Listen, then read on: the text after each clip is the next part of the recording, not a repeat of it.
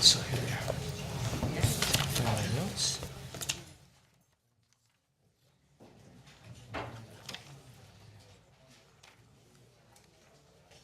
So we gotta wait for Bill, right? We gotta wait for Bill? No?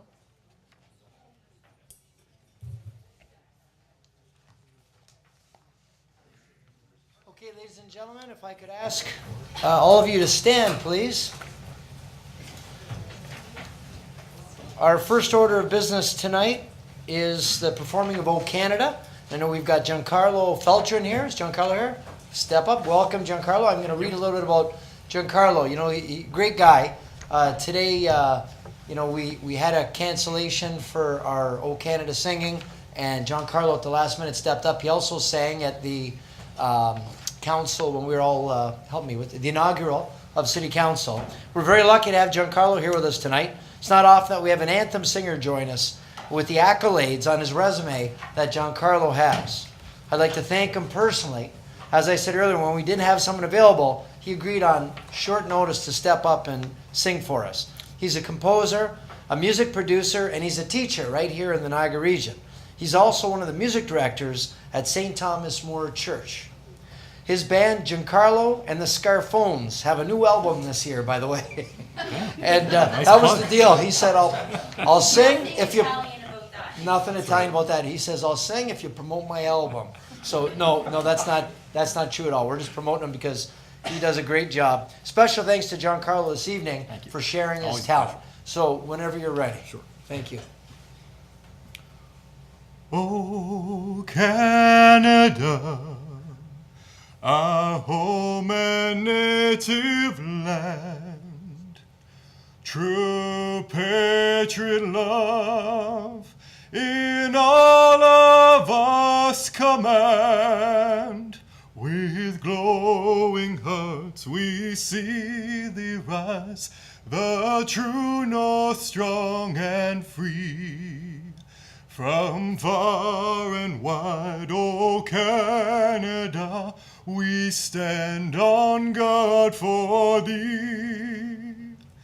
God keep our land glorious and free. O Canada, we stand on guard for thee.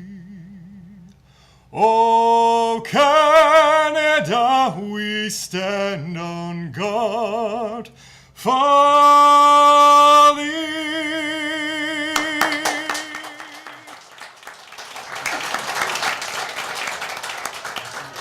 Giancarlo, just before you run away, at one point I got to say, I closed my eyes at one point and I thought it was Councillor Peter Angelo that was singing.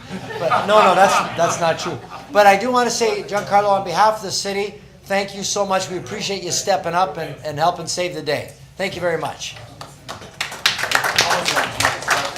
What's that? Oh, yeah, that's a good idea.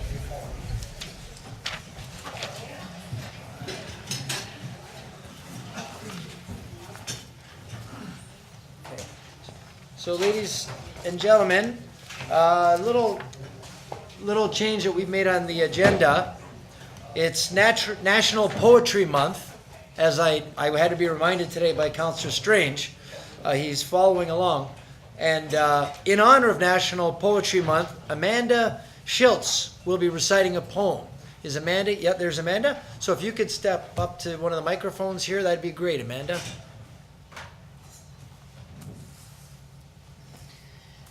We soldiers sigh. With our guns drawn, we soldiers sigh. We march and defend well into the night. We strike when the time is right. The blasting goes on for hours on end. We can't come home until every last one is dead. The actions we take don't match the thoughts in our heads. We race for victory only to spread blood and misery. In the distant, faint, booming sounds, the last cannon goes off in the background. I'm the last one to lay my gun to the ground. Thank you very much. Thank you.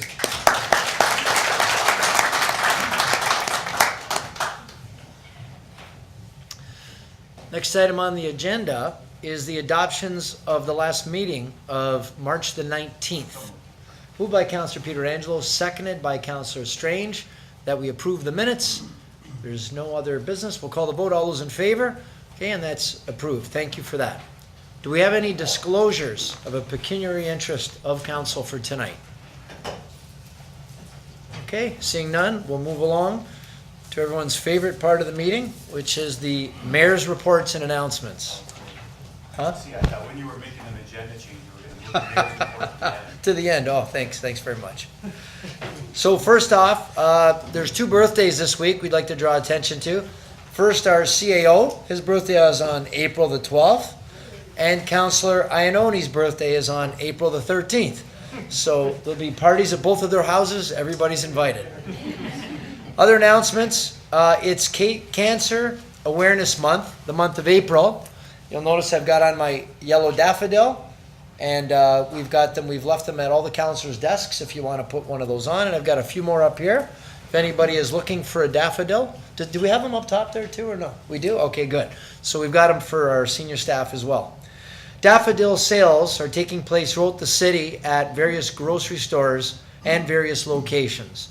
If you want more information, you can go to cancer.ca. You can support the cause with your donation and by wearing a daffodil pin. Daffodil pins raise much needed funds in promoting and supporting cancer research and the people that have to suffer through the cancer. Council members, as I mentioned, have been all given a pin. We can all wear them with a lot of support. Last year alone, the Canadian Cancer Society was able to help nearly 250,000 Canadians through services like their cancer helpline. Council representatives, I want to thank Councillor Campbell for representing the city at the Trans Meet and Greet, certificate presentation to Irene Monteith for her 90th birthday, and ribbon cutting ceremony for the 40th anniversary Wonders of Wood show. Also to Councillor Strange for representing the city at the Niagara Training and Employment Agency Recognition Night, the Paul Harris Fellow Recognition Event, and the flag raising for autism awareness. And to Councillor Dabrowski for representing the city at the Canadian Critical Incident Stress Foundation Conference. So thank you to councillors for helping represent the city at these various events. And our next council meeting will be Tuesday, April the 30th. So now we'll move along on our agenda to 6.1, Literacy Link Niagara. I understand that we have Gay Douglas here who's going to be speaking to council. Is Gay here? Gay had to inform me that he wasn't able to make it tonight and Okay. has asked that perhaps we can reschedule for the next meeting. Okay, so we don't have a problem. Do we need any motion for that, Mr. No? Okay, so we'll move along. I'd like to call up our chief, our fire chief, Jim Boudelier. We do have some recognition that we're going to be doing here at council.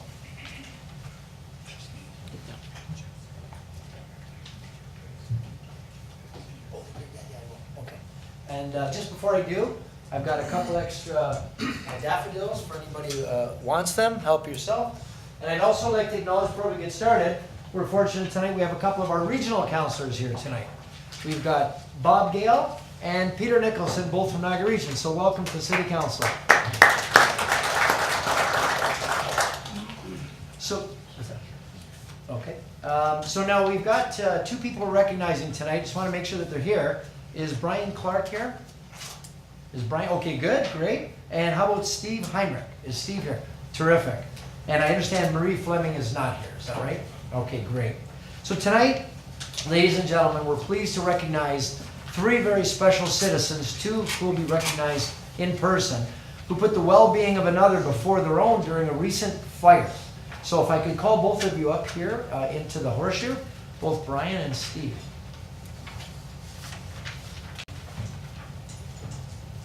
Yeah, right there's a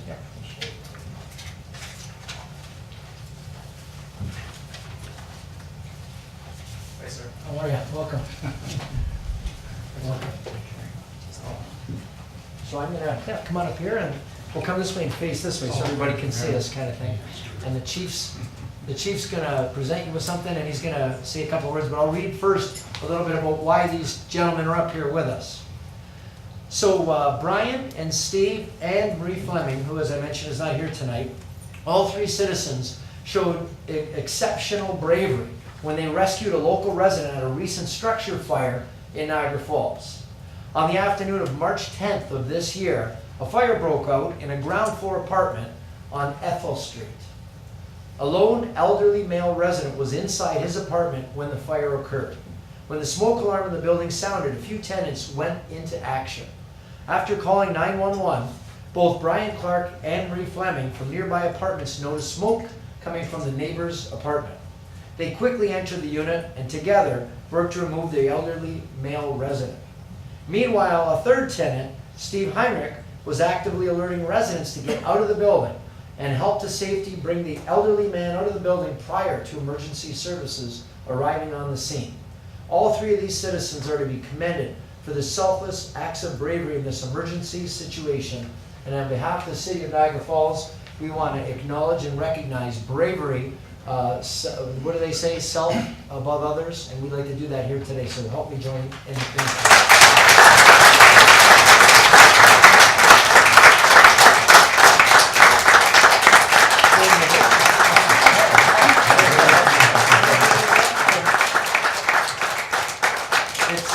Thank you very much, and I know these folks really appreciate being acknowledged like that, and I know that's not why they did it, but I'm sure it feels nice to know that we acknowledge what they did. It was a very selfless act that they did, and it could have played out a different way. We could have been reading about a fatality from that day, but instead, I'd much rather be giving certificates of bravery along with our fire chief. So Brian, on behalf of the members of City Council and the Niagara Falls Fire Department, it gives us great pleasure to recognize you for taking quick action upon noticing an apartment fire to ensure your neighbor's safe exit from the unit, thereby avoiding further injuries or loss of life. Thank you very much, Brian. Congratulations. Okay. Yeah, you can clap. It's okay. And it looks, I'll read it the same. And Steve, on behalf of the members of the City Council and the Niagara Falls Fire Department, it gives us great pleasure to recognize you for taking quick action upon noticing an apartment fire and ensuring your neighbor's safe exit from the unit, also thereby avoiding further injuries or loss of life. Congratulations to Steve. Did you fellows like to maybe say anything about that day? It's just a crazy day. I want to thank everybody from the fire department. They did a great day. And cheer for the dogs tonight. Yeah. That's all I got. Yes, yeah. Yeah, and the Canucks too, playing the Falcons, right? Yeah. Anything you wanted to add to that?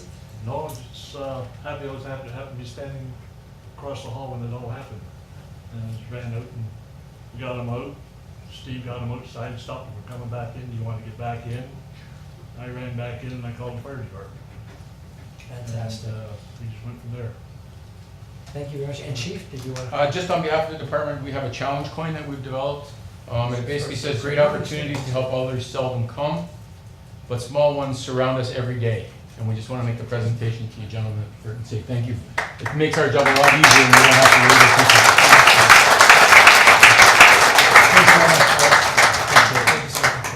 Thanks very much. Thank you very much. You know, easier. And by the way, for anyone that's, oh wait, we're going to do a picture. Chief, come back here. Oh, sorry, Dale. That's okay. Attention. Councillor Peter Angelo wanted to update us on the Canucks. Did you want to update us? No, just you said that they were playing the Falcons, but they won last night, so they won the best of 7 series, so they're now in the semifinals. The Canucks. Yeah, they go against Waterloo. The Canucks go against Waterloo. Let's get in this picture. Yeah. Thank you. Thank you. Thanks very much, folks. Thank you. I'll ask if that was sent in the letter. Yeah, definitely. Okay, next item 6.2, the Mayor's Youth Advisory Committee. We have representatives here tonight that want to talk about the elimination of plastic straws and stir sticks. So if you'd like to step up and introduce yourselves, welcome to City Council. Thank you everyone for having us here today. My name is Daniel Krochuk, And I'm Chantal Tran. and we are here today on behalf of the Mayor's Youth Advisory Committee. Could all the members in attendance please stand up? So we have the Mayor's Youth Advisory Committee here, and we're also speaking on behalf of the Park and the City Committee. Could all the members in attendance please stand up?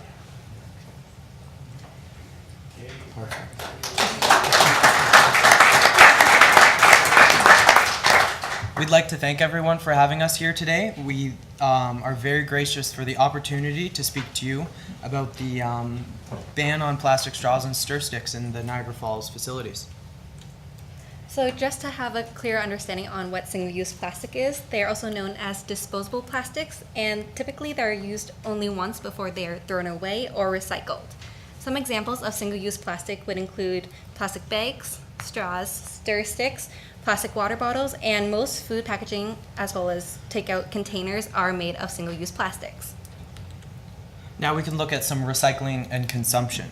Although many of us believe that all of the plastics that can be recycled are recycled, it's not the case, unfortunately. Some of these plastics are not recycled due to either a lack of education on recycling and plastics, or individuals simply unwilling to recycle. The average person uses 1.6 straws per day. This is equivalent to 58,736,000 straws used daily in Canada. 91% of single-use plastics, such as straws, bags, and beverage containers, are not recycled. Since the 1950s, over 8.3 billion tons of plastic has been produced and still exists today. So where is this plastic showing up? Typically, the plastic will end up in our oceans, and this has a great negative impact on our wildlife, as seen through killing this fish, as well as harming this sea turtle. An art sculpture was made out of wasted plastic, was found from the sea, and this is used to illustrate how much plastic actually ends up in our oceans, as well as how it has such a great negative impact. Some recent trends are that more and more cities and countries worldwide are moving towards establishing bylaws to ban single-use plastic bottles, bags, and even straws. In recent months, many major companies have pledged to ditch their plastic straws, leading to considerable media coverage. Straws have been seen as the easy step to eliminating plastics altogether. Celebrity stars such as the actor Adrian Grenier from the Entourage have even become advocates for the straw ban movement. Grenier's organization, The Lonely Whale, was the leading cause in the city of Seattle to institute a straw ban in June of 2018. So looking at other notable plastic bans around the world, in Kenya, 2017, anyone who is found selling, producing, or using plastic bags could face up to 4 years in jail or $38,000 in fines. Closer to home, Montreal in 2018 banned single-use plastic bags, and first-time offenders could face up to $1,000 in fines for individuals or $2,000 for corporations. Also, France in 2016 became the first country to announce a total ban on plastic cups, plates, and cutlery, and this is to be introduced in 2020. Around North America, there are a lot of plastic straw bans. Vancouver, BC is one of the notable Canadian ones, as well as Montreal, which was stated earlier. Some other bans which are in the United States are Malibu, California, Fort Myers, Florida, and even Miami Beach, Florida. In the United Kingdom, Queen Elizabeth II banned plastic straws and bottles from all royal estates, cafes, and gift shops, and the Prime Minister Theresa May announced a Britain-wide ban on the sale of plastic straws, stirrers, and plastic cotton swabs. Looking at more local bans, the City of St. Catharines in January 2019 banned the sale and use of plastic straws as well as stir sticks at city facilities. In addition, the city also banned the sale of plastic water bottles in 2018. The City of Niagara Falls implemented a citywide ban on the sale of plastic water bottles back in 2009, and similarly, the City of Thorold also implemented this ban. So, after looking at all of these trends that are happening in bans through cities, countries, and provinces, we have a graphic for you today contrasting plastic straws with paper straws.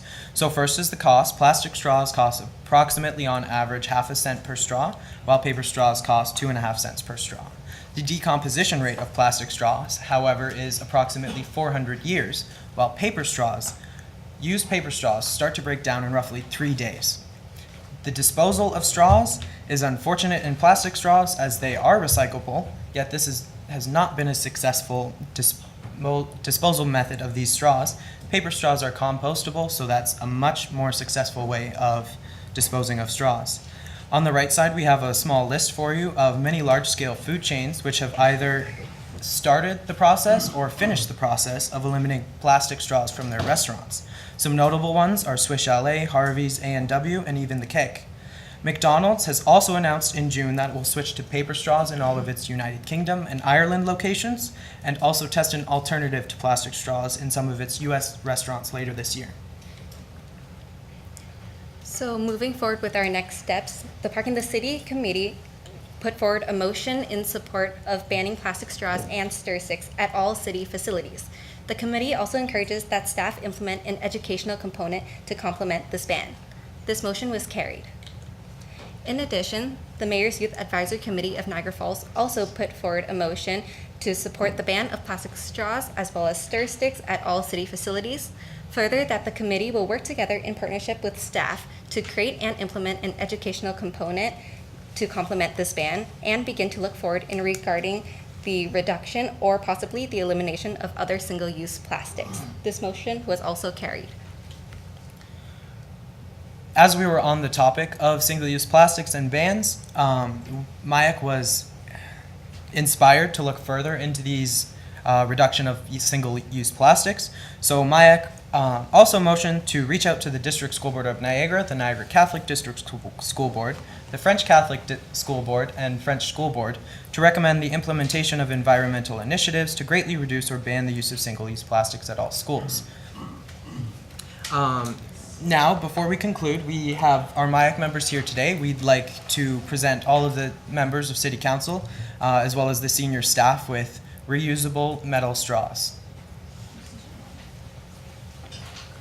So Sorry, go ahead. You go ahead. Oh, no, it's okay. Go ahead. I'm listening. Okay. So in conclusion, we hope that Council supports the elimination of plastic straws in city facilities, as well as we hope to continue to move forward with reducing the use of single-use plastics, as well as raising awareness for the environmental impact of our city and the world. Thank you for your time. Thank you very much. Hang on one second. Oh, thank you very much. Will these work for pea shooters? Do you know, like what they say? It depends on the size of your piece. Because I'm worried about the councillors taking shots at me, right? Yeah. We've got Councillor Ioannoni, and then Strange, and then Peter Angelo. Thank you, Mr. Mayor. I think I'm going to stay consistent here as the person who put the motion on the floor to ban plastic bottles in all our city facilities. I'd like to make a motion that we move staff's recommendation and remove all plastics per the recommendation in front of us. See, I can't see when I do it. All plastic straws and plastic stir sticks in all city facilities owned and at city events to complement the existing plastic beverage bottle ban and the rest of the recommendation, and I so move. Moved by Councillor Ioannoni and seconded by Councillor Strange. Did you want to speak to it too, Councillor? Can I just speak to it for a second? Yeah, absolutely. I remember when we first did the water bottle ban, and people thought we were crazy. People in the arenas were upset that we took out the water bottles. Families said, oh, we can't, we bring plastic water bottles. We even stopped using plastic water bottles around the council table because we used to bring our own. So thank you. We're glad that you're carrying it forward, and congratulations. Thank you very much. Councillor Strange. Yes, thank you for the presentation. Part of the committee of the share and been to a couple meetings, and it's very nice to go in and see all these young students from our 5 high schools doing an unbelievable job and come with different ways of thinking, including the plastic straws, and just amazing. You know what? Thinking back, I don't know how many years ago when they banned smoking in bars and everyone was freaking out, like that'll never happen. Now, you can't even smoke on city property like that. It's just a norm. You see someone smoking, you're like, you got to get off that property. Now with the implementation of banning plastic bottles and now plastic straws, I want to thank your whole group. And I know you guys are here not talking about, you have a couple different events coming up. I know one on May 5th, so maybe you can just maybe let the council know about a couple events that you have coming up. If you wanted to, just quick, May 5th, I know you got a barbecue coming up. Did you want to talk about that, or no? Sorry, I just thought I'd give a good heads up for the council, knowing that you have something coming up. So it's Mental Health Week, correct? So we have a barbecue coming up on May 5th. Thank you, Mr. Cario, Councillor Cario. Strange. Oh, goodness. That's okay. Well, I'm just on TV. It's not like everyone's seeing it. Nobody's watching. Thank you for reminding us. So the barbecue is to begin our campaign for Mental Health Week, so we're having a barbecue on May 5th for Mental Health Week. I believe it's at the McBain Center, so nope, it's not. Not a good night for me. Do we know where it is? It's at the Niagara Falls History Museum. And what day is that? That's, Cinco de Mayo. what day is the 5th? What day is the 5th? Saturday, May 5th. Saturday, May 5th. Sunday. Sunday, May 5th? Cinco de Mayo. Is there really a barbecue happening? So Sunday, May the 5th, there's going to be a barbecue held by Mayor's Youth Advisory for Mental Health Awareness at the museum, the Niagara Falls History Museum on Ferry Street. So everybody knows Sunday, May the 5th. Thank you for that. I'll make sure Councillor Carey is there. Yes. And you've got some other event as well? Or was that it? Currently, that's all we have coming up right now. Okay. That's great. Well, and Councillor Peter Angelo would like to comment as well. Thanks, Your Worship. I just wanted to thank the representatives of MIAC and also the members of the Park and the City Committee that are here. I know both groups are very passionate, Your Worship, about the environment. And I honestly believe that if we're not going to put our best foot forward in trying to change habits, then those habits won't be changed. Part of the motion that came forward at Park in the City was to do an educational component, and that was one of the best things that I ever experienced myself. We had someone come into the school and they had a number of different items on a table, and what you had to do was there was about 30 items there, and you had to sort it into the blue box, into the gray box, and into the garbage. And it just kind of teaches people, you know, what's recyclable, what's not recyclable.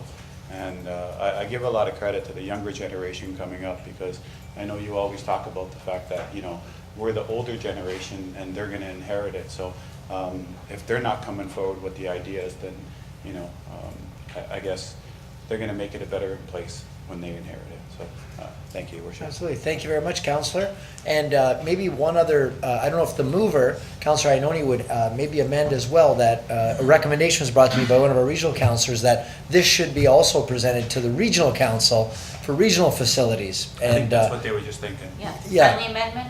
Okay. Absolutely. Okay, so that, and that was good with the seconder. So if there's no further comment, and for those of you at home watching, MIAC, you keep hearing MIAC, that's an acronym for Mayor's Youth Advisory Committee. And this is the group that works with our office together to help move the community forward and truly give the youth a voice in the community. Not just say it, but actually do it. And here's another example of you helping lead us to the right finish line.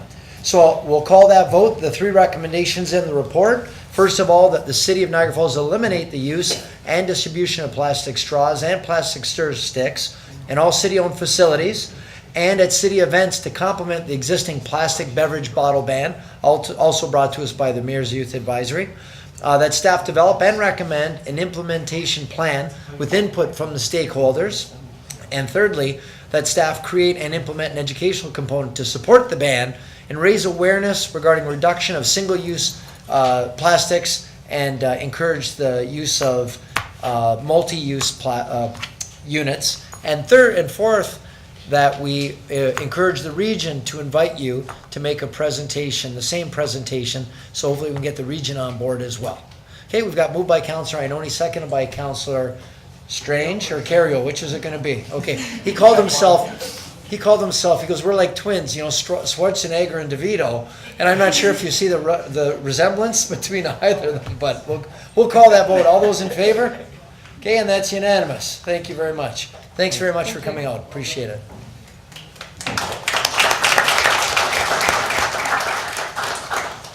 Next up, 6.3 is the Niagara Falls Cultural Hub and Farmers Market presentation. And I'd like to call up Megan Torza of DTA Consulting. She's going to go through and give us an update. I know this has been in the works for a number of years from when we had our cultural master plan.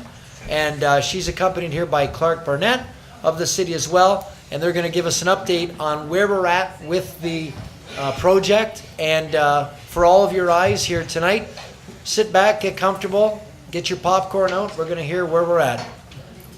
All right, it's all yours, Megan. Thank you, Your Worship, and members of council. Thank you for having me today. Briefly going to share with you an update on the design of the Farmers Market and Cultural Hub for Niagara Falls. I'll remind you of the location of this proposed facility. It's at the Main and Ferry neighborhood. On the screen, you see the site area outlined in pink, fronting onto Main Street, as well as a significant frontage on Sylvia Place and Ferry, immediately adjacent to the Niagara Falls History Museum, and the location of the current Sylvia Place Farmers Market. We had shared with Council about a year ago, I believe, the original vision or the preliminary vision for this facility, which you see on the screen here. Facility to support ongoing market functions on the property, as well as a facility to support the local arts community, to provide artist studio space, a cafe for gathering, a workshop, and other facilities that were identified as being in dire need in the cultural plan for the city. The current work that we have undertaken since that original vision has established an indoor program area of 21,000 square feet, including a market hall of just over 4,000 square feet, a cafe, a workshop, and significant volumes of artist studios on the second floor of just under 4,000 square feet, as well as a basement for short-term storage and potential long-term flexible program use, as well as a good complement of public washrooms that are gender neutral and administrative office and utility spaces. The building materiality remains very consistent with the original vision, that it is an industrial type of aesthetic, a very raw space where artists can leave their mark. So a cast in place concrete floors, a steel frame that is left exposed, and a nail laminated timber structure for the roof, as well as the floor plates that you would see as the ceiling of most spaces. The current design will be shown here in a series of renderings, showing you in this view the updated elevation or perspective from Market Street looking towards the facility. So in the foreground, you have the kind of cultural hub with the cafe facing onto Main Street and a plaza that is intended for outdoor gathering and events. And in the distance, the market hall facility that addresses Sylvia Place and that presents a really dynamic opportunity for public art on the property. From the Sylvia Place end of the site, looking back at the facility, you see the very prominent, what we call a sawtooth roof, which provides north light into all the studios as well as the market hall, but also provides a surface upon which photovoltaic panels will be installed to provide power for the facility. And you also see in this image a flexible outdoor space that can be used for parking during the week, but can also be transformed at special events for an expanded market or another kind of festival, similar to the original vision that showed even a food truck festival on the site.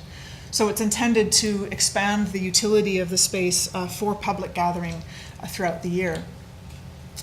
A view from Main Street at the ground plane, so at the location plus or minus of the existing bus stop, looking at the cafe and the facility in the distance, artist studios that take up the entire second floor of this portion of building that you see in the foreground, and the market hall again in the rear. The main entrance for the facility also visible here, that would be open extended hours to provide access to various spaces, including the washrooms.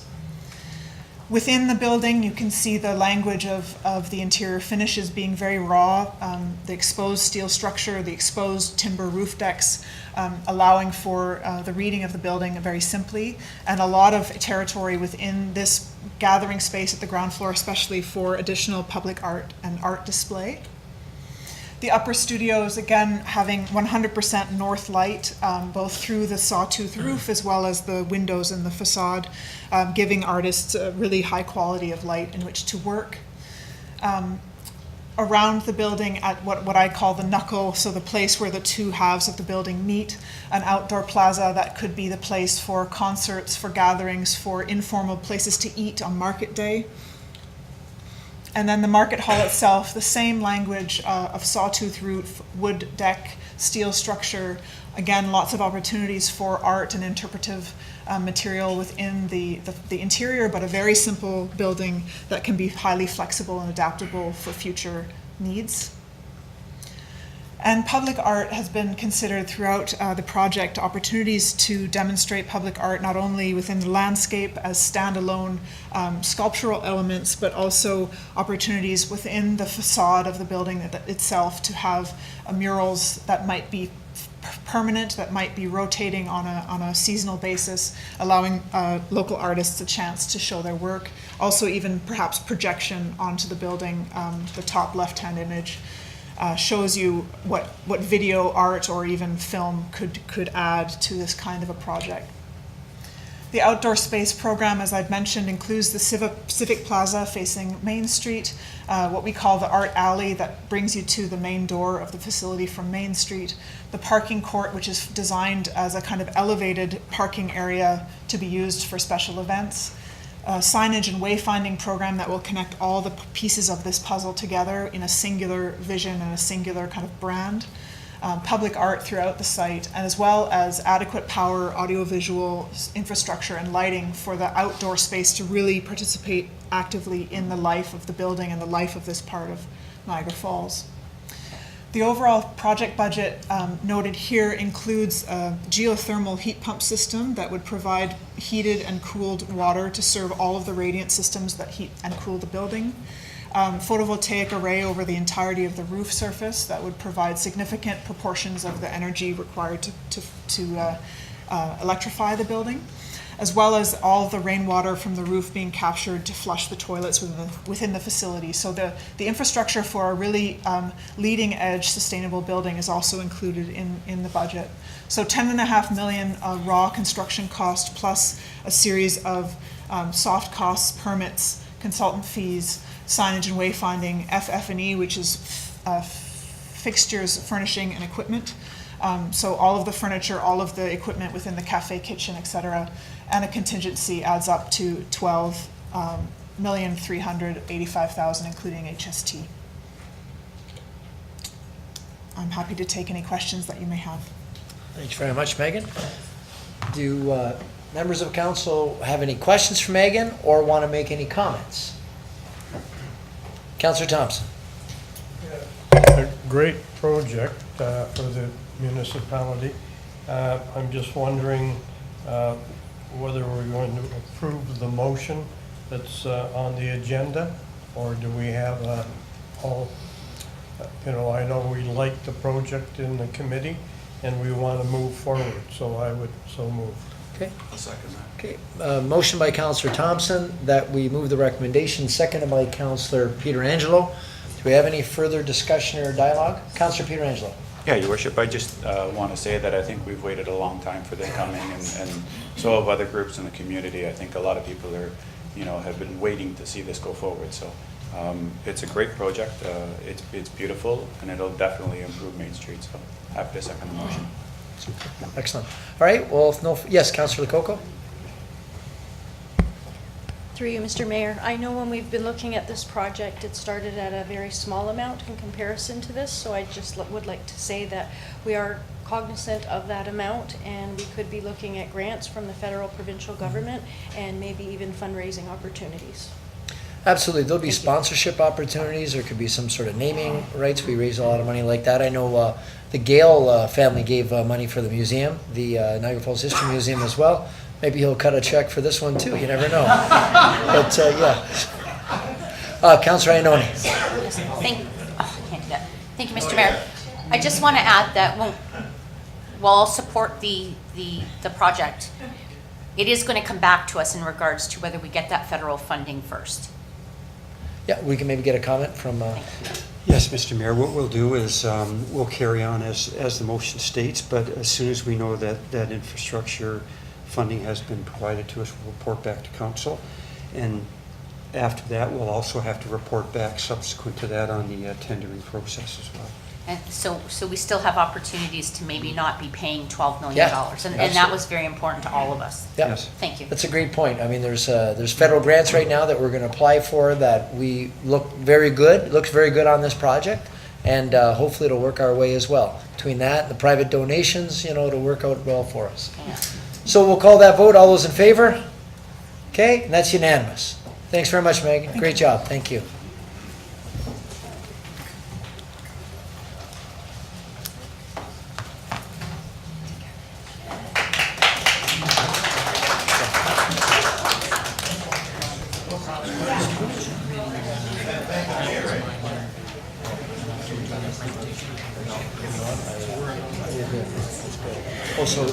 Yeah, we don't start with the signature, right? Publicly. Want me to jump ahead? Mayor, I can't afford being here. I'm so glad you came. If you weren't, you would have not been. Yeah. Okay. Can we go to reports? Yeah, I would, Jump to reports? I don't know how long the consultant would be. Okay. We could jump to 8.5 because I know there is a deputation request there. Okay. Okay, yeah. Yeah, that might take long. Because I think that one might be a trouble. I don't know. Yeah, interesting, yeah.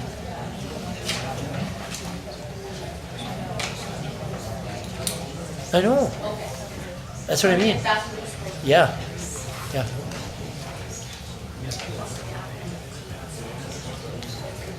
Well, the BMA, is that long, that presentation? Tiffany said they're not coming till 6:30. Oh.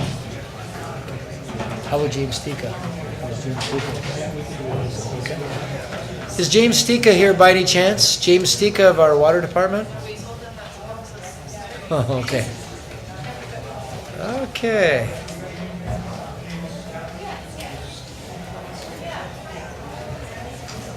I think we could jump to 8.5. Want to try it? Am I okay? Okay. Okay, ladies and gentlemen, what we're going to do, we're a little bit early. We expect that to take longer. We've got a few planning matters, but we've advertised them to start at 6 o'clock. Is that right, Mr. Clerk? So we can't start them yet. They're publicly advertised. So we're going to go to 8.5 if everyone's following along in the agenda. That's CD 2019-04, the licensing of commercial parking lots for 2019. So, Mr. Clerk, what is our first, is the deputation request our first order of business? On item 8.5, there is a staff report, and the staff report is really just outlining what council has done leading up to this point, and just reminding council that as of May 1st, staff are prepared to enforce the current bylaw that exists within the licensing agreement. There has been a deputation, though, by the Victoria Centre Business Improvement Association, and it might be prudent to have that deputation take place here before council makes any decisions. Okay, well, I see that Tim Parker is here. He is the Victoria Centre Office Administrator.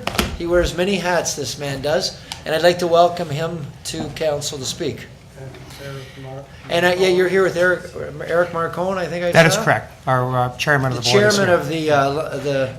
Our other members were coming, but we thought we'd be here at 10 o'clock, so they're across the street having a drink. Okay, so yourself and Eric Marcone, Chairman of the Board of the Victoria Avenue BIA? Yeah. So, Mr. Parker, the floor is yours. Thank you, Your Worship, and City Councils and staff. Thank you for allowing the Victoria Centre BIA to spend a few minutes with you tonight. As a world-class city, we have seen so much development since the late 90s when we built 2 grand casinos. The city of Niagara Falls went from a romantic honeymoon city to a bustling world-class destination that now hosts up to 13 million visitors a year. Private entrepreneurs have stepped up to the plate and invested millions and millions of dollars in new attractions, hotels, and fine dining. The city of Niagara Falls continues each year to challenge the private sector to keep investing as the city of Niagara Falls does their part with infrastructure and opportunity for the private investment. As we sit today, we have some 20 or more major developments waiting to break ground and continue the growth. By the end of this year, we'll see a new 5,000 seat theater that will draw again thousands of visitors to our world-class city. Not only has the private business person stepped up to the plate with development, but collectively the BIAs have also made major investments. The City of Niagara Falls, the Victoria Centre BIA, is directly in the middle of a major streetscape improvement project. Collectively, this partnership has seen more than $13 million invested in Phase 1 and in Phase 2. Phase 3 and Phase 4 will be completed over the next 2 years. Out of that $13 million, the Victoria Centre BIA has done its part with more than $600,000 of private monies towards the project. We at the Victoria Centre BIA are so proud to have this partnership and do our part to keep this world-class city evolving. As early as 1999, the Victoria Centre BIA developed a plan to transform a 100-year-old area into a new, vibrant, hustling tourist area. As the plan developed, the City of Niagara Falls was integral, part of the final design and turn in the ground with Phase 1 in the fall of 2016. Along the plan was developed and changed the bylaw 2001-31.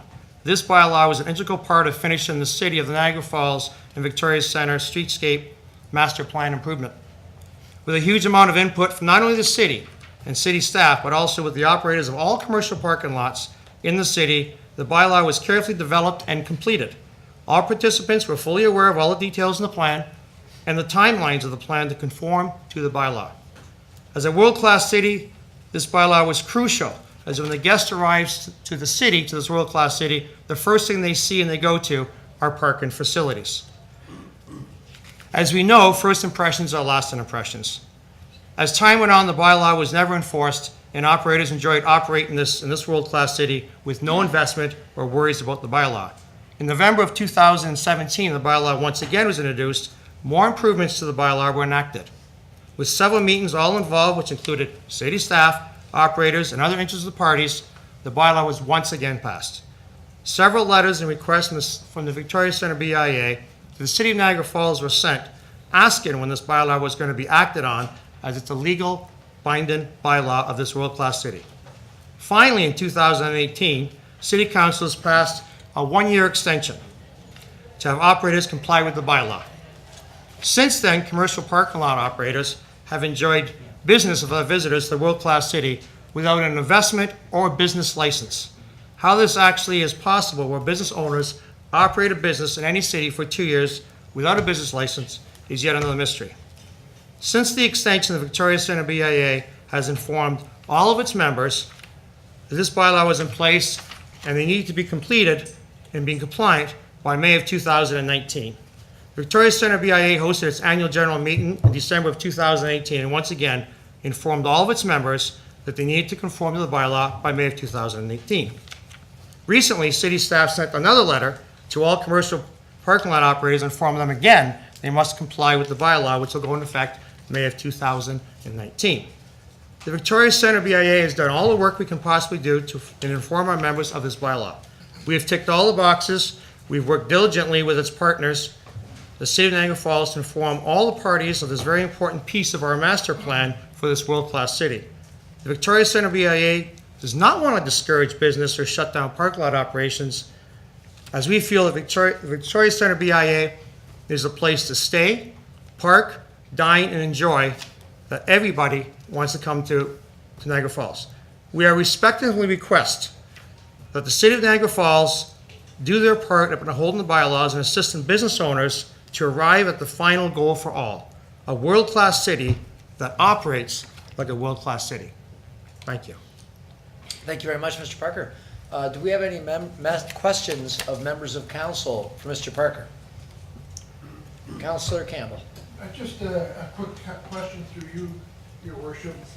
The intention of your attendance tonight is not to put these people out of business, but rather have city staff have them adhere to the bylaws as they've been set out. To Your Worship, that's correct.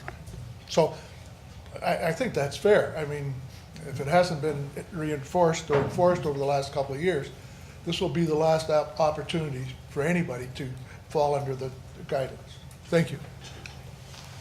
Now, I understand some feedback I've received, and maybe I wonder if you could give me a little bit of feedback on my feedback, is that some of the parking lot owners who have been trying to be compliant, they've paved their parking lots, they've signed them, they've done it up really nice, but maybe there's some subtle parts where they're not in compliance, whether that be setbacks, stall widths, or some things like this. So we don't want to penalize those operators that have been trying to do it the right way.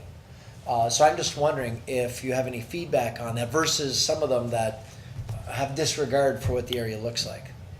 To you, Mr. Worship, that is correct. There are being operators over the last 3 or 4 years that have spent millions of dollars on fixing their parking lots. Unfortunately, some of them have not adhered to some of the minor setback issues with green grass or 5 feet, parking stalls at a certain size. So there are some variances out there, but at the very least, you know, This is some of the effects that we don't have where nothing has been done. Nothing. And every year it's an extension and an extension and extension. So, yes, Mr. Worship, at the end of the day, the ones that have adhered to 98% of the bylaw are the ones that we're not concerned about, but we are concerned about the ones that have done nothing. So I just wondered if I could ask our CAO if hearing this and knowing that we've got some that are really trying to do the right thing, we don't want to punish them. We just want to make sure everyone comes into compliance, right? So the idea is that everybody raise the bar so the place looks like the destination it should look like. I'm just wondering if we have a suggestion based on what we have in front of us right now. Well, Mr. Mayor, what the report, through you, what the report had talked about last year was really upping the standard. And mainly we were focusing on hard surfacing, drainage, lighting, and having standards for signage and sort of the, the way that the attendants behave themselves, if you will, when they're on site. The report also indicated that if there were other tweaks, if you will, to the bylaw that needed to come forward as we got further into this, we could be bringing back those amendments to this at that time. So if there are things that existing lots have, whether it be parking space size or we even had conversation about the buffering, the side yard, which allows for a reduction. Previously the thought was there was a 10-foot buffer. Well, that's not the way the bylaw is worded. It allows for that to be constricted. So those are things we could be bringing back later. The purpose of this report was to get those common standards on the lighting, paving, drainage, things that would really have a significant impact in that area. And that's what we'd be going forward on. What we would be working with bylaw and the clerk's department would be that notice has already gone out. Mr. Matson's department's already given notice that this is coming up. Council is going to be dealing with it. If council says to us, go ahead and enforce the bylaw, that's what we'll be enforcing. So there'll be a requirement before they get licenses this year that they comply with drainage, paving, lighting, signage. So they'll need to fulfill that requirement. We're not trying to put them out of business. We want them to comply with the regulations that council's put in place. That's good, thank you. Councillor Thompson? Well, you saw the motion from a year ago where I made the motion, let's give us another year to try to get compliance with all the parking. This has been going on for how many years? Probably 5 or 6. This is the file. 5 or 6.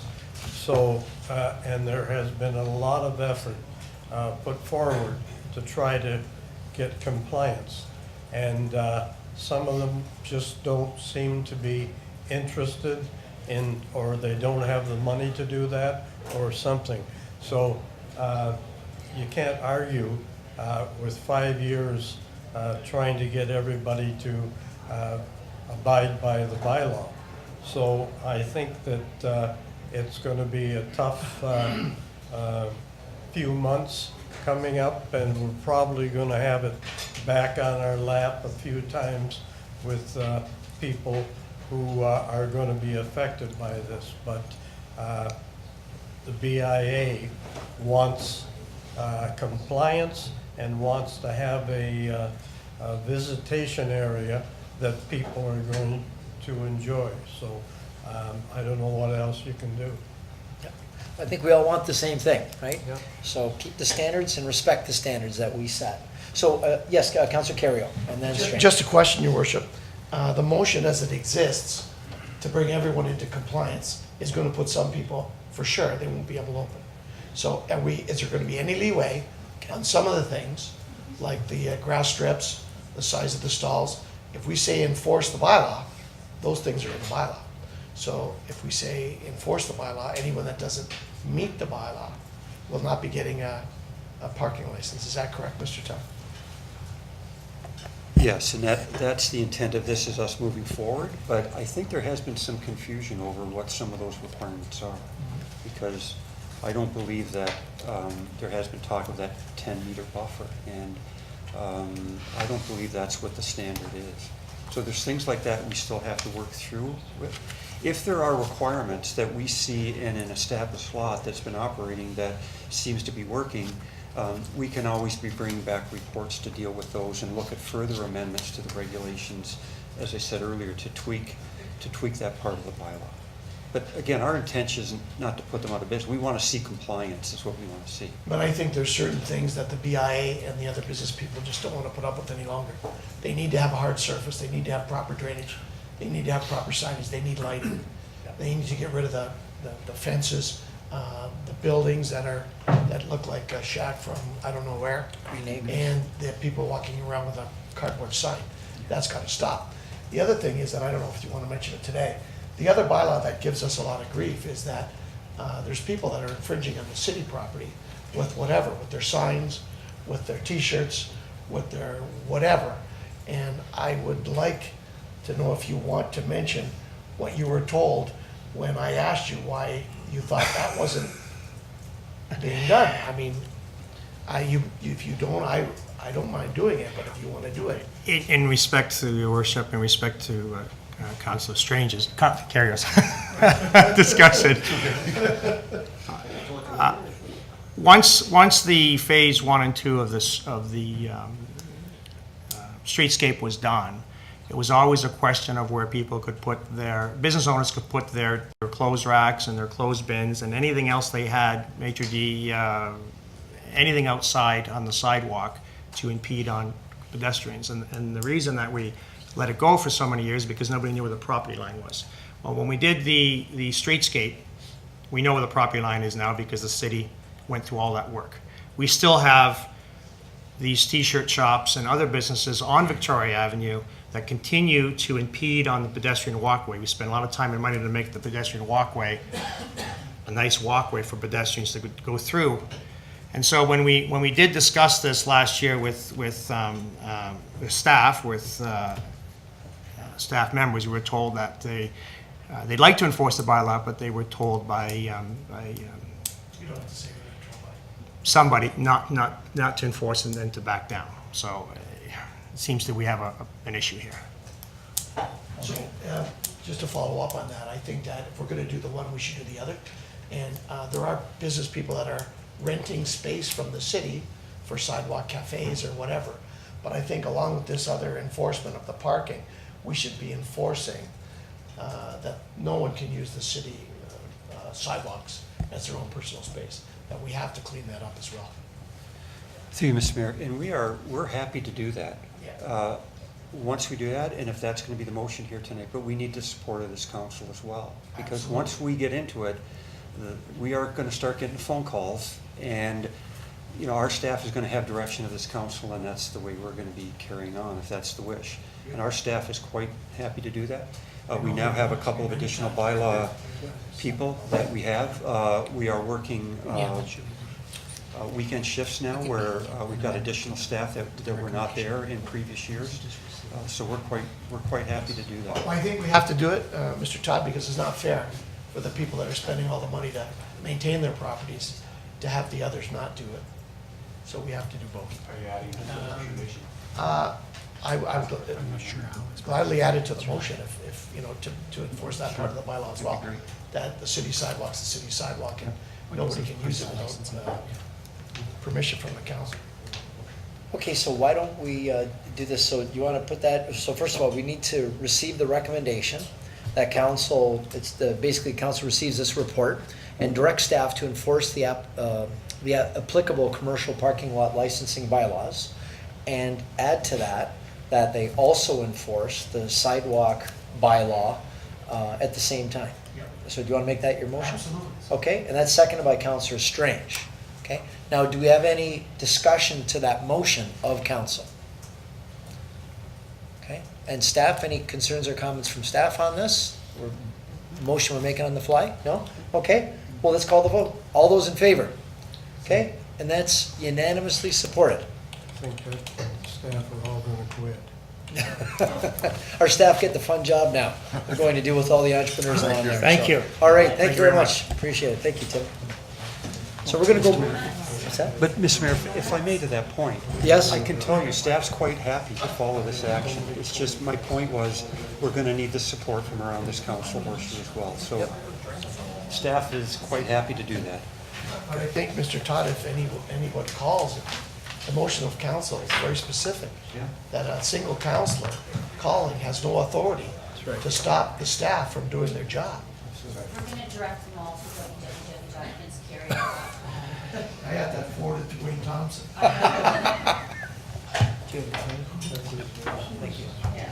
All right, ladies and gentlemen, we're moving back on to the regular order of the agenda. We're on item 7 of the planning matters, for those of you following along. So we're back into the public meeting portion of the council that has been advertised. So I now ask our clerk if he would introduce the next item on tonight's agenda.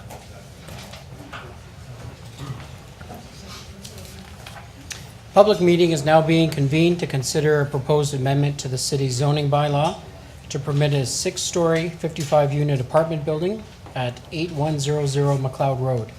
Notice was given by first-class mail in accordance with the Planning Act on March 11th, 2019, and by posting a sign on the property in question. Anyone who wants notice of the passing of the zoning bylaw amendment or would like to preserve their opportunity to appeal to the local planning appeal tribunal shall leave their name on the sign-in sheets that are located outside the council chamber. Thank you, Mr. Clerk. I now ask our Director of Planning, Mr. Hurlovich, to explain the purpose and reason for the proposed bylaw amendment. Thank you, Worship. This property is located on the south side of McLeod Road, just east of Kaler Road. Immediately to the east or west is a residential dwelling. North across the property is a apartment building and townhouses. There's a proposed 10-story, 96-unit condo building proposed to the east, and the subject lands have an area of about 6.5 acres. To the south of them are the lands of the Niagara Peninsula Energy offices. The proposed development is to propose a 6-story apartment building fronting onto McLeod Road. There are a number of other buildings on the property. These are garages which would house the cars for the residents of that building. Accessory buildings are permitted under the R5B zone, which is the requested zone. They're requesting some modifications to the standard R5B zone, so they're looking for a height of 23 meters. This is a 6-story building with a peaked roof. They're looking to have the building located 7 meters from the front lot line. Again, this is a move towards providing buildings with frontage that engage the street. They're looking for an amendment to the modification to the standard square footage or square meterage in this case, 125 square meters per unit per lot area. They're looking for a 28% landscaped open space. We are recommending a 6-meter buffer, or setback rather, from the environmental protection lands. The rear part, the south portion of this land, is there's a large PSW, a provincially significant wetland, that is to be protected. There is a 13-meter buffer around that property. That too would be zoned environmental protection, and so we want to make sure that those lands are protected, thus the 6-meter buffer or setback. The look of the building would be the one before you, so basically a very attractive building with a roof design, very much residential in nature, differentiation of building materials so as to be very engaging. And again, this is looking south from McLeod Road, and the parking garages for this project would be to the left just off the screen. The applicant has requested that the lands be changed from light industrial to an R5B zone in part and environmental protection in part. I already mentioned that that is to protect the provincially significant wetlands and the 13-meter buffer. They're looking for the modifications to the standard zone requirements, which I outlined on the previous slide. So our assessment of this application was that it does comply with the provincial and regional policies. It contributes to the city's annual intensification target of 40% housing within the built boundaries. The application was reviewed by the Niagara Peninsula Conservation Authority to ensure that the proposed apartment building would be located outside of that wetland and the buffer area, and that it would have no negative impact on those natural heritage features. The lands are designated in the Garner South Secondary Plan as high-density residential. It does meet the minimum density of 79.7 units per hectare. The zoning amendment is in compliance with the official plan. The zoning amendment will provide appropriate regulations for development to ensure protection of the wetland, and the existing infrastructure can support this development. Therefore, staff is recommending that council approve the zoning bylaw amendment application to rezone the subject land site-specific R5B zone and environmental protection area, which would permit the 6-story, 55-unit apartment building and to protect the provincially significant wetlands. Those are the highlights. Thank you very much, Mr. Hurlovich. Any questions from members of council for Mr. Hurlovich? Councillor Lococo. Through you, Mr. Mayor, to Mr. Hurlovich. I see on page 3 it talks about affordable and accessible housing. I was wondering what kind of affordable housing would this be? Thank you. Your Worship, I defer that to the applicant or his representative. Okay, all right, we'll do that. Any other questions? All right, members of the public are advised that failure to make an oral or written submission at this public meeting will result in the local planning appeal tribunal dismissing any referrals that it receives.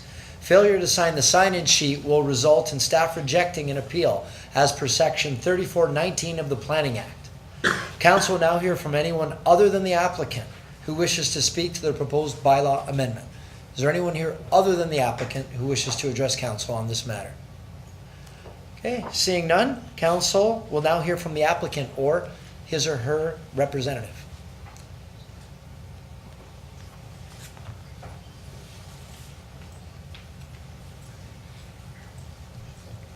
Hello, Council, Mayor. I'm John Lally from Lally Homes. We started this project over 2.5 years ago. We worked really well with the Niagara Conservation. As mentioned, there is wetlands on the property. We hired a very good environmental company to come out and make sure everything was protected. In working with council, we came up with the recommended amount of units they were looking for, 55 units for this property for the density required. You can see the building has started to take shape, and we really look forward to bringing this project to Niagara Falls. Thank you very much. That's great, thanks very much. Any questions? Yes, Councillor Ioannoni. Thank you. Councillor Coco asked about affordable housing. Yes, we don't have any deals with the government or CMHC or anything for affordable housing, but it was something that was always on the agenda from the get-go.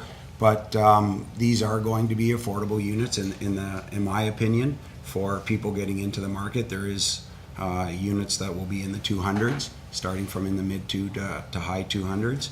So we're looking that people who want to get into the housing market will be able to find a way through buying one of these condos to get into the housing market. So I just want that clear to people out there who are looking for geared to income or regional housing or affordable housing in that aspect. That's not what we're talking about. No, that's okay. not what we're talking about. And I don't want to read tomorrow we have affordable housing being built, because what's affordable to us is not necessarily affordable to those that most need it. Yep. Okay, thank you. Councillor Lococo.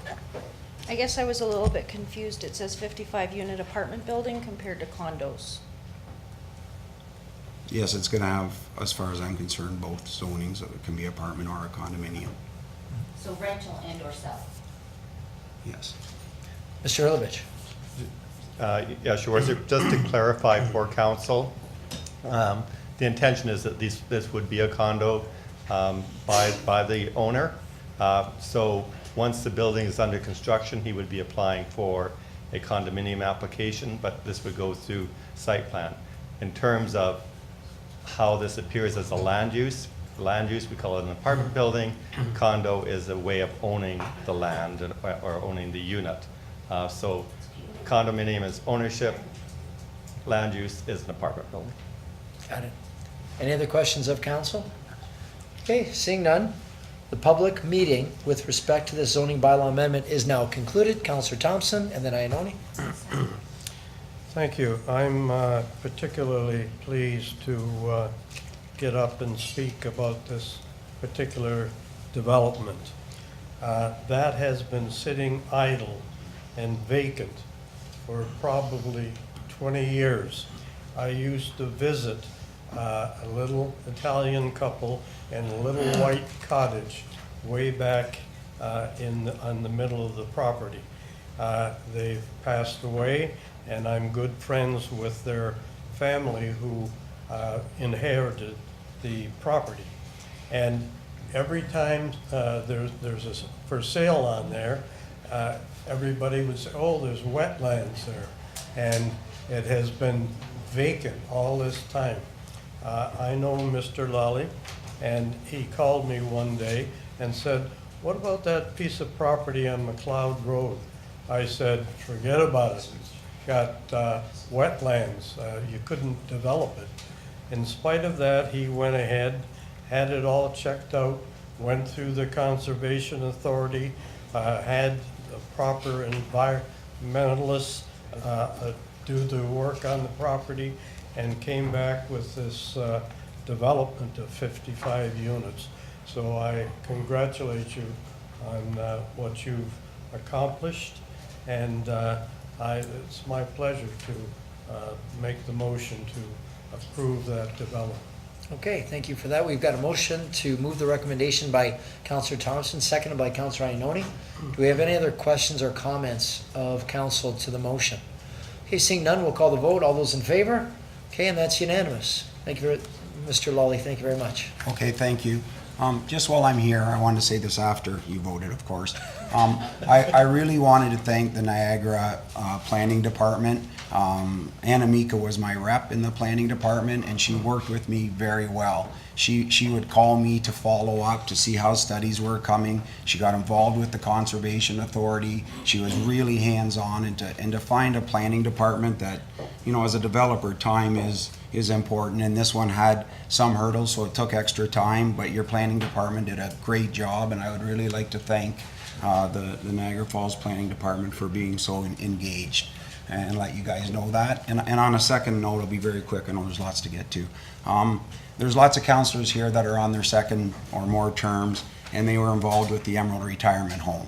And that was, again, a vacant, empty building.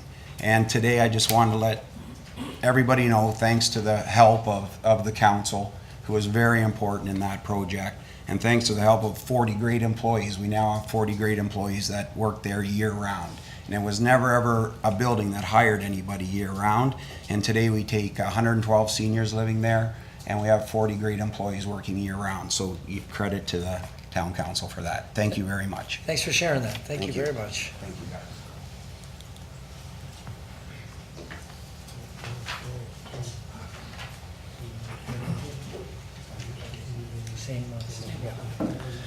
Okay, moving along, we're on item 7.2 on the public meeting. Sorry, I couldn't spit that out. I now ask our clerk to introduce the next item on the agenda. Public meeting is now being convened to consider a proposed amendment to the city's zoning bylaw to rezone the majority of the lands to a site-specific prestige industrial zone and associated buffer on the lands be rezoned to environmental protection area. And this is occurring at 8488 and 8550 Oakwood Drive. Notice was given by first-class mail in accordance with the Planning Act on March 8th, 2019, and by posting a sign on the property in question. Anyone who wants notice of the passing of the zoning bylaw amendment or would like to preserve their opportunity to appeal to the local planning appeal tribunal shall leave their name on the sign-in sheets located outside the council chamber. Thank you, Mr. Clerk. I now ask our Director of Planning, Mr. Hurlovich, to explain the purpose and reason for the proposed bylaw amendment. Thank you, Worship. This property is located on the east side of Oakwood Drive. It's probably more familiar to everybody as Montgomery Brothers. It's a stone and landscape supply outlet. They have 2 1/4 hectares of land in 2 properties. One of them is, both of them are being used in part for the current operations. There's a dwelling at the front of the more northerly property. Strangely enough, this property is zoned open space, so the request is to zone this prestige industrial. They want to add some additional uses as well. The rear portion of the land, there's a gully, and to the east of this is the hydro canal, and that part of the land is currently zoned hazard, and it's proposed that that would be zoned environmental protection. Immediately to the south is the modern mosaic. The QEW is to the west. So the two properties, 8488 and 8550, are basically used in conjunction with the current business operations on there. The rear portion of the east end of the property you can see outlined in green. Those are the lands that are currently hazard land and would be rezoned as environmental protection. They are looking for some specific setbacks in terms of the standard regulations that we find in the prestige industrial zone. So they want to recognize the existing undersized frontage for the northerly lot of 28.9 meters. There's a front yard depth there for that existing house of 8.9 and 11.5 meters, so that would be recognized. As well, they have an interior side yard for the garage on that property, which is 1.3 meters. Then there's another shed which has a 0.8 meter setback, and then they're looking for a building height of 14 meters. That's around about 45 feet. And a landscape open space of 35% for the property. So the outline that it's already being used as a landscape supply and garden center. They want to protect that existing use. They want to retain the existing dwelling, and they want to protect the natural features on the land. So as I said, those lands are hazard land now, and they would become environmental protection. So in reviewing this application, staff found that it does conform with the provincial and regional policies. Will bring the zoning into conformity with the official plan. It is designated industrial in the official plan. As I said, it's zoned to open space for a reason none of us seem to be able to account for. The prestige industrial is appropriate for uses that will be fronting onto the QEW. They have requested the additional uses of a carpenter shop and supply yard, plumbing and heating shop, machine shop, building materials sales, repairs and service of goods and machinery, and of course the landscape supply. So those are all appropriate uses for a highway commercial or highway industrial zone, and the environmental protection will protect the portion of the Warren Creek as it discharges into the power canal. Therefore, staff is recommending the zoning bylaw amendment for the majority of the lands to be recognized as PI with special provisions, and then the environmental protection for the portion of Warren Creek property, and those really represent the highlights of this particular application. Thank you very much, Mr. Erlovich. Any questions of council for Mr. Erlovich? My only question was, is a garage the same as a garage? That's my only question. We talk about. It is. Okay, thank you. Thank you. Members of the public are advised that failure to make an oral or written submission at this public meeting will result in the local planning appeal tribunal dismissing any referral that it receives. Failure to sign the sign-in sheet will result in staff rejecting as per section 3419 of the Planning Act. Council will now hear from anyone other than the applicant who wishes to speak to the proposed bylaw amendment. Is there anyone here other than the applicant who wishes to address council on this matter? Okay, seeing none, council will now hear from the applicant or his or her representative.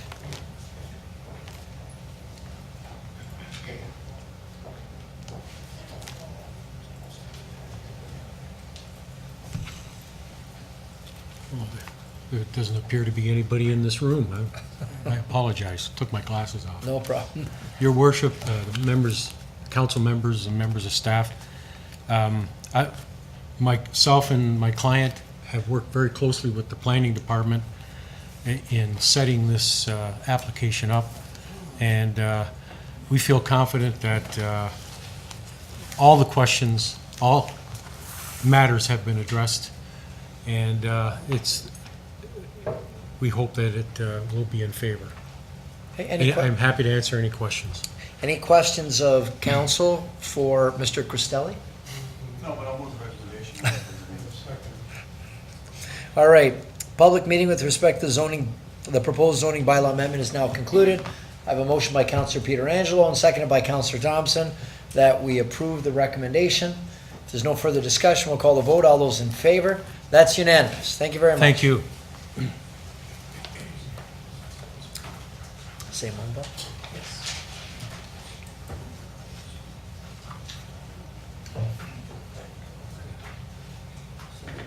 Okay, you ready? Okay, I'll ask our clerk to introduce the next item on the agenda.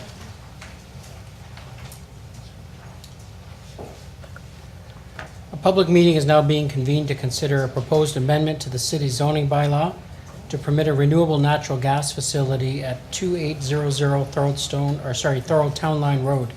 Notice was given by first-class mail in accordance with the Planning Act on March 8, 2019, and by posting a sign on the property in question.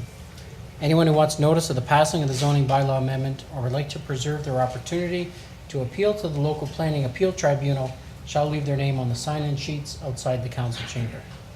Okay, thank you very much. I'll ask our Director of Planning, Mr. Hurlovich, to explain the purpose and reason for the proposed zoning bylaw amendment. Yes, thank you, Worship. This property involves the Walker Brothers Industries on Thorold Town Line Road. This is the area of the quarry and the landfill operations that most people are familiar with. So as I said, it's on Thorold Town Line Road and abuts Taylor Road on the south and Beechwood Road on the east. The property has an area of 202 hectares, about 500 acres. Most of the property is zoned extractive industrial with a special provision 72.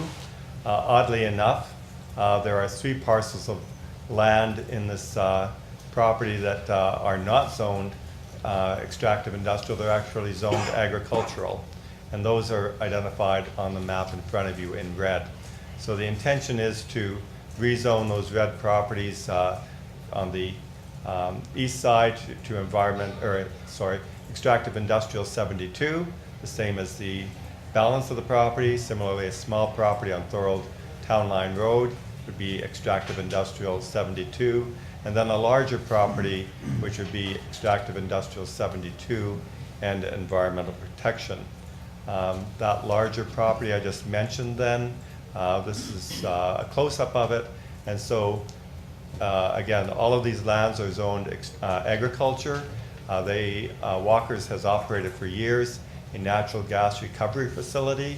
They came into our office, they wanted to expand, and we said, well, wait a minute, that's not a permitted use. So thus the process began. As I said, the lands all around are extractive industrial 72, so it'll be exactly the same. The natural gas recovery facility is an accessory use permitted in that zone, so that would then recognize that use.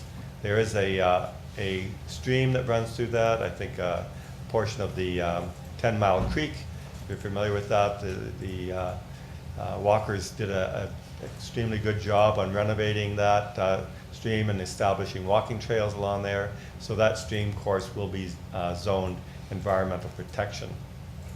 Anyway, most of that's what I just explained.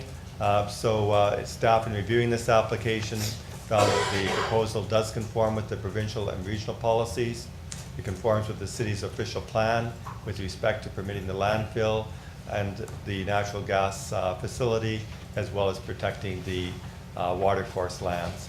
The renewable natural gas facility diverts the greenhouse gas emissions from the waste and produces a renewable energy source for heating purposes.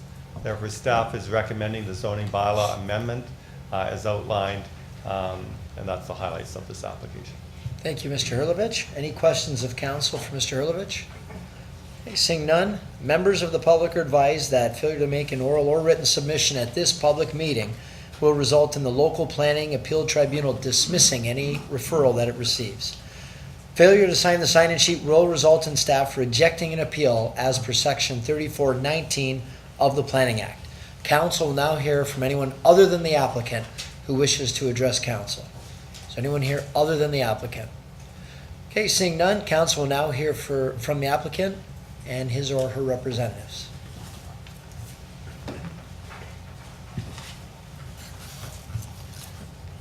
Your Worship and members of council, my name is Joe Tomeno. I'm a Development and Approvals Manager at Walker Environmental. And to my right, to my back is Graham Guest, General Manager of Construction. We've reviewed staff's report. We don't have any further comments to the report, but what we'd like to add is maybe a little more details on the actual project and the benefits of it. We did send a PowerPoint presentation. So Graham's going to take it over from here, and then we'll open it up for any questions. Thank you. Good evening. Yeah, I just wanted to give some context to the idea of a renewable natural gas facility as was previously disclosed.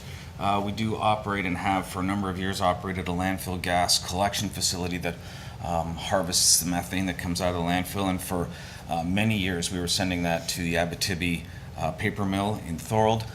As everyone knows, that mill shuttered in 2016, and we've been looking for another opportunity to utilize what we think is an underutilized resource coming out of the landfill.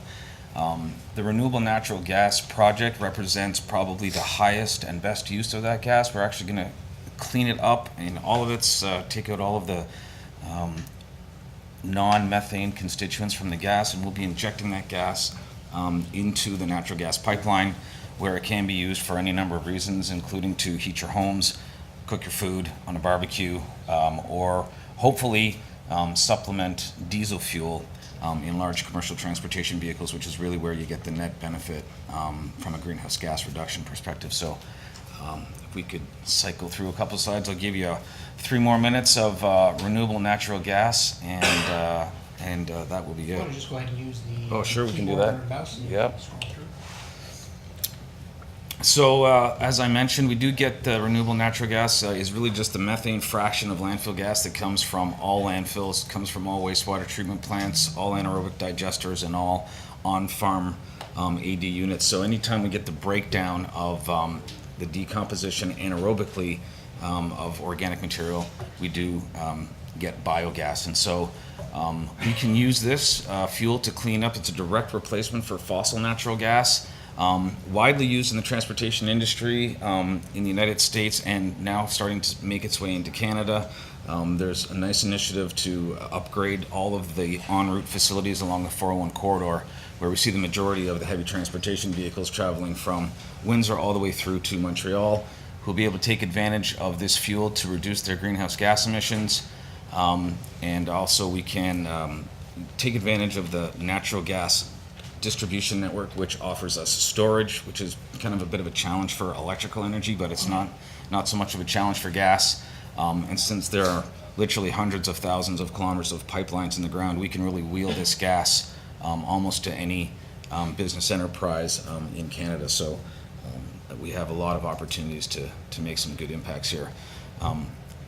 As a very quick snapshot, the project's about $50 million of investment into the equipment. We have a 20-year contract to produce that fuel. We'll be employing at least 3 full-time, really highly skilled positions. This is really high-tech equipment that sits on the site that upgrades the gas. And we're partnering with Enbridge, who are constructing another extension to their high-pressure line to bring that gas back to the marketplace.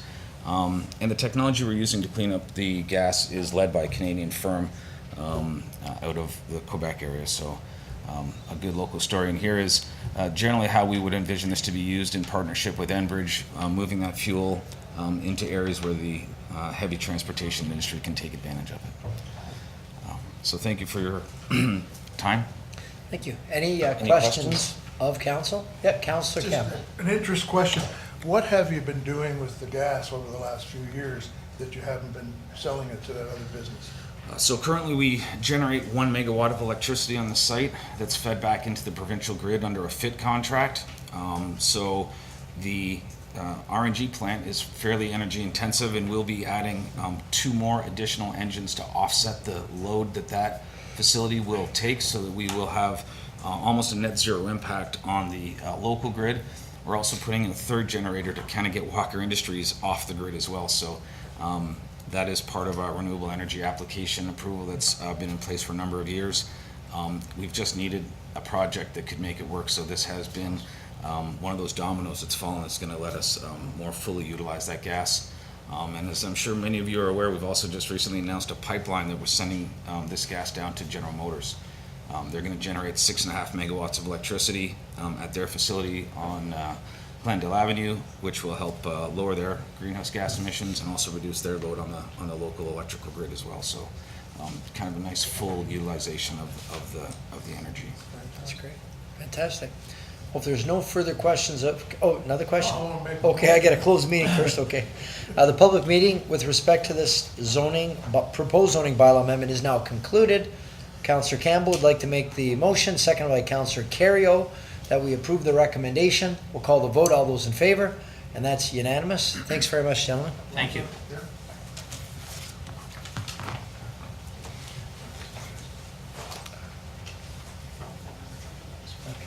you.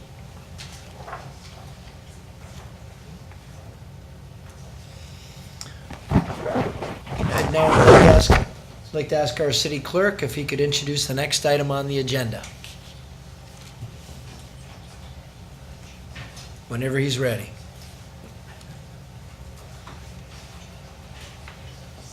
Take your time. Public meeting is now being convened to consider a draft plan of subdivision and to consider a proposed amendment to the city's zoning bylaw to permit 86 lots for detached dwellings and blocks for road widening, reserves, and stormwater management. Notice was given by first-class mail in accordance with the Planning Act on March 12, 2019, and by posting a sign on the property in question. Anyone who wants notice of the passing of the draft plan of subdivision and the zoning bylaw amendment to participate in any site plan process if applicable, or preserve their opportunity to appeal to the local planning appeal tribunal shall leave their name on the sign-in sheets located outside the council chamber. Thank you very much, Mr. Clerk. I'd ask Mr. Hurlovich, our Director of Planning, to please explain the purpose and reason for the proposed draft plan of bylaw amendment. Okay, thank you, Your Worship. Those last 2 applications were our warm-up acts, so we're keeping it easy. Now we're working into this one. So the property involved is the former 420 extension. So the intent was that the Ministry of Transportation was going to extend the 420 from where it ends at Montrose Road. It was going to meet at Kaler Road and then continue on to Font Hill. A number of years ago, they abandoned that idea, and they sold this strip of land, this right-of-way that was supposed to be part of the highway proposal.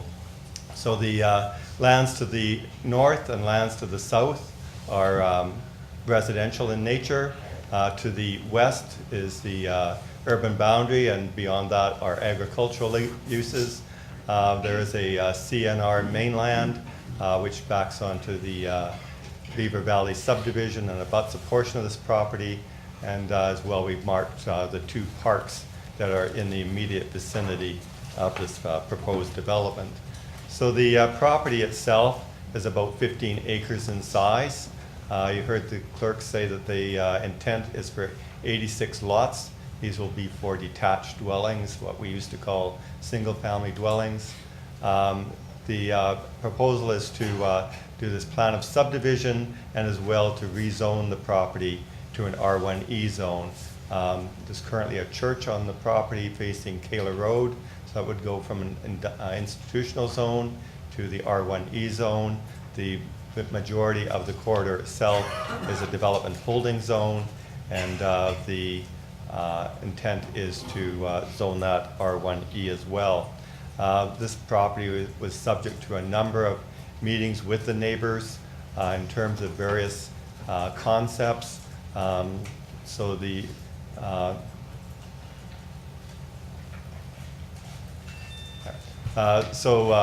there was a lot of emails that were sent into council, also saying they support concept 2. So I've included concept 2 on the screen in front of you. There were a number of things that the residents of both Ascot Woods and Beaver Valley had asked for. They didn't want the streets extending from Beaver Valley through and into Ascot Woods. They were afraid of cut-through traffic, so if there was a train on the crossing Beaver Dams Road, there was a potential that cars might have turned left, come up through Beaver Valley subdivision, along Beaverton Road, which is the yellow street on the map. If that connected with the green street, they could have then exited out by Shoppers Drug Mart, creating a lot of additional traffic. So we worked a long time with the developer and his representatives. So the Beaverton, which is the yellow street, will be exactly the way it is now. It terminates at the land that's in question. There's a city-owned road allowance extending south from Ascot Circle, and that's the green street, so that'll be a long cul-de-sac street, again with no connection into Beaver Valley. There is an emergency access between the yellow street and the green street. The blue street is currently a cul-de-sac, and it will remain a cul-de-sac. When the street was constructed, it allowed for the opportunity that lots could front either onto that street or onto, that's Brookside Drive, or onto Citation Drive to the north, which is in the Ascot Woods subdivision. And then there's a connection to Kaler Road, and this is called Street A. So in the concept 2, Street A was kind of a slight curved street. However, during the process of developing this subdivision plan, we realized that we needed a larger stormwater pond, and that stormwater pond needed to be expanded right where the Red Street connects with Kaler Road. So we had to swing the Red Street up and north through what is currently the church property. So the people in Beaver Valley and in Ascot Woods are basically saying this recommended concept, so which is on Schedule 2 of your report. And I know I'm doing a fair amount of talking here, but basically we've maintained all of the objectives that the residents had asked for, and that is no through traffic. We have provided for this second means of access. This is actually a highly important safety considerations should Beaver Valley be closed for any reason. At Beaver Dams Road, fire and emergency vehicles would be able to access these lands through the new street connecting with Kaler Road. It's probably too small to see. Oops. Anyway, there is a walkway between Citation Drive and Brookside Drive, which will allow children in Ascot Woods to walk through the subdivision as they do now. They actually walk across the field. Most of that fence is, pulled down or fallen down, and they reach Cardinal Newman School. So, as I said, 15.07 acres of land, and the proposal is that the majority of the lands will be zoned R1E. The stormwater block will be zoned environmental protection, just as the current stormwater pond is. So in reviewing this application, staff found that it does comply with the provincial and regional policies, and it will add to the 40% housing intensification in our built-up area. It complies with the official plan as it encourages the development of vacant and underutilized land. The requested zoning will provide appropriate regulations for the development and ensure compatibility with the surrounding neighborhood. The existing planned infrastructure can support the proposed development. Proposed development will assist in providing housing choices and add to our short-term housing supply. And draft B provides conditions, or the draft plan approval rather, includes conditions that would address servicing, parkland, utilities, and it would also require that the houses on Street B be sprinklered because there is it's a long dead-end street. Therefore, staff is recommending that the plan of subdivision be approved. the mayor is designate be authorized to sign the draft plan approval after 20 days of notice is given of council's decision. The draft plan approval would be given for a period of 3 years and will lapse thereafter. That the application to amend the zoning bylaw be approved, and that the mayor and clerk be authorized to execute the subdivision agreement. Those are the highlights of this report. Thank you, Mr. Hurlovich. Any questions of council for Mr. Hurlovich? Seeing none, members of the public are advised that failure to make an oral or written submission at this public meeting will result in the local planning appeal tribunal dismissing any referral that it receives. Failure to sign the sign-in sheet will result in staff rejecting an appeal as per section 3419 of the Planning Act. Council will now hear from anyone other than the applicant who wishes to address council on this matter. Is there anyone here that wants to address council on this matter? Okay, seeing none, council will move along and ask to hear from the applicant or his or her representative. Good evening, Mr. Mayor and council members. My name is William Hycoop. I'm a planner with Upper Canada Consultants representing Centennial Developments, the landowner for the proposed development of Beaver Valley Corridor. As you're aware, the applications consist of a zoning bylaw amendment and draft plan of subdivision.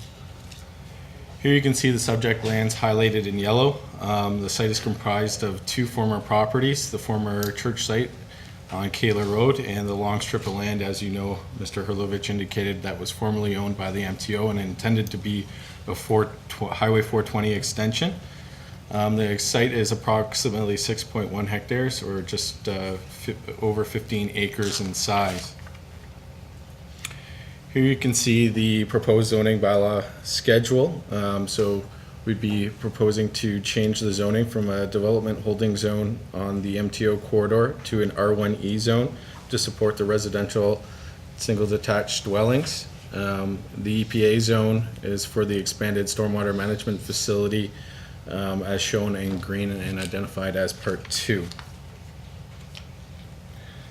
The proposed draft plan of subdivision has 3 main connections to the existing street network. Street A will connect both into Kaler Road on the west end of the site and connect to the northwestern limit of Brookside Drive. Street B will connect into the Ascot Circle via the existing right-of-way owned by the city adjacent to the Smart Towns property. Lots 23 to 46 will front onto the existing Citation Road. Lots 47 to 65 will front onto the existing Brookside Drive. I just want to highlight here at this point in time, when the original subdivisions were developed, it was contemplated that if the 420 extension did not move forward, there would be the ability to have lots fronting on both of these streets. The dimension between the existing right-of-ways is just over 60 meters and lends itself perfectly to the creation of lots fronting on those existing streets. The overall density for the subdivision is calculated at 19 units per hectare. So as you may know, we went through several open house meetings about a year ago and heard a number of different concerns from the residents. So first off, one of the major concerns we heard was about lot grading and drainage. We wanted to show a cross-section here, an example of how a rear yard swale would work with the proposed dwelling and how that would interact with the existing dwellings that they back onto. The grading design will implement that all rear yard swales are constructed and directed to the appropriate rear yard catch basins, which will ultimately lead to the enlarged stormwater management facility. No drainage will go to any of the surrounding properties. As you can see on this image, there will be adequate space between the proposed dwellings and the property line to accommodate rear yard swales, as is typical in all developments. Additionally, we heard some concerns at the open house about pathways. Over time, because the corridor was not active, there has been some informal pathways created, likely for students going to Cardinal Newman School. Through the design process, there was 2 connections that have been proposed. One right at the main intersection of Street A and Brookside Drive. And then a second connection from Street B into the Beaverton Boulevard cul-de-sac. These connections will provide for walkability and pedestrian access through each of the existing neighborhoods. Some of the additional concerns we heard were traffic. We retained Paradigm Transportation Solutions to complete a traffic study. Paradigm has reviewed the proposed development in consultation with the city staff and have acknowledged that all traffic generated from the site falls within the acceptable Transportation Association of Canada levels. Additionally, Paradigm has assessed the geometric design of the roadways to ensure that they meet the applicable design requirements. These have been reviewed and accepted by the transportation staff. Transportation Department has requested to include a condition of approval for some speed cushions, just to keep traffic from speeding up too quickly, and that will help to deter anyone racing through Street A. Here you can see some examples of the proposed building designs, which include both two-story and bungalow dwellings. The objective of the design is to create lot sizes and dwellings that are similar and compatible with the existing neighborhood, and will reflect design typologies that exist in the surrounding community. In conclusion, the proposed development meets the provincial, regional, and local city policies. Centennial has been an active developer and builder in the community for over 25 years and have done over 20 projects in the city and the surrounding municipalities. Just before wrapping one thing up, I would like to bring to council's attention condition number 24, which requires all dwellings on Street B to be sprinklered. We are of the opinion that the 3.4 meter connection provided from Street B to Beaverton Boulevard would be a sufficient dimension to provide emergency services with vehicular access to Street B. We have asked for these policies a number of times and they have not been provided. For example, there was a similar circumstance that arose in front of council, I believe about a year and a half or 2 years ago, if my memory serves me correctly, regarding the German Village development off of Gardner Road. At that time, council did amend the conditions of approval for the same reason. And at this time, we ask council consider the removal of this condition. If you have any questions, I'm here for any answers. Thank you. Okay, thank you. Do we have any questions for Mr. Hycoop of councilors? Okay, seeing none. The public meeting with respect to the proposed draft of subdivision and zoning bylaw amendment is now concluded. What's the will of council? Councillor Campbell? Could we hear from Mr. Hurlovich, this request that they're making? Oh, you mean regarding the sprinklers? Yes. Mr. Hurlovich? I'm going to politely defer to the fire chief. Okay, thank you. Your worship, through you to council. When I took over as fire chief, we implemented a program where if there was one means of access, so fire gets the responsibility of talking about access routes into subdivisions. We look at it from a police, EMS, and fire perspective. We try and get two. When we can't get two, then we ask for sprinklers in the residence because we know sprinklers save lives and buys us time. In this area here on B, it's one way in. The building code requires an access for fire of 6 meters, not 3.4. 3.4 works in and about 11 feet. Our trucks at this day and age are around 10.4 feet wide. So our concerns are we don't have enough room to get through the access, and also the other part of the bylaw, or the building code, sorry, is turning radius, and I don't know that our aerial will be able to turn coming through that access should we require it. Okay. So we're asking for the safety of the public to maintain the sprinklers and save lives. How would you, Chief, compare this to the one that was referenced by Mr. Haiku, the one, excuse me, at German Village? I was not the chief at the time, and I'm not 100% familiar with that case. I know we've been in council several times since I have been chief, and this condition has gone through. Okay. Mr. Erlovich, are you able to compare the two, just for comparison's sake? I'm just going to check Google Maps and see how many lots there are on Black Forest Drive. I think it's called the German Village subdivision, to see if we can get a comparison, but I don't know offhand. Okay, so are you going to check that now? Okay. All right. Does anyone want to tell a joke while we're waiting? You're pretty good at that. Oh, no. I'll do a magic trick. Yeah, I'm sorry, we can't have the public at this point, yeah. You laugh at your own. I laugh at my own, someone has to, right? So, yeah, that's right. Just kind of small talk while the planner goes through his Google Maps. We don't want him to feel. Huh? Yeah, new business. I don't want to lose, I would. So give us just 1 second here, folks, then we'll get on to the next matter and our planning matters. I know we have another one coming up. You can tell everyone about the smell of the air. This? Yes. Yeah, this is essential oils. This is helping to purify the air. That's, oh, he's ready. I don't have to tell you anything else about that. Okay, good. Okay, so sorry, Your Worship. So, looking at the maps, there are actually 32 lots on Black Forest. But so then splitting those half on one and half. So there are, I think, 14 lots, basically from Garner Road extending to the end of the cul-de-sac bulb. And here we have, I think, around 12.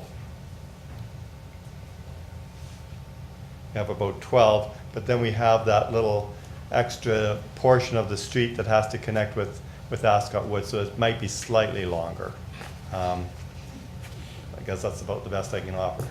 Similar. They're similar? Similar. Okay. Well, it's for council's consideration. The request has been made. We have to make that decision. So we're looking for a recommendation from council. Councillor Campbell. I would move what's before us in the interest of safety for the inhabitants of those, or purchasers of those buildings, and that the sprinklers remain. Okay. Do we have a seconder? A second by Councillor Lococo. Any further discussion of the motion?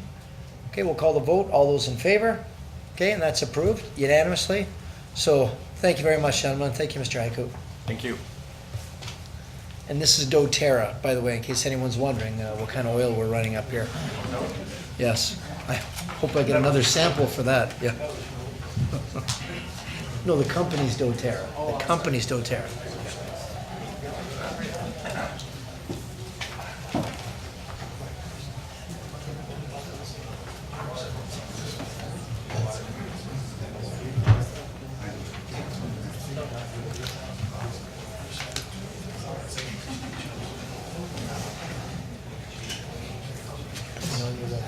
Okay. Now I ask our city clerk to introduce the next item on the agenda. Public meeting is now being convened to consider a proposed amendment to the city's zoning bylaw and a draft plan of vacant land condominium to permit the development of 53 townhouse dwelling units and a semi-detached dwelling on a vacant parcel of land between 2294 and 2472 Thompson Road. Notice was given by first-class mail in accordance with the Planning Act on March 8, 2019, and by posting a sign on the property in question. Anyone who would like notice of the passing of the zoning bylaw amendment and approval of the plan of vacant land condominium to participate in any site plan process if applicable, or preserve their opportunity to appeal to the local planning appeal tribunal shall leave their name on the sign-in sheets located outside the council chamber. Thank you, Mr. Clerk. I now ask our Director of Planning, Mr. Hurlovich, to explain the purpose and reason for the proposed amendments. Thank you, Worship. As the clerk outlined, this property is located on the south side of Thompson Road, immediately east of Stanley Avenue. To the north and to the west are single detached dwellings, and then the Ontario Power Generation transmission lines are to the south. The property is 1.36 hectares, about 3 1/3 acres. The proposal is to change the zoning from R1E, which is a single detached dwelling zone, to an R4 zone, which would permit townhouses. They are seeking 55 units in total. There would be 53 townhouses, and there is one semi-detached dwelling, just probably doesn't quite reach that far there, just here in the corner, marked semi-detached. So as I said, 55 units total. They are looking for a slight reduction from 250 square meters lot area per unit to 248 square meters per unit. So it's only a minor reduction. They are looking for one other change from the standard R4 zone, and that is for a 3.3 meter rear yard setback at the south end of Block 7. That really is in essence acts as a side yard, and our side yard requirements for most of our zones, and in particular, say the R1E that we're changing from, would be a 1.2 meter setback. So it's more than double what would be required for a side yard. They are providing the rear privacy yards behind each of the units. There is some, so the access is south from Thompson Road, and there is some parking immediately as you come in, so visitor parking. There's a 30-foot wide landscape strip between the edge of that parking and the first house to the east. So the basically, so we did have a neighborhood open house in November. 18 area residents did come out. They stated that they would prefer to have detached dwellings rather than townhouse dwellings. They felt that it represented an overdevelopment of the site. Since the November meeting, the developer did drop the number of units from 59 to 55. The residents were concerned that there would be additional traffic on a local road. Our traffic and parking people reviewed the situation, and they found that the road capacity is 1,000 cars daily, so therefore the road is adequate to handle the additional traffic. The residents were concerned that the all-way stop at Stanley and Thompson was ineffective. The region has advised us that they intend to signalize that intersection this year.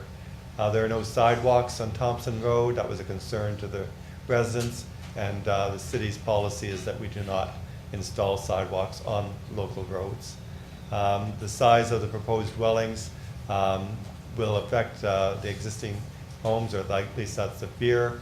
I don't have a response to that.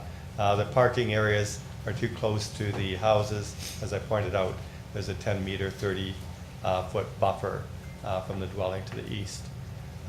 So our staff review of the situation, we found that the proposal does comply with provincial policies with respect to intensification in the built-up area. It complies with the regional official plan with respect to promoting higher density in the urban areas, and will contribute to our housing supply. It contributes to the city's annual residential intensification target of 40%.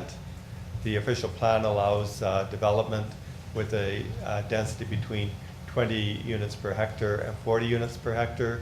This proposal is right on target at 40 units per hectare, and therefore complies with the official plan. The requested zoning will provide appropriate regulations for development.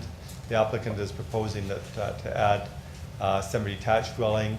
I pointed out that that's that within the whole development there are 2 units attached together, so that's a semi-detached as opposed to townhouses, and contributes to that overall 55 units. The reduction of the rear yard on Block 7, as I outlined already, typically we require only 1.2 meters for a side yard, and the reduction of lot area from 250 square meters per unit to 248 square meters is only 2 square meters per unit, so less than 21 square feet from our standard requirement. Therefore, the existing infrastructure is sufficient.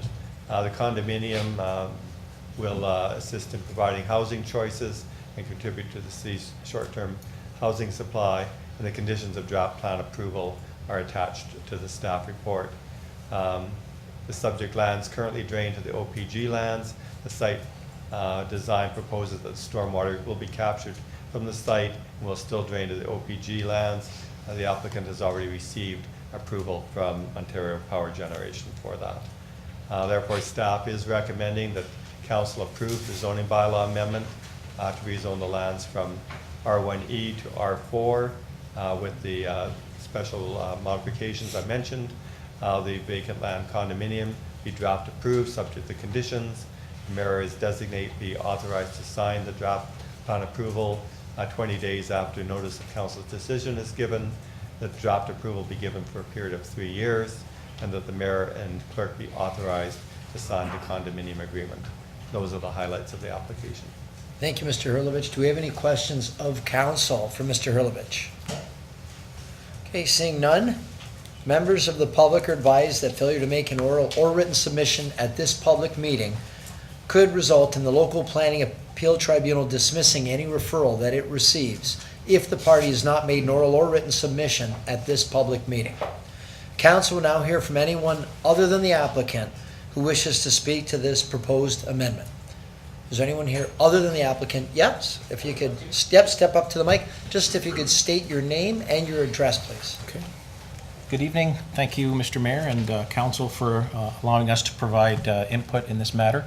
My name is Carmen Bertone. I'm speaking on behalf of my parents, Luigi Bertone and Josephine Bertone, who own the property at the northwest corner of the proposed development. They have owned that property for over 40 years. We are strongly opposed to the plan as it stands right now to this townhome development. We believe that the development is too dense for this picturesque rural neighborhood. We also believe, or we know, that the plan does not meet the current requirements as well as the requested zoning requirements. Safety, we believe, is also a very important issue here at the intersection of Thompson and Portage. So firstly, I'd like to speak to the density issue. The developer is requesting rezoning from R1E to R4 and a variance to R4 requirements. The current plan does not meet R1 requirements, obviously, and it also does not meet R4 requirements of rear yard depth and minimum lot area. We believe the standards are there for a reason and they shouldn't be breached. Standards are very important. The current plan would mean that there are 10 townhomes directly adjoining my parents' property and would be staring down on their property. So we believe that this would deprive my parents, who've owned the land again for 40 years, reasonable and private use of their land. My parents emigrated here from Italy many, many years ago, and they enjoy to cultivate their own garden, grow their own food that they eat. They like to hang their clothes outside to dry. You could call them true lifelong environmentalists before that term became popular. Having this many townhomes adjoining their yard would encroach on their privacy and deter them from enjoying the outdoor activities that they love. They are not against development, but feel that single detached homes in the range of about 20 would be more appropriate for this neighborhood, more palatable, and in keeping with the existing conditions. Secondly, I'd like to talk about safety. The intersection of Thompson and Portage Road, I'm not sure if you can bring that slide up again, but that intersection is currently very unsafe because there's a significantly acute angle at that intersection. So we often see cars speeding through the stop sign, and there have been many close calls there. Adding an outlet so close to the proposed development, we believe would increase the danger and would be perilous. So I know that the planning department and the transportation department studied that, and they've stated that the roads have the capacity to handle the increased traffic. I don't know that they've looked at the outlet being so close to that already very dangerous intersection. In addition, the current parking plan shows that there's provision for 77 parking spaces, but they're looking to have 55 homes, and most families have two parents that are working and children, and so we believe there'll be more than 77 vehicles attempting to park there, and that there's high potential for vehicles parking in the road, which would amplify the safety issues even further. So in summary, we strongly oppose this application due to safety and density issues. Zoning requirements are there for a reason. They shouldn't be breached. The applicant should consider a reduced density development, and thank you all for your time to provide input. Thanks very much. Before you run away, any questions of folks? All we would ask is we have to maintain decorum in here. I know you're emotional about it, but that's all we ask. If you could just keep it to comments here at the microphone. Are there any questions of council for Mr. Bertone?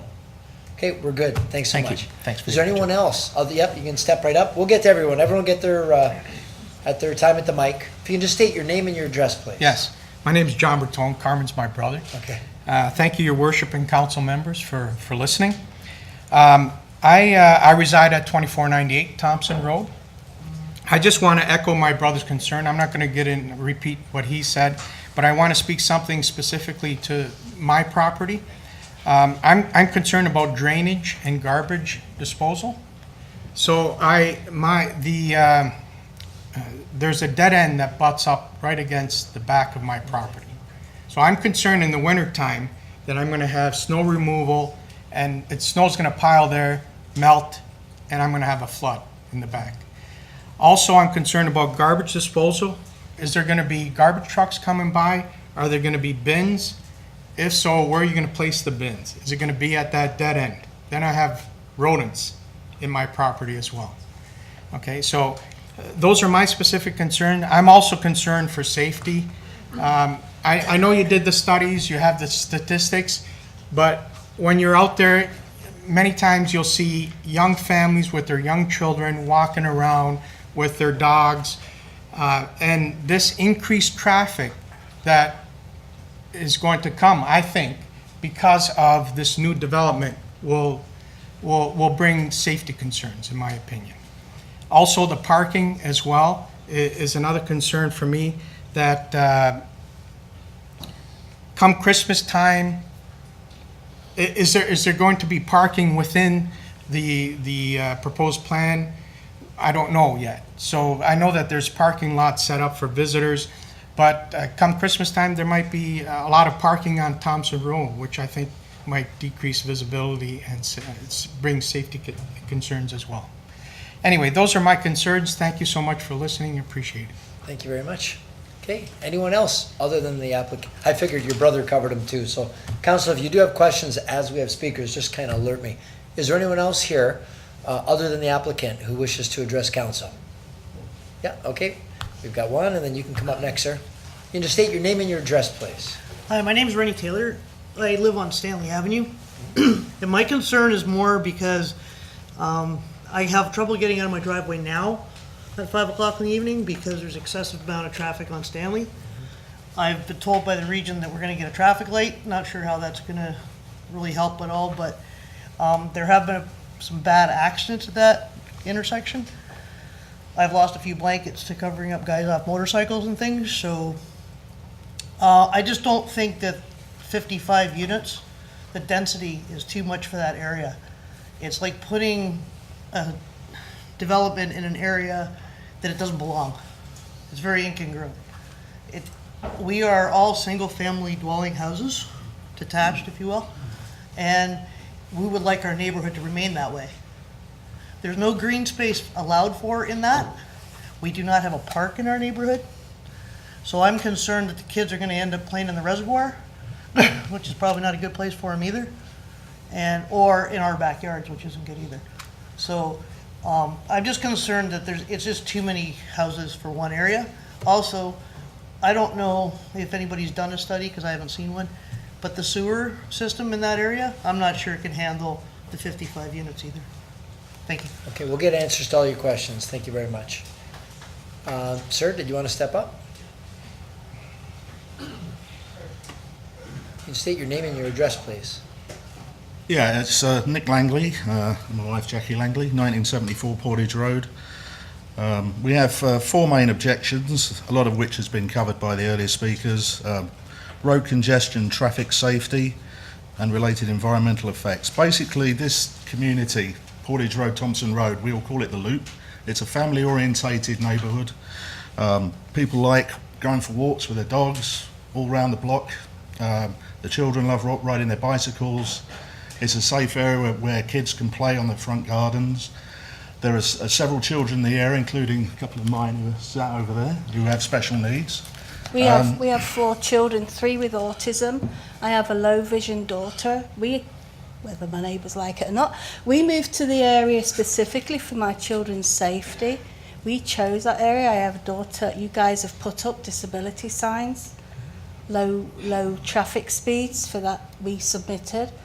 It's the only area my daughter that's low vision can walk. She has to walk with an older sibling, But I'm very concerned of their safety because there's not many places when you have children with special needs that have a safe place. And my concerns are the heavy load of the traffic. Many of you, the families have pointed out that intersection that is an acute angle. It is dangerous, and you're going to have such influx of traffic, for many, many months or whatever. If this goes through, I'm not going to be able to let my kids out.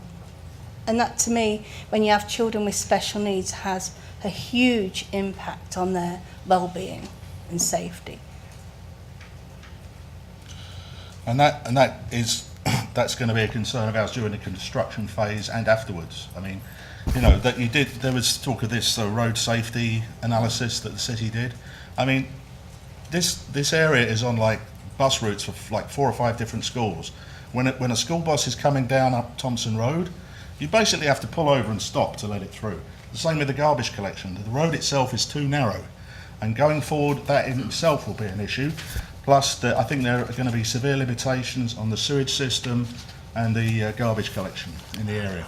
With it, basically, in that area where this is being proposed, this amounts to an 85% increase in dwellings in that area. Right? Currently, there are 65 dwellings around this development, so that's an 85% increase in sewage, water consumption, electricity, traffic. Okay, and for those, and also general reasons of we need to save the green spaces in this city. They're being carved off. There's lots of wildlife in the area too.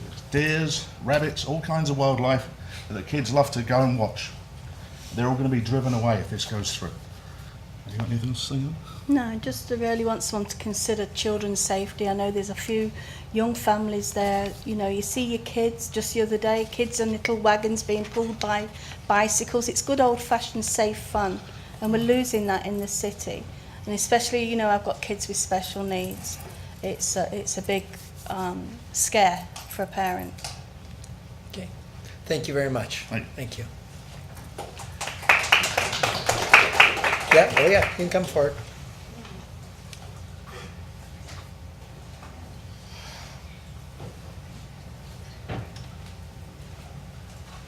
So you started a trend. We have couples coming up now. That's good. We both live there. Good evening. My name is Paul Moore. My wife, Joan. Joan has lived in this area for 57 years. And our house is 2250 Portage Road, but the back of our house is almost right across the street from where the driveway would be to the subdivision. We echo all of the concerns that have been mentioned already. We've talked about them. But one that we're concerned about as well is that my wife and I are very avid gardeners. We have won numerous Trillium Awards for the city. We are been part of the Horticultural Society Garden Walk, and possibly again this year. We are concerned about some of the damage that could take place from cars parking on the streets, on our property, because very, very often, if cars are parked on the side of the road, it's already been mentioned, it's very difficult to get around them. And with the congestion that would be increased, an 85% increase in traffic, those cars have to go somewhere. They have to park somewhere. We have concern for the value of our property, as well as the intrinsic value that it adds to the city. We're both on the board of the Horticultural Society here in the city, and we care about what our city looks like, the green spaces, the flowers, the plants.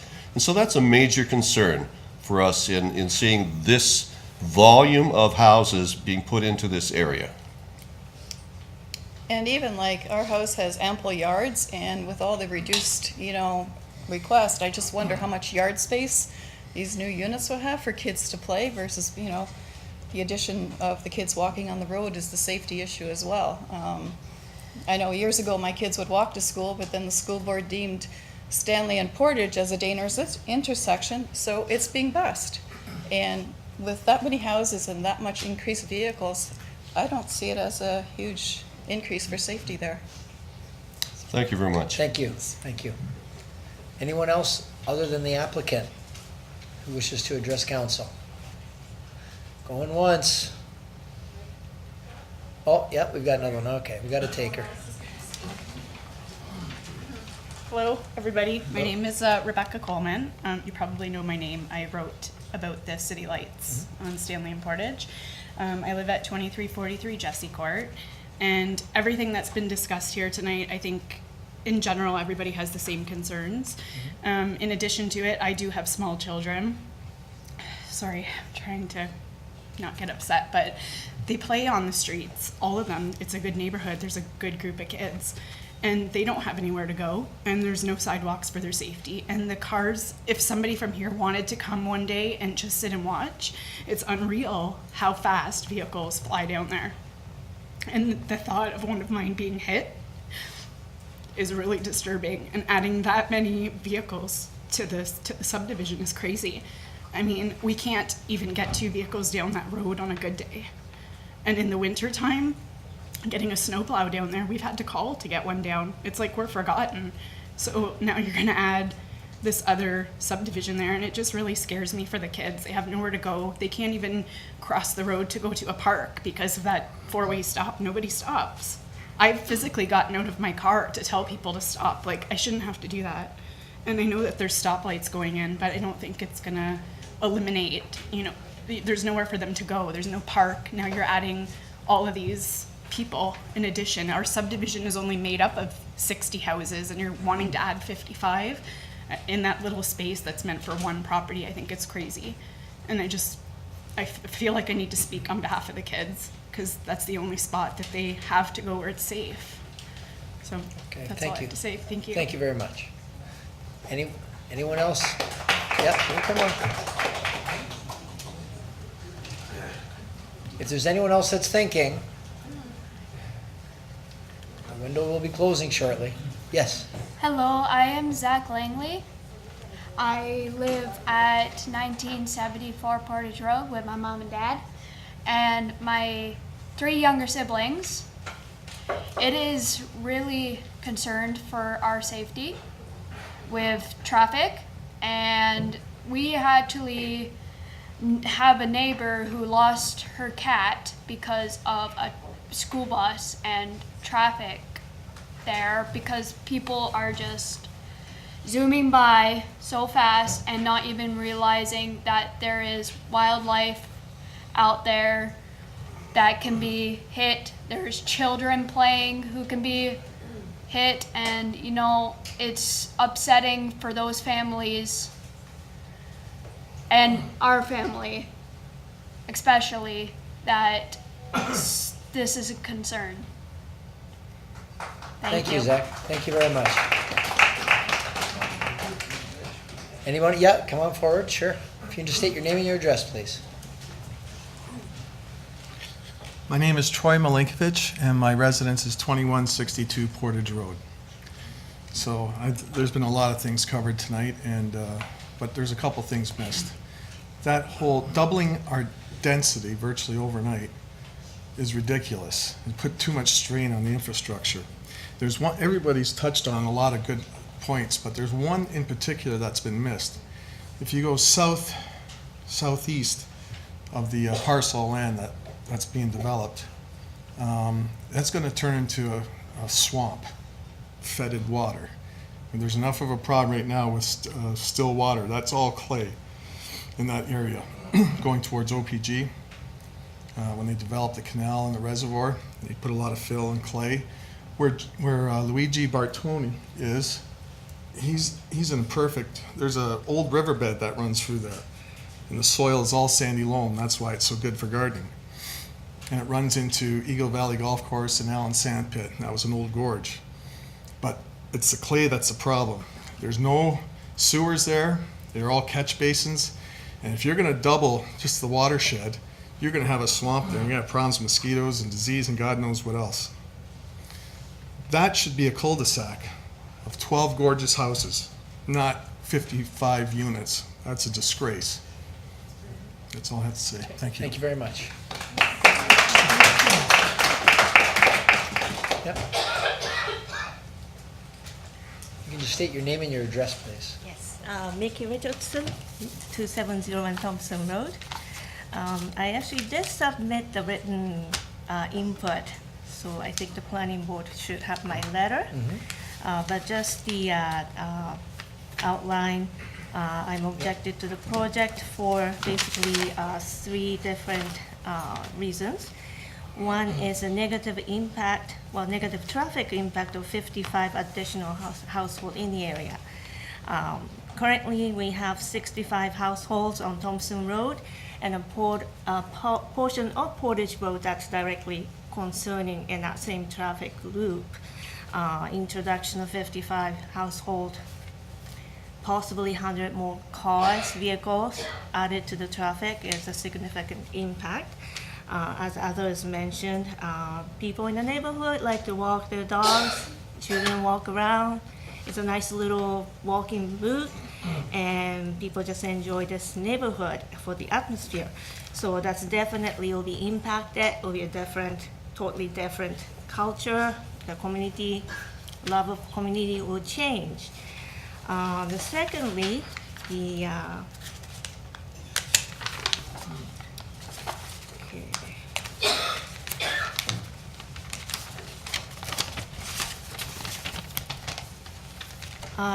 this project does not conform with the rest of the residential dwellings in the area. All the homes currently are single-family homes with the general lot sizes. As you see, the one just on Thompson Road, there are 4 lot sizes. If you see the relation to the size, you're putting about 1 lot size, about 6 households townhouse project in there it's the same lot size. So therefore, it's definitely not conforming with the remainder of the housing. And the third reason that I object that many local residents were not informed of this project from the beginning because there's a 120-meter distance requirement for information of this public meeting to be circulated. My home was actually just outside of that 120-meter. I did not even know about this. I did not know there was an initial meeting that was held, I guess, back in November, October. I was not informed. Fortunately, one of the neighborhood people decided to put this notice in other mailboxes, and I think that's why a lot more people are here. I think everybody in this neighborhood share the same entryway of Stanley, and we don't have any other accessible road access. So everybody in the household, at least 65 households, should be invited to the project discussion from the beginning. So therefore, those are the 3 reasons that I object to that. And I don't know the name of the lady. She actually gave me this. She collected the signature from our neighborhood, and I didn't count them, but she told me it's at least over 65 signature on it, so I'd like to submit this. Do you want to hand that to the councillor, and Okay. we can pass that to the clerk? Okay, thank you.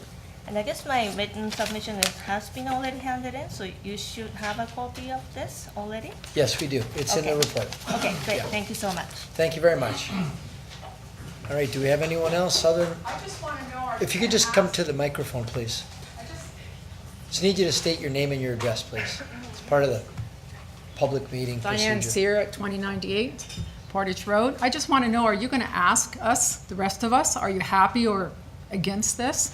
No, what we're asking is if you have something to say, this is No, your I'm just chance. saying, we're all not happy about it. That's all I want you to know. Well, I think we get that general feeling, yeah. Okay, yes, okay. This crazy idea. Single houses is what would be nice. Yes, thank you very much. You didn't know by now. And we're slow, but we're not. Is there anyone else other than the applicant who wishes to address council? This is your last chance. If there's something new you want to bring to the table. We made a lot of good notes here on your concerns. What's that? Stop asking. Like you said, we're not that smart. All right, well, I think we've heard from the residents in the neighborhood. So what we're going to do now, and so here's what we're going to do. Council's going to hear from the applicant and/or his or her representative. So we're going to get the other side of it, and then council will get a chance to ask them a number of their questions, try to get some answers, and then when I close the meeting, council will make the final decision on what we're going to do tonight. Okay, so we'll now hear from the applicant or his or her representative. Good evening, Mr. Mayor and members of council. Scott Arbuckle with IBI Group. I have a presentation for you this evening. Oh, it's already up there. I think we can dispense with the location map. We all know where that is. Really what I wanted to take you through today was a bit of the genesis of the site design as we have it. As mentioned earlier, the original proposal was 59 townhouse units. We had modifications proposed to a number of the standards within the R4 provisions. So we did have minimum lot area in this case, significantly lower than the revision that we've proposed today. We were looking at relief for some of the yards. We were also looking for relief for yard depth, as well as for drive aisles for vehicles. So it was a considerably denser proposal. And what we did was initially went to a public meeting, public open house in Thursday as mentioned. One of the things we heard was traffic conditions at Stanley and Portage, at the Stanley and Portage intersection. As mentioned previously, the region is signalizing that intersection. We confirmed actually just the other day that that is in the capital budget for this year, and that is happening. Thompson Road was confirmed as operating at an acceptable level for a local road. Earlier in the staff presentation, you learned that Portage as a local road was intended to carry 1,000 cars daily. What we like to attribute to is the trip generation for the site itself, and that's important because it's important to understand not everybody's coming and going at the same time. So with a development of 55 units as we've proposed today, in the peak hour, what it really represents is about 26 vehicles moving out in the morning, about 27 vehicles moving in the afternoon. Again, because not everyone's moving at the same time.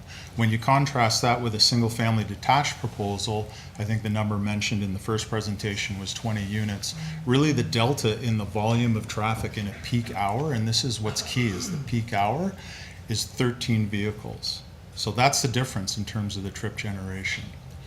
Not a significant difference. We certainly did hear that the proposal was too dense for the area. Again, the revision's been made to conform to the density limits of the official plan, and that's 40 units per hectare. Also, we had concerns, heard concerns over the unit count, and we've lowered that count again within the compliance of the density provisions for the zone limit as well as the official plan.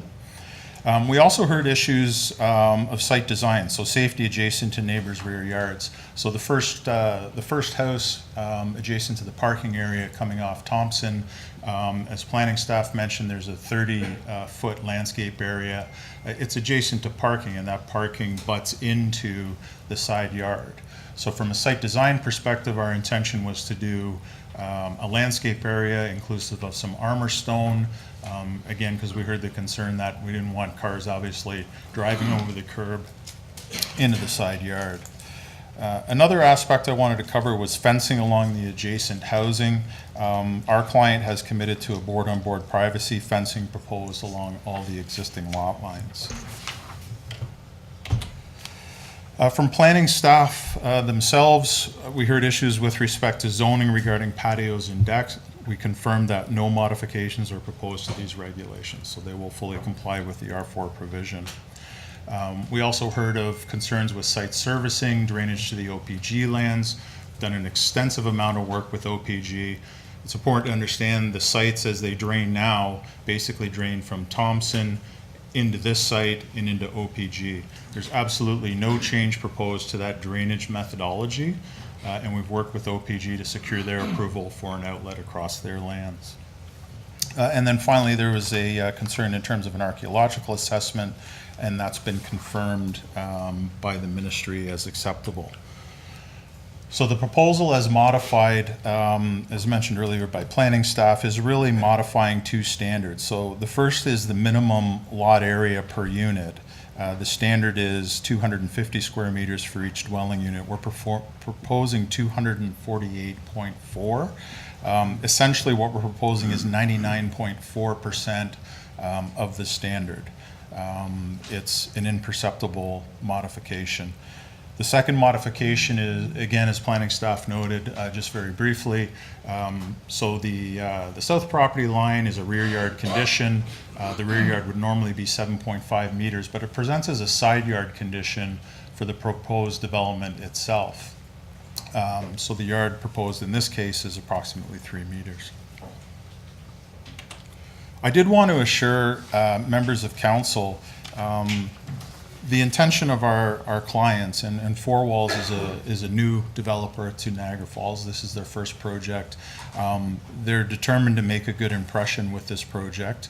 And from an architectural design standpoint, the buildings are higher end. So as you saw with the previous application on single-family detached homes and some of the building design materials that are used there, exactly the same kind of materials are proposed with this development. A lot of stone, a lot of hardy board, which is a high-end siding, it isn't your vinyl siding, and a lot of brick elements. So this is the concept before you. I did hear a few concerns in some of the resident presentations I did want to provide some input on.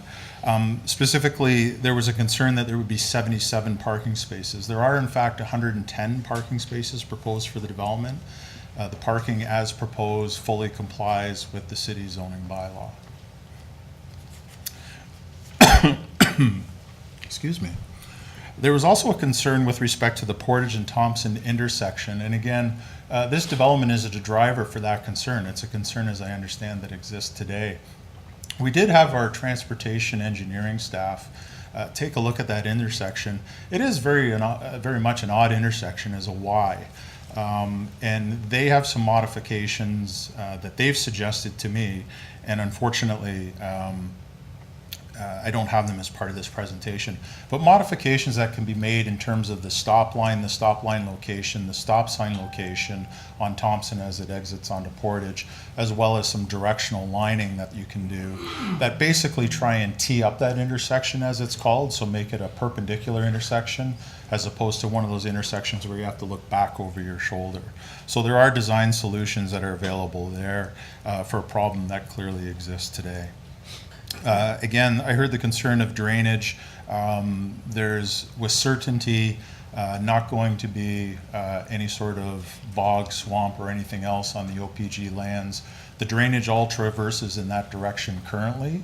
The proposal is that drainage will continue to traverse in that direction. Also with respect to garbage disposal, just to confirm that the region will be picking up garbage at this site. They'll be picking up the garbage on a per unit basis. There won't be commercial garbage storage facilities. There won't be commercial garbage pads. So it's garbage pickup as you have in your house today. And then finally, wanted to mention in terms of servicing capacity, as a component of our development, we were required by the city to undertake what's called a functional servicing study. That functional servicing study looked at components of sanitary, water supply, as well as stormwater management, and there were no concerns. That report was accepted by city staff. So those are my submissions to you today. I'm more than happy to take any questions and answer any concerns you may have. Thank you very much, Mr. Arbuckle. Do we have any questions of council for the presenter? Yes, Councillor Lococo. Thank you, Mr. Mayor. Through you to the speaker. I had a couple of concerns from some residents. The tree, the bush at the far right where that end road is, will you be pushing any snow up there so it goes into, if it melts, if it goes into other people's backyards? Yes, as I understand it, the concern was up in this area, and through you, Mr. Mayor, thank you for raising that concern. No, the intention isn't to do any snow storage in that area. Having said that, and that can be controlled, this is a condominium development, so that can easily be controlled through management. But if there was snow storage, it wouldn't impede on the properties above, simply because the drainage goes in the exact opposite direction. Okay, thank you. I have a couple other questions. Yep. There was a question about another access coming into here. I know the access is coming off of Thompson Road. Is there any other way to go through? I know it's OPG land and hydro. When I was speaking to your colleague Angela, she said that she would talk about it. I mean, there's certainly always the opportunity to provide another access point. The question is, why are we providing the access point? For 55 townhouse units, it really only requires a single point of access. The access itself is designed to all municipal standards, so fire service, garbage, anything of the like can access the site as they need to. Okay, the other question was parking on Thompson Road. I don't know if there's no parking signs there right now, but maybe that's something that we can look at to discourage extra parking out there and the visibility. Yes, through you, Mr. Mayor. Certainly, no parking signs would work along Thompson. The simple reality is that the visitor parking arrangement, which you can see in this area, again, more than complies with the municipal zoning standards. We have no reason to believe that there would be any overflow of parking onto the local street. Thank you very much. Thank you. Any other councillors have questions?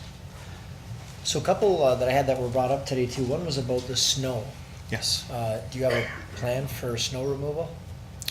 Yes, again, because this is a condominium development, that would be dealt with through the management of the condominium itself. So it would be stored on site where it's appropriate. So certainly could be stored along in this area, could be stored opposite driveways, could be stored in this area, could be stored down in here. This was raised as a particular concern so we could make sure that there isn't any storage there, but again, the grading wouldn't create an issue that way. So from a design perspective, there's certainly lots of locations on site for snow storage. If snow becomes like we had this winter, certainly a significant amount of snowfall, then provision would be to truck it off site. Okay. The other question I had was regarding the parking. Now you said there's 110 spots. Now is that assuming one in the garage and one in the driveway? That's correct. It is, okay. Now we had a question about sewer capacity. I don't know if I could ask our staff here, Kent, if we have a comment or if that's if we can get an answer for the residents here asking about the capacity. There is a condition in the condominium approval for the developer to confirm that there's sufficient capacity, and based on what Mr. Arbuckle had said about the functional design study, it confirmed that there was sufficient capacity. There was, okay, all right. And the other thing that was brought up by one of the residents, and I know you're looking at Places to Grow Act and whatnot that are coming down from the province with regard to density, but in terms of neighborhood character, had you considered or looked at any models of detached homes when you were going through the planning? Because I know that's one of the questions that we're getting a lot of. And that's a very fair question, and the answer is yes. I mean, we looked at models of singles, we looked at models of towns, we looked at more intensive models, quite frankly. And we rested on towns simply because it provided that balance. With singles, it wasn't fulfilling the intent of the city's own planning policies, certainly wasn't fulfilling the intent of Places to Grow. And again, I look at the delta. So as I mentioned, from a traffic standpoint, you know, the difference between 20 units and 55 units from a traffic impact standpoint in a peak hour is 13 vehicles. For a road on a local capacity standpoint of 1,000 vehicles a day, it's completely inconsequential. From the idea of compatibility and neighborhood fit, what we've done with from the beginning with the townhouse design is every single one of the yards complies with actually the single family detached dwelling provision. So they're minimum 7.5 meter rear yards, they're minimum 5 meter side yards, and then where we have them adjacent to existing residential in these areas, and then down in these areas, and these rear yards, they exceed the single family standard. So other than the fact that the form of development is different from what's there in terms of yards, it's completely the same, if not more. Okay, thank you. Last chance for council if you have any other questions for Mr. Arbuckle. Okay, I think we're Thank you we're for your done there. time. Thank you very much. I have no idea what to do with this. What's he do with it? Oh, that worked. Oh, there we go. All right, the public meeting with respect to the proposed zoning bylaw amendment and plan of vacant land condominium is now concluded. What's the will of council? Councillor Strange? Yes, Mr. Mayor, want to thank you for the presentation. It looks like it, you know what, it really looks like a nice development. I just think it's in the wrong location. You know, you got a neighborhood here. A neighborhood here that's been here for a long time, you know, close to 50 homes, and you want to double that density, and, you know, it really doesn't conform to the neighborhood like a lot of the residents were saying. First of all, the traffic and the congestion. It seems like the intersections of Portage and Thompson and Stanley, the safety there, and some blind spots as well. There's already been concerns about safety just as it is now, and I couldn't imagine having 100 more cars and you know, 53 units there. Snow removal, drainage, but I think the biggest factor here is safety. And you've heard every resident come up here and talk about the safety of their kids. There's no parks there. A lot of them are playing near the roads, and there's traffic. The streets aren't wide enough. Even to get snow removal down there is sometimes never happening. So, you know, I would look, if I was in your shoes and I was having a house hunt down there, I wouldn't want this development here either. You know, if it's conforming, a lot of them said, you know, if you got down to have 20 single family, it could make a difference. And then I think the major factor is having that young boy come up here and his concerns about the safeties of that neighborhood, who might be our next mayor. So, so I can't, unfortunately, I cannot support the development. Yeah. So you're making a motion to deny the applications? Yes. Okay. Councillor Pietrangelo? Yeah, Your Worship, I'm happy to second the motion. I mean, I know I've talked before about the provincial policy statement and the growth plan, and that growth plan gets sent down from the province.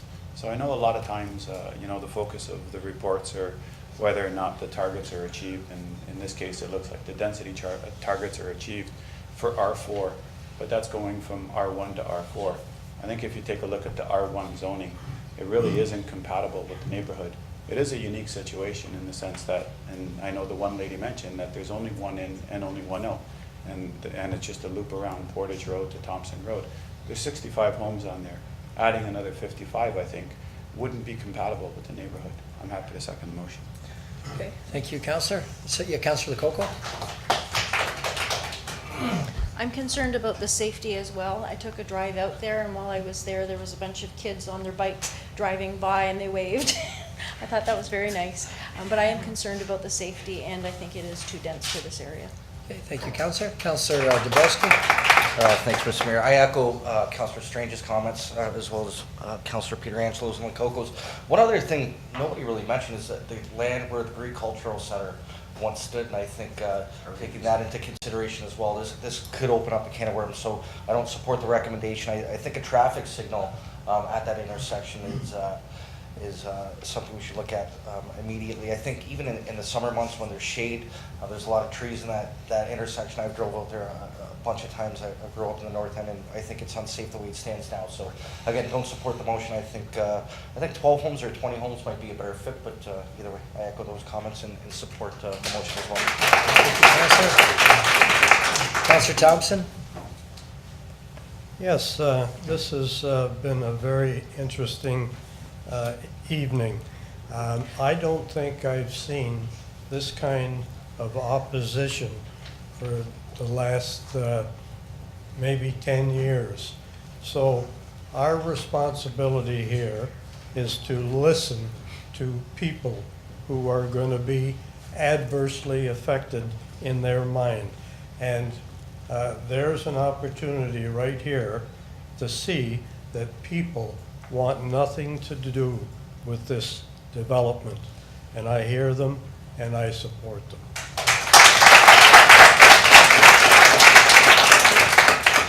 He's just competing for claps, just so you know. Okay, we have a motion by Councillor Strange that we deny the application, and seconded by Councillor Pietrangelo. We're now going to call the vote. All those in favor? Okay, and it's passed unanimously. So folks, this development is not approved tonight.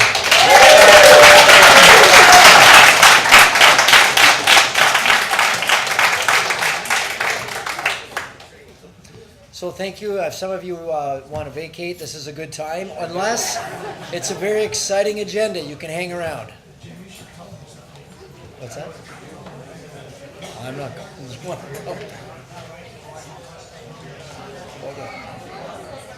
Nope.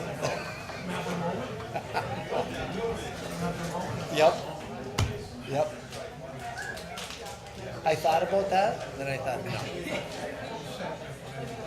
We're not there yet. We're on the reports. No, we got a presentation. Yeah, I'm hustling pretty good here. Okay, next up is going to be Jim Brudzedzi of BMA. So we'll get you lined up here. I know it's going to be noisy for about another 2 minutes. Is this something I said? Pardon me? Is this something I said?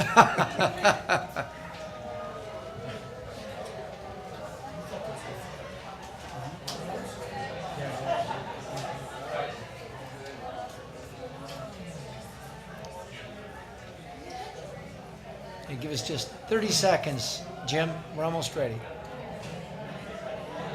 We'll just get those doors closed. All right, sir, whenever you're ready, we're all set for you. Thank you, Worship, members of council. What I'd like to present this evening is the long-range financial plan for water and wastewater. And that's in accordance with the Ontario regulations that requires a financial plan every 5 years. The city's taken a proactive approach. The regulations only require a financial plan for the water operations, but the city has also have conducted a financial plan for the wastewater operations as well. So one thing I just want to point out, the financial plan, it's a dynamic document, and it's projecting 6 years into the future. And of course, based on a projection, we have to make assumptions in the preparation of the plan. The assumptions were made on the best available data that we have currently, and what we recommend is that if there's major changes, new information comes available, and it has an impact on the assumptions that we're making in this plan, that the plan be revised accordingly. So in preparation of the plan, we developed some guiding principles, those being maintaining the water and wastewater assets, and that means that you have capital reserves for replacement of the assets on a timely basis. Want to make sure there's a reasonable degree of stability and predictability in the rates.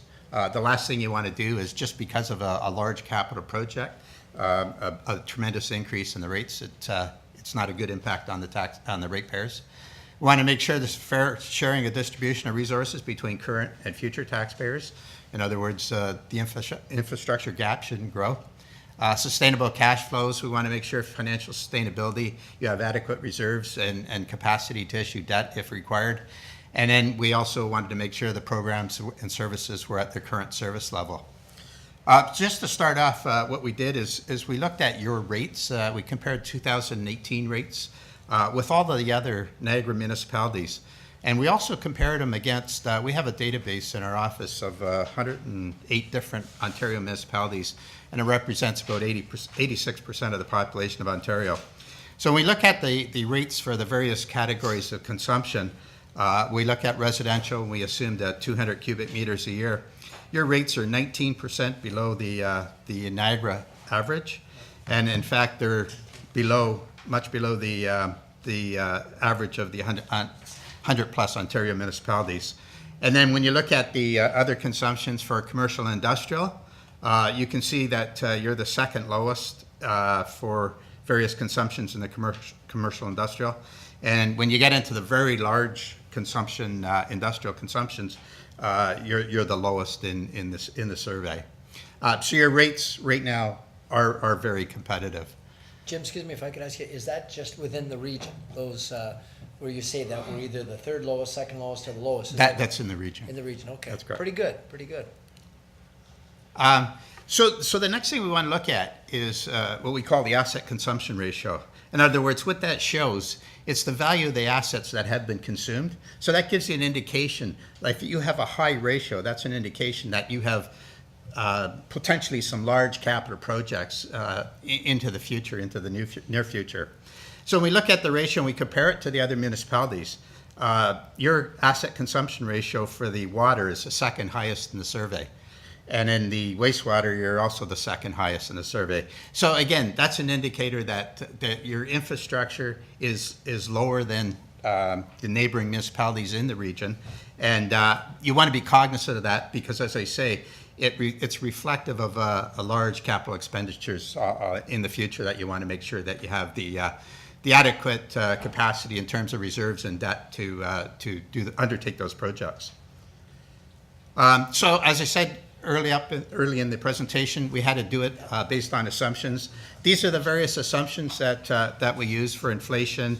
I guess the two main ones that I just wanted to highlight, the regional expenditure increases. The region sells water to the Niagara Falls. They're projecting a 3.8% annual increase for water over the next 6 years, and 6% annually for wastewater. So that's the majority of your budget, and so that obviously has to be reflective, and you want to make sure you have the revenues obviously to recapture that. The other thing is the capital requirements. The latest available information is a 2013, and it was an asset management plan that was conducted, and I think you're in the process of updating that, but that was the latest information available. In that asset management plan, it recommended that you transfer $6.1 million annually to the water capital reserve, and currently I believe you're transferring $4.1 million. And in the terms of the wastewater reserve, it recommended a $6.5 million transfer to the capital reserve, and you're currently transferring about $4.7 million. So one of the things that we wanted to do in the plan, one of the objectives, is to come up with obviously you can't increase the contributions all in 1 year because the impact of the ratepayers. So what we're recommending is a phase-in strategy. So you'll see over the course of the 6-year plan, a phase-in strategy to come up with the levels of the recommendations of the asset management plan. The long-range forecast assumptions in terms of the rate structure, we looked at the rate structure, and you have a two-tier rate structure, and in fact 90% of the municipalities of that 108 that we looked at also have a two-tier rate structure. You're collecting 60.5% of your revenues on the volumetric charge, and the remainder is the fixed monthly charge. And in fact, that's pretty much in line with the average of the municipalities that we surveyed across Ontario. And so we're recommending to maintain that proportionate split between fixed and volumetric. It supports affordability objectives and provides an adequate level of revenue stability. Reserves are very important. You need reserves for rate stabilization, provide financing for one-time short-term requirements, most importantly to make provision for the replacement of your assets. Water and wastewater are very capital intensive. You want to make sure that you have reserves to avoid spikes in funding and to ensure sustainable cash flows. So in terms of the reserve strategy, the goal, the guiding principle is to make sure that you have infrastructure in a state of good repair. In order to do that, you have to transfer to the capital reserve for the timely replacement of the capital assets, and in conjunction with the asset management plan that you prepared. So you can see, as I said earlier, our plan calls for a gradual increase to the asset management plan recommendations, and you can see in water a gradual increase, and by the year 6, you come up with the recommended level of transfer to the capital reserve, and the same thing in wastewater. Debt strategies, you want to make sure they have prudent use of debt, and we recommend, and leading practices is to make sure that debt servicing costs don't exceed 10% of the rate revenues. And in fact, you're much below that. You're about 4% in the wastewater and around 2% in the water. Over the forecast period, we don't anticipate any requirements for debt as a result of the transfers to the capital reserve. So the forecast, the results of that, we looked at again the 200 cubic meter residential impact, And it works out to about a 3.8% increase, cumulative increase between water and wastewater. Water is about 2.8% annually, and wastewater is 4.8% annually. So you can see it's a smooth increase over the forecast period, and it takes into account the two large expenditure items, those being the region increases that they're proposing, and also the increase to phase in the capital reserves. So in summary, your rates are amongst the lowest of all Niagara municipalities. Your infrastructure is older than most other Niagara municipalities, and your contributions to the capital reserve is low in relation to the recommended asset management plan. So we recommended the phase-in strategy to increase the capital reserves. Your rates, even at the end of the forecast period, will continue to be relatively low in relation to Niagara municipalities. And in fact, when I look at increases coming forward in 2019 of other Ontario municipalities, you'll be very competitive in that regard as well. The reserves will gradually increase. And as I said, it's all based on assumptions, and if there's major changes to any of the assumptions, the financial plan should be updated accordingly. And that's the end of the presentation, Your Worship. Okay, thank you very much. Any questions of council for Mr. Bruzzese? Okay, seeing none, I'm looking for a motion to receive the presentation. Moved by Councillor Strange, second by Councillor Campbell. All those in favor? Okay, and that's approved. Thank you very much, and thank you for the presentation, sir. I'm going to bring up Mr. Stika for 8.2, Niagara Falls Water Systems Overview.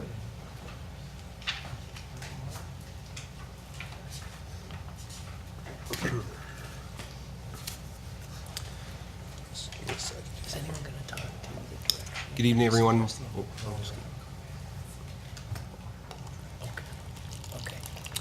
Good evening, everyone. My name is James Steek. I'm the Manager of Environmental Services here at the City. Tonight, we're just going to talk about quickly what the responsibilities are of Council and just how the drinking water system is set up here in the City, Council's responsibilities, how you delegate certain responsibilities to myself and my staff in the Municipal Works Department, and I'd be happy to answer any of your questions at the end of the presentation. You're going to drink city water while you're doing it. Absolutely. You know, kids drink it, the pets drink it, and everybody drinks city water. So we're just going to talk about quickly city infrastructure as a whole, what we have in the city. We're going to talk about the licensing programs. That's something the province runs and we apply for. We're inspected, we're audited, just to kind of show what we have to go through in order to provide safe drinking water to our residents and our customers. And then ultimately just kind of the last little bit of how we're inspected and what type of inspections take place, what type of audits take place. So here's just a quick summary of our city-owned infrastructure. We have about 467 kilometers of water main as of the end of 2018, a little over 4,900 valves, 3,100 fire hydrants or so, and about 30,000 curb stops or shut-off valves. So those are the individual property shut-off valves.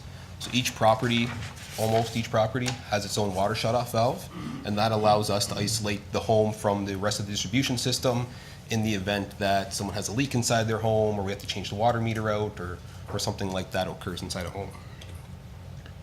We are a two-tier system, so the region is responsible for the treatment of the water, the storage facilities, so like the elevated tank on Lundy's Lane, the reservoir on Kent Avenue, as well as the large diameter transmission mains. In Niagara Falls, we're a little bit unique in that the transmission mains in our city also feed Niagara-on-the-Lake and Thorold as well, through a series of meters that is measured and deducted from our monthly bill, so the region is able to calculate how much water Niagara Falls uses versus what goes into Niagara-on-the-Lake or into Thorold.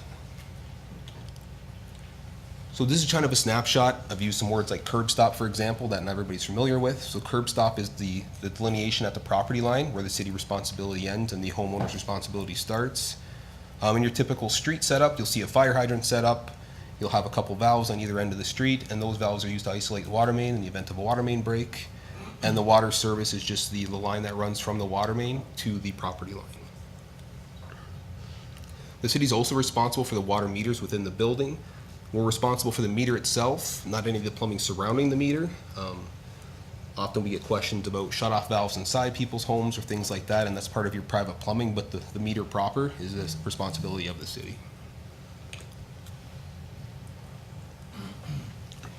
So in 2018, we had 87 water main breaks. That is a little bit different than 2017 where we had 55, but in 2016 we had 71. So there's not really any trend that we're seeing right now. It's a lot of the water main breaks are, weather dependent. So whether it's very cold, we're seeing more drought in the summertime, and that's impacted the system as well. The groundwater table drops when we see drought, that pipe bedding moves, and we see pipe shifting, and that's what's causing breaks. So July, August has become a very busy time, as well as December through January. We take chlorine residuals on a very regular basis. So we make sure that there's adequate disinfection in the water. So we took 1,300 or almost 1,400 individual chlorine samples in 2018, as well as a little over 1,200 microbiological samples. So that's testing for things like E. coli, HBC, and total coliform. In the event that we see a result other than 0 in total coliform or E. coli, we have to report that to Public Health and the Ministry of the Environment, Climate Change and Parks.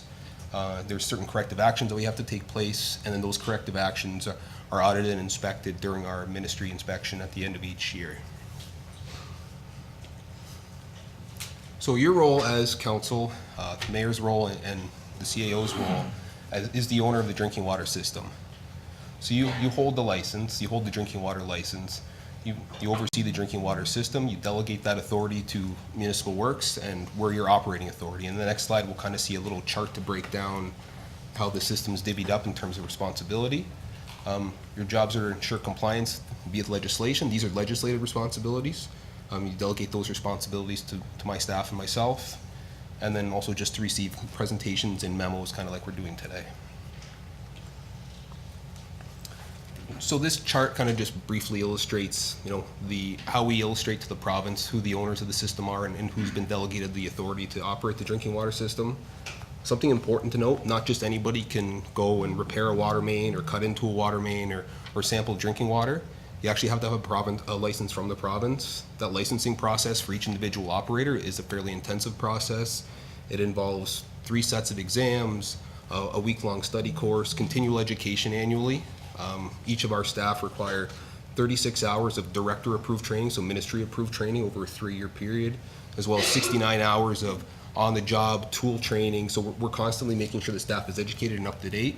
Those things are inspected. If we were to have someone operate the system who didn't have a license, that would be a non-compliance with the province, and we would be, fined heavily or have points taken off during our annual inspection. And those things we have to provide to you, council, to say that we did something we shouldn't have done. But we have 25 licensed staff. We have lots of trainings. We make sure our staff are well educated and up to date on new trends, new technology, all the things we need to do to stay current and keep the system in good working order. So I've referred to the drinking water license program a few times. So after the Walkerton inquiry, what the province did is they enacted the Safe Drinking Water Act, and what that does is lay out some criteria and guidelines on what you need as a municipality in order to operate a drinking water system. The permit to take water, that really only applies to people who treat water, so the region, for example. But for us, a drinking water permit, which is something that we apply for every 5 years, a financial plan, which we just heard about, and then I've referred to a couple times the word operating authority, and then a quality management system. So the operating authority is essentially municipal works, and the quality management system is one of the many steps we have to kind of safeguard our drinking water, and I'll get into the drinking water quality management system next. So we call it the DWQMS because it's drinking water quality management system. It's a mouthful at times. It's a collection of 21 elements. You may have seen or purchased something that says ISO 9001 certified or 14001 certified. So what the province did after 2002, it was enacted an Ontario-made water quality standard. So what we have to do is make sure that we meet those quality standards. There are various elements in place that we have to follow. We need to conduct internal audits, emergency management training, define roles and responsibilities, which I spoke about earlier, infrastructure reviews. We actually have to have documents illustrating how we will document things in terms of having procedure numbers, procedure names. So you could theoretically open up our manual and learn how we operate the system. A copy of that operational plan was included in the March 26th council report. It's a fairly intensive document. You can ask questions about it, but by all means don't read it unless you need some trouble sleeping. And really it's just how we do our business, and we have a whole bunch of procedures in place in order to kind of teach somebody new in the department or somebody from the outside how we operate our system and how we do it well.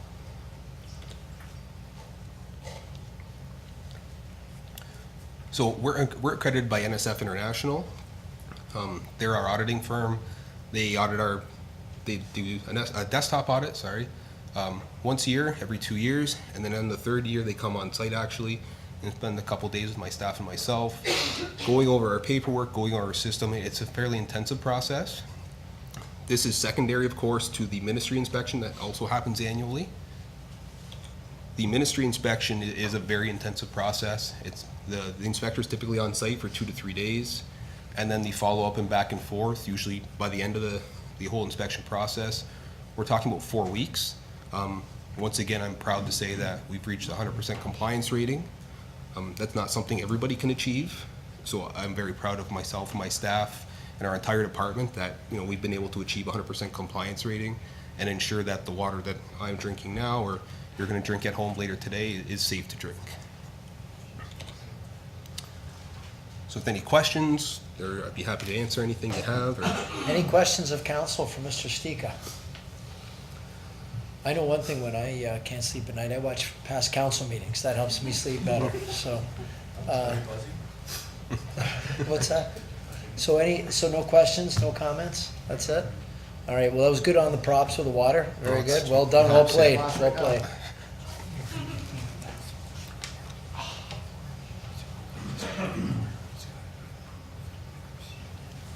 Okay, the last one? Okay, all right, well, we'll deal with it. So I'm looking for a motion to receive the the presentation moved by Councillor Pietrangelo, second by Councillor Strange. All those in favor? Oh, hold on, James, we have a comment here now. Yes. Yep.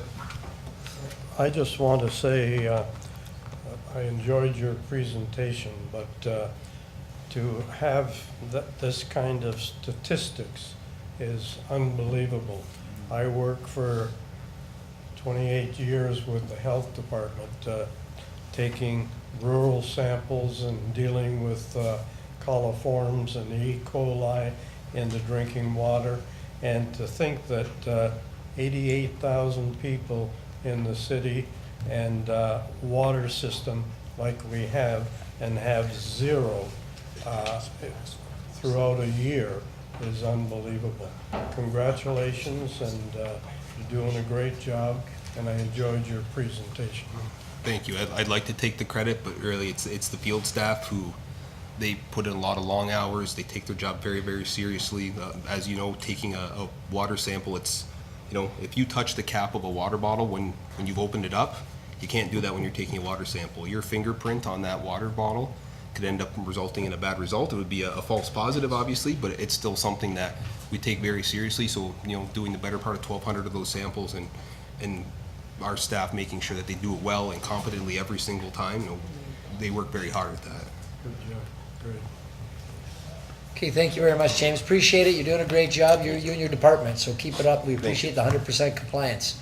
Can you get any higher, or is that it? 100, that's all they let you have? No place to go but down, right? Okay, all right. Okay, nowhere to go but down. That's good to know. Super. One little bit of housekeeping. We have to go back to the last motion for Mr. Brotzezi's presentation. Let me just get it here.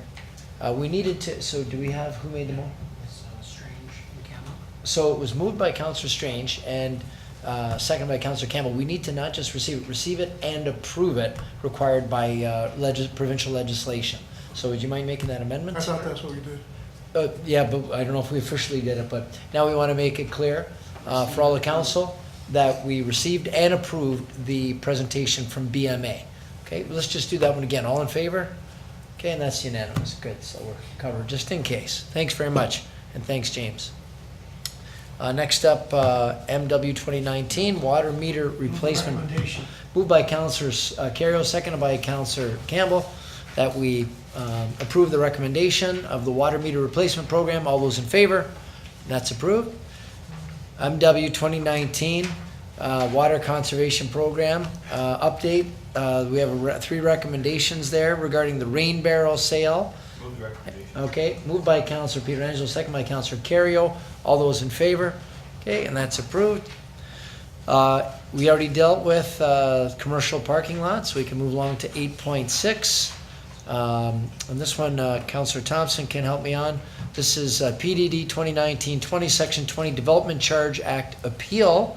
for Mr. Vaca. Yes, he is. And what's that? Did you want to present to, or speak to council, Mr. Vaca? Yes, I would Okay, like to. all right, sure. Thank you.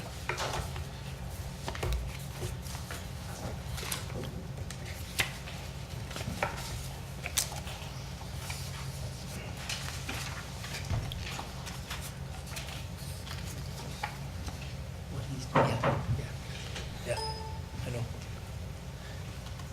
Now, you know that right now, council's already, the recommendation from staff is to support the recommendation, you know that? I do. Okay, all right, so, just want to let you know they're already, I think, on side with what you want to do. Okay. I understand you don't have to go into too much detail, possibly. You can only change our minds. So you do it, you feel comfortable doing it. I came here to make a speech, I guess, if you have Okay. 5 minutes. I'd Sure, be sure. most obliged to listen to me. Okay. Good evening, your worship, honorable members of council, municipal staff. I reside at 8075 Oak Ridge Drive. My name is Anthony Vaca. I'm here today to present a complaint about municipality imposing a development charge as part of a building permit application at 3615 Gunning Drive as per Section 20 Development Charges Act, where the amount of the development charge was incorrectly determined. Whether a credit is available to be used against the development charge or the amount of credit or the service with respect to the credit was given was incorrectly determined, or there was an error in the application of the development charges bylaw. First of all, I would like to thank all of you for hearing my complaint being brought forth to council this evening. In addition to the letter and email that was submitted by myself to staff and presented to council, I would like to further present to you a complete interpretation of the current city development charges bylaw 2014-87 and outline how all 3 items were incorrectly imposed as just mentioned. Most bylaws, building codes, acts are generally laid out in similar fashions. Generally, there is a preamble, an index and/or a table of contents, a scope of definitions, a set of rules, requirements and procedures, exemptions that may apply, and finally, any schedules or attachments and/or guidelines. With reference to the current city development charges bylaw 2014-87, reading in order, the interpretation is as follows. In the preamble, subsection 2.1 of development charges as amended hereinafter called the Act, it provides the council of a municipality it may, by bylaw, impose development charges against land to pay for increased capital costs required because of increased needs for services arising from the development of the area to which the bylaw applies. The definitions that do apply as outlined in the development charges bylaw is the definition of the act, development, dwelling unit, existing non-residential buildings, a mixed-use building, non-profit institution, non-residential use, premise, residential use, the definition of use, the definition of first use, which is not a defined term in this bylaw. There are rules. Section 2.1 for the purposes of complying with this section 6 of the Act. There's rules for determining if a development charge is payable in any particular case, and for determining the amount of the charge that shall be in accordance with sections 4 through 7 and 9. There are rules for determining exemptions, relief credits, and adjustments that shall be in accordance with section 8.1 to 8.4. There are rules for determining the phasing of development charges that shall be in accordance with section 6.3. There are rules for determining the index of development charges shall be in accordance with section 9. And there are rules respecting development of land, the redevelopment of land that shall be in accordance with 8.5 and 8.6. The exemptions are that the following are exempt from the payment of development charges under this bylaw for reasons of section 3 of the Act, which refers you to 8.2 sentence F, land and buildings owned, used, and occupied by a non-profit institution. Furthermore, 8.6, the rules that with respect to redevelopment, if a development includes the conversion of a premise from one use, the first use, to another use, then the amount of development charges payable shall be reduced by the amount calculated pursuant to this bylaw at the current development charge rate. That would be payable as development charges in respect of the first use, provided that such reduction shall not exceed development charges otherwise payable. In this bylaw, there are rules with respect to designated exemption areas which are not applicable to this site. This is the language of the current city development charges bylaw 2014-87. The current bylaw rates are as outlined. For residential, the single-family dwelling rate is $12,594 per unit. For an apartment, it's $6,182 per unit. In any areas where we deal with commercial, in an urban area, is $42.32 per square meter of gross floor area. To demonstrate how the calculations were derived are as follows. This is the basement of the existing building. There's a hall area, a kitchen area, a hall storage area comprised of a total amount of 2,735 square feet. I took half of the kitchen, which was used as part of the apartment upstairs, and came up with a total amount of 2,600 square feet. Converted to square meters, times that by 42.32 a square meter, and came up with an amount of $10,228.74. On the next slide, we deal with the main floor area. There are 2 bedrooms, an office which was used as a live-work unit. Back to the first slide, took half of that kitchen area, a portion of the mechanical room used for laundry, any common areas for stairs and or hallways, came up with approximately 1,118 square feet, which could easily be the size of an apartment. So therefore, the apartment rate is $61.82. If we were to refer back to the previous slides and add up 10,228 with 61.82, and come up with a total value of 16,410. Even if I only took half of that apartment rate, I'd still come up with 13,319.74 cents. The current single-family development charge rate is 12,594, and therefore, by these calculations, clearly demonstrated a full credit would apply. I'd like to make a note that the interpretation is very similar to the interpretation of regional development charges bylaw. Furthermore, the new use would be converted to only a single-family dwelling with an occupant load of approximately 4 to 6 persons. The existing occupant load was approximately 240 persons. As mentioned in the preamble, the need to impose development charges against land to pay for increased capital costs would not be required because there are no increased need for services arising from the development of the area to which the bylaw applies. Currently, the building is not owned by a nonprofit organization. It's owned by myself, in which case when calculating, an exemption would not apply as per section 8.2 sentence F. Currently, taxation classifies this building in a commercial category, not as a nonprofit organization. Although when recognizing that a use in a building was used as a place of worship, which is not defined in the current city development charges bylaw, however, it is explained in the Religious Organization Act, which is referenced by the bylaw. The bylaw here, I believe, is not clear. The building currently had mixed uses, which is defined in this bylaw. And along with other defined terms, it has been used when interpreting the wording and intent of this bylaw.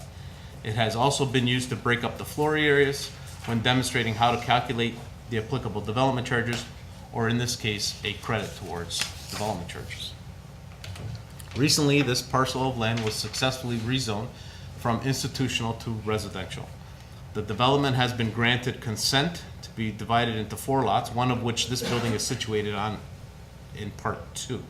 There are 3 other lots, each permitting a single-family dwelling where development charges would be collected by both the city and region at the time of building permit issuance. If I were to bring to your attention what could have been done here without the rezoning or development of this property, another example of this would be the retreat is purchased by a single person somewhat similar to myself and similar to this past purchase. They would like to make the building into, for example, a private club, which was a permitted use in an institutional zone under the current city zoning bylaw. The change of use would be exempt because the use falls within the same category when analyzed under the building code.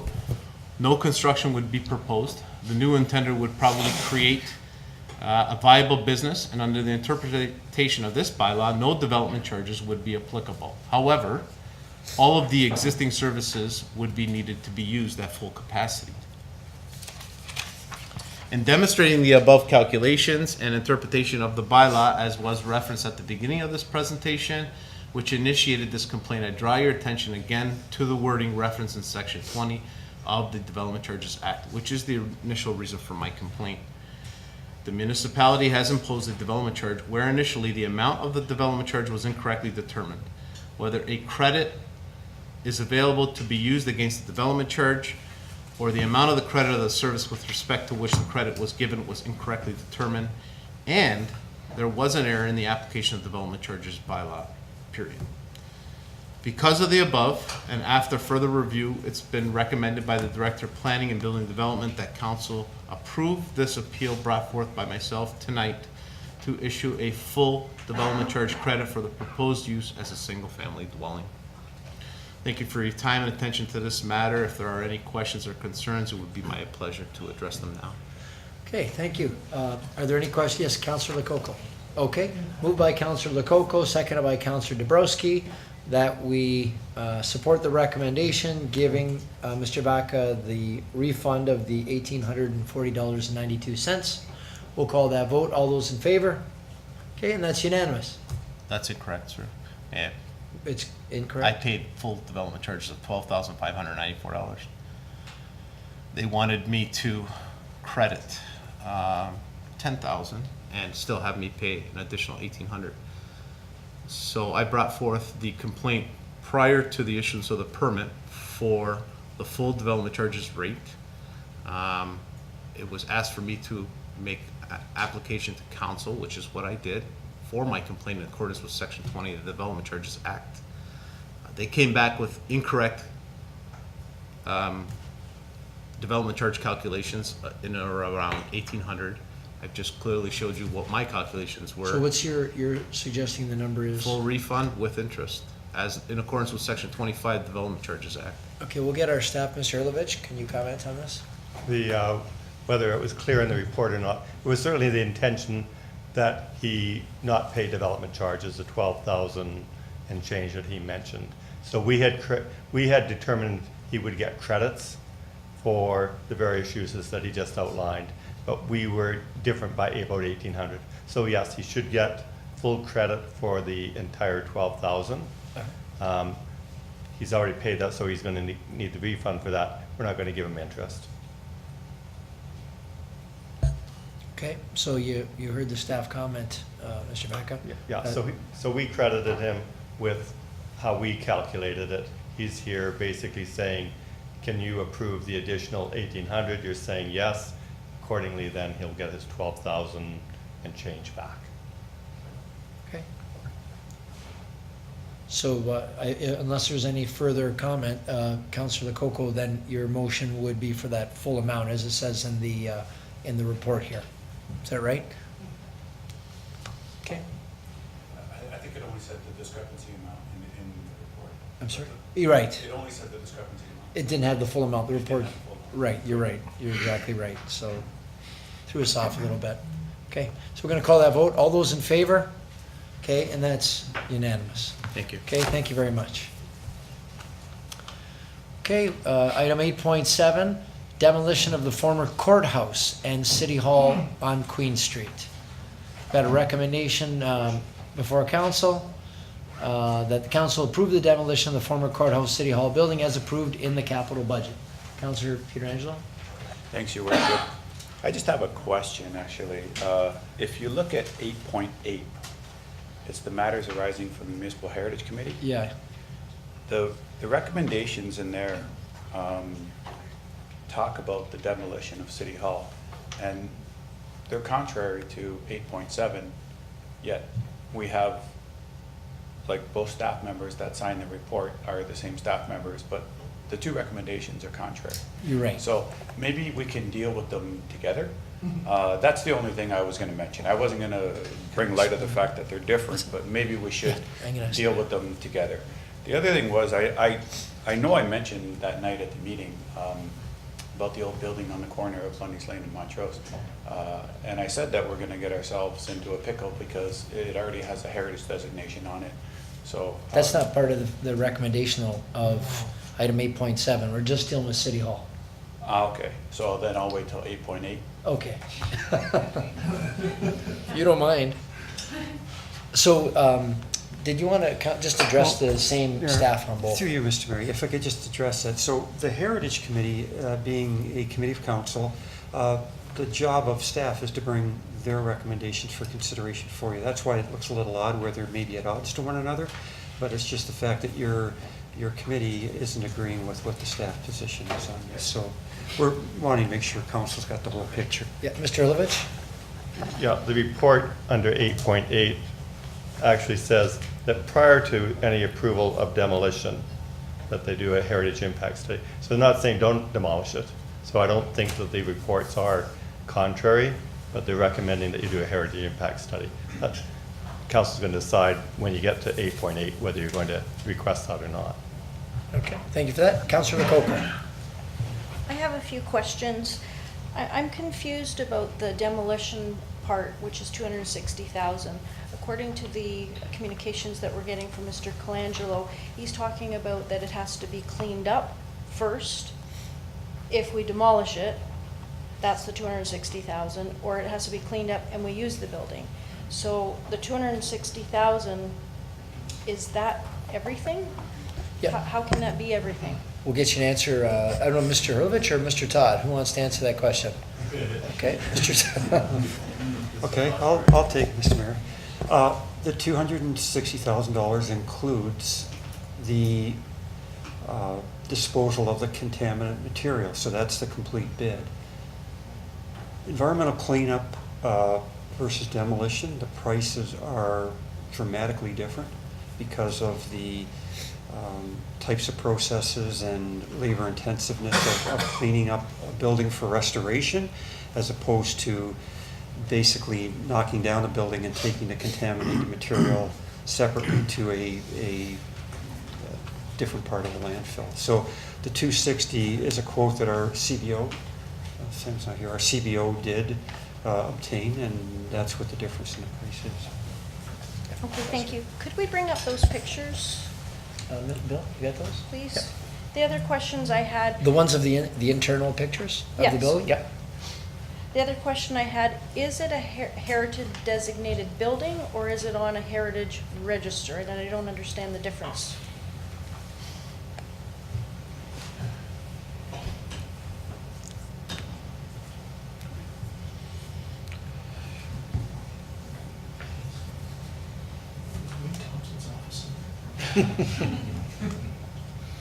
Alex can answer that, Jim. Okay.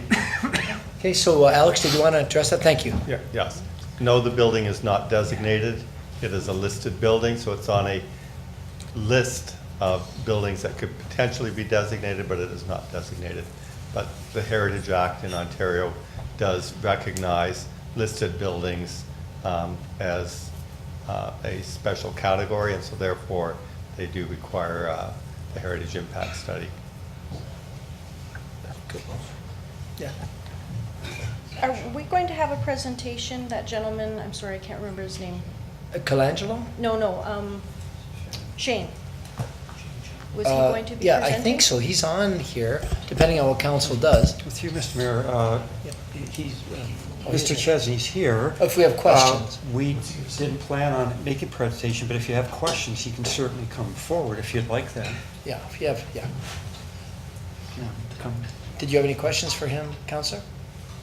Not so much questions, but I think it would be very valuable for him to maybe give a 5-minute presentation of the presentation he gave to some of the councillors earlier, what it would take to go through there, to look for it, why we could demolish it, those sort of things. I found it very valuable. Okay, all right. Well, maybe if we can, Mr. Chesney, did you want to come up here? And if you could walk us through a real brief overview. Those pictures I thought were pretty good.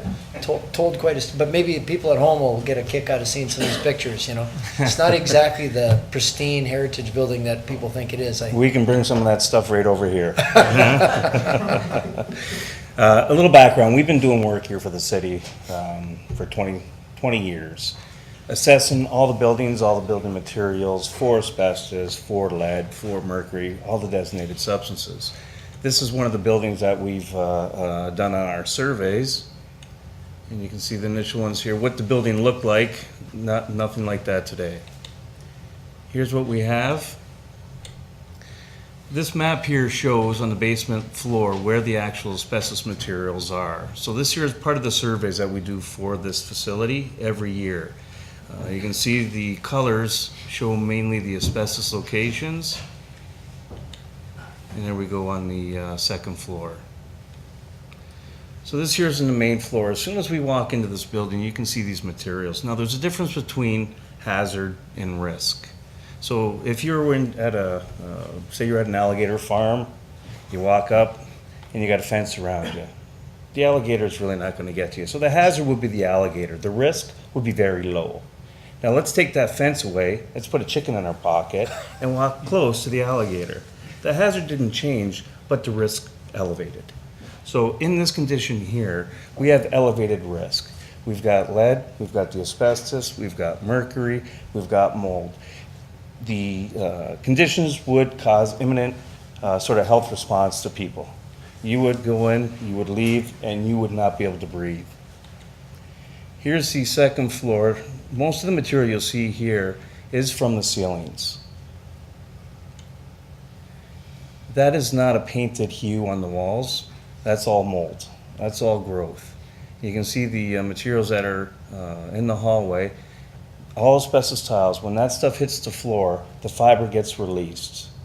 Any unprotected worker or any protected person that walks into this building is going to be inhaling asbestos fibers. You can see the conditions within the second floor office. While we were going through the survey, we had hard hats, we had equipment, so this stuff is continually falling. The water is absolutely just pouring right in. You've got the lead paint on the walls that's delaminating. You can see here the decking completely failed. The lights, we had to turn the powers off. That's wallpaper on there, completely filled with mold. There's your main floor ceiling and your second floor. Shows the significance of how much water has came in through the second floor to get down to the first floor ceiling to make that sort of damage. You see the water in the right-hand slide. The damaged walls in the ceiling in the other office there. And again, more ceiling damage. This is the main hallway on the right photo. That is all asbestos that's landed on that floor. All the lead paints. And the photos continue and continue.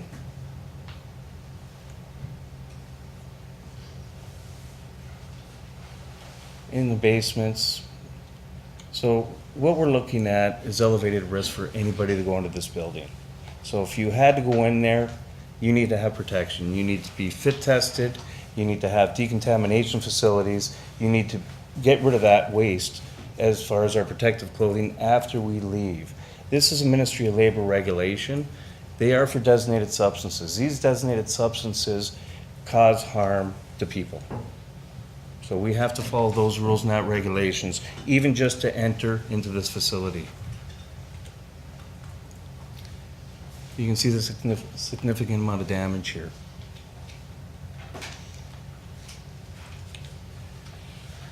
Yes, Councillor Campbell.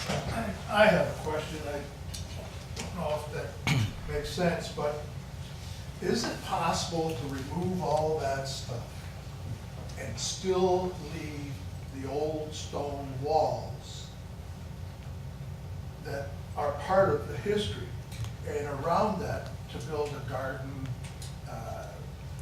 benches, fountains, and things like that? Could you get rid of all that contamination but still have the stone walls in existence as a remembrance of history in our community? Yeah, there'd be several steps that would be necessary. You would have to do the complete abatement.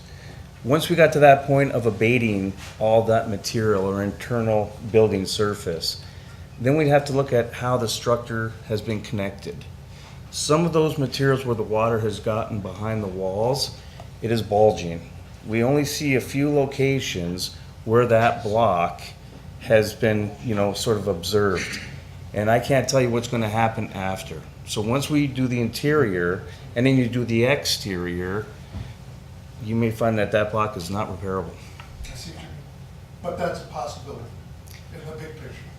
There'll have to be a lot of sort of resources dedicated to get it to that point before you can make that determination. But you're not gonna just go in there with a bulldozer and take steam shovels and stuff them. You're gonna empty that manually, are you not? Yeah, the process to abate it would be to go inside, take all the materials out. If the procedure was to, or the process was to demolish the building, you would have to do the whole interior to get rid of that material, the hazardous stuff.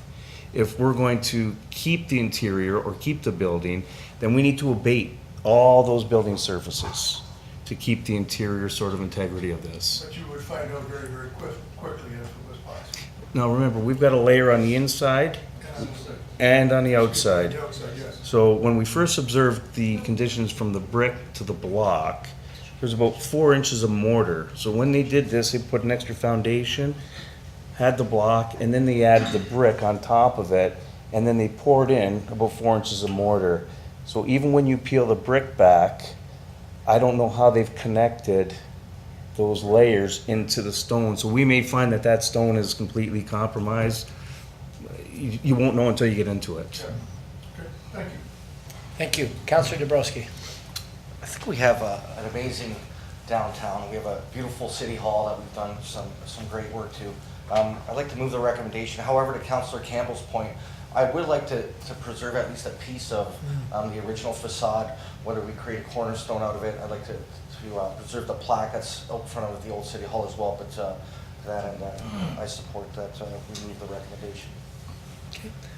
Yeah, Councillor Lococo. I would like to second that. I would also like to ask a question that a lot of residents are asking. Why did we let it go for so long? It's been 30 years it's been sitting there and it's an absolute disaster. 50 years. Well, 30 years since the last time. Oh, they looked at it, yeah. Yes. That's a So great I question. would support that. Well, Councillor Thompson was the mayor at the time. He put the cornerstone, I think. Yeah, CAO? Mr. Mayor, to try to answer the question, as Mr. Chesney's saying, they've been doing assessments in there for a number of years. Building's been totally unoccupied for well over 20 years. Our staff and through repairs and trying to fix repairs in roofs or whatever, it just got to the point where if you're not in there and paying attention to it on a daily basis and you're not spending money and to try to justify spending a lot of money on, at that time, an empty building that we really weren't using when we had other buildings that needed to be fixed was pretty hard to justify. I can say that it looks like the building has gotten significantly worse over the last 2 or 3 years, to the point where, quite frankly, our staff, I don't think any of our staff have been in there in the last year and a half, perhaps, just because it's at a condition where it's not environmentally safe to go in there. So, we kind of had set our focuses on the brand new police building. That was where we looked at the future being, because this building was pretty much so far gone at that point, and now we're at a state where we really have no choice but to demolish it. Okay, so was that a second? Okay, it was, okay. So we've got a motion for the recommendation, try to preserve some of the stones, maybe storybook, story sign, or book sign, what are they called? Those storyboards, thank you. As per Sherman Zavitz, our official historian, and we'll call the vote then. All those in favor? Okay, and that's unanimous. So thanks very much. You might want to stick around for the next report, just in case Councilor Pietrangela's got some questions. I don't know. 8.8. Okay, so now we move on to 8.8, matters arising from Municipal Heritage Committee. Let's call it up here. So there's 2 recommendations. I'd say the first one is a moot point. Well, I guess, could they do that at the same time? Do the designation, Mr. CAO? They want to know if they could do a heritage impact assessment and identify the heritage. I mean, is that a moot point, or do they, how does it, Mr. Hurlovich? Sorry, Well, should have went to you. We're going to have to, if someone's going to go in there and look at the building, they're going to have to get suited up, as last speaker just mentioned, and they're going to be going in there to see whether or not there was anything worth saving from the 1866 period. I don't know, I did circulate earlier today at the request of one of the public members who have commented on this, the cultural heritage statement, and it basically says the building was gutted in 1954 and then turned into the international style. So reading that, I would say it's unlikely that a heritage consultant is going to find anything from 1866 of significance. There is a lot of associative value rather than necessarily physical value. So the fact that it was the original town hall for the village of Clifton, later the town of Niagara Falls, and later the city of Niagara Falls. So that's all associative history. You know, someone referred to the movie Niagara with Marilyn Monroe. Again, that's an associative history. So that's all part of something, but I'm not sure that that relates to the physical. So I'm not sure whether paying a consultant to go in there to determine that there's something, you know, we've already heard just the last speaker talk about the way in which the brick and the stone are connected. I'm not even sure we could distinguish that with a heritage impact study. Okay. So that helps. Thank you. So, okay, folks, we've got, so two recommendations here. The first one seems to me now to be a moot point. The second one, referring to the Recreation Commission building. So moved, Your Worship. What's moved? I'll move the second one. Okay, so motion by Councillor Pietrangelo, seconded by Councillor Dabrowski, that the heritage attributes in place at the time of designation of the former Parks, Recreation, and Culture building on Lundy's Lane still exist, and that the committee would oppose any, well, that, So what does that mean? so, Tear it down or not tear it down? No? that would mean you're, what's that, yeah, hold on, one thing at a time. Okay, so we got the motion here. I think that would mean to save the building, I would think. Is that right, what you're suggesting? Okay, comments. Councillor Thompson? Well, anybody who was in that building in the last 20 years, the Recreation Commission was in there. They had to move out, it was so bad. And we had a presentation to us.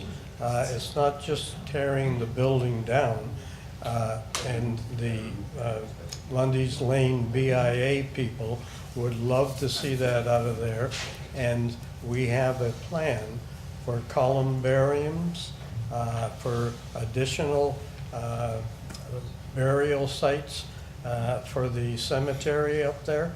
We could get our money back for utilizing that rather than if we tear it down.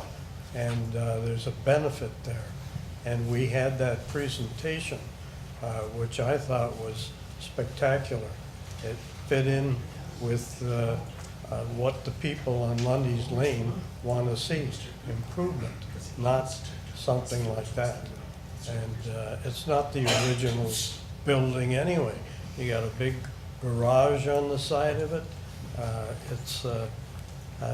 We should have the same pictures that we have of this one, of that one up there. It's not worth saving, and we can make money on it. You know, it's not a bad idea to get that kind of an evaluation done. It's not a bad idea. I worked in that, I had an office in there in 1994, and then we had regular sewer backups, regular sewage problems in it, and there's asbestos in that building too. So I'm not a heritage expert, but I know that building was a big problem 25 years ago. So I don't know what would be different today that it's been vacant. But we have a motion. Is there any other discussions to the motion? Okay, we'll call the vote. No, we had a Councillor Dabrowski.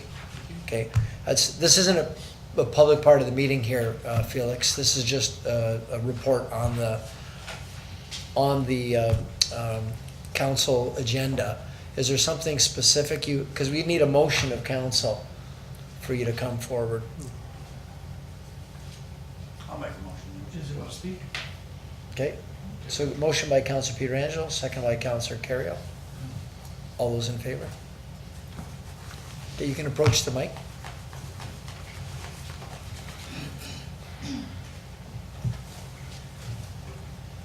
Well, you called them, so that's why. You called them, so that's why you're gonna. It's a buzzer. Good evening, Mr. Mayor, member of the council. Well, here we are again. I've been here for a while about this building.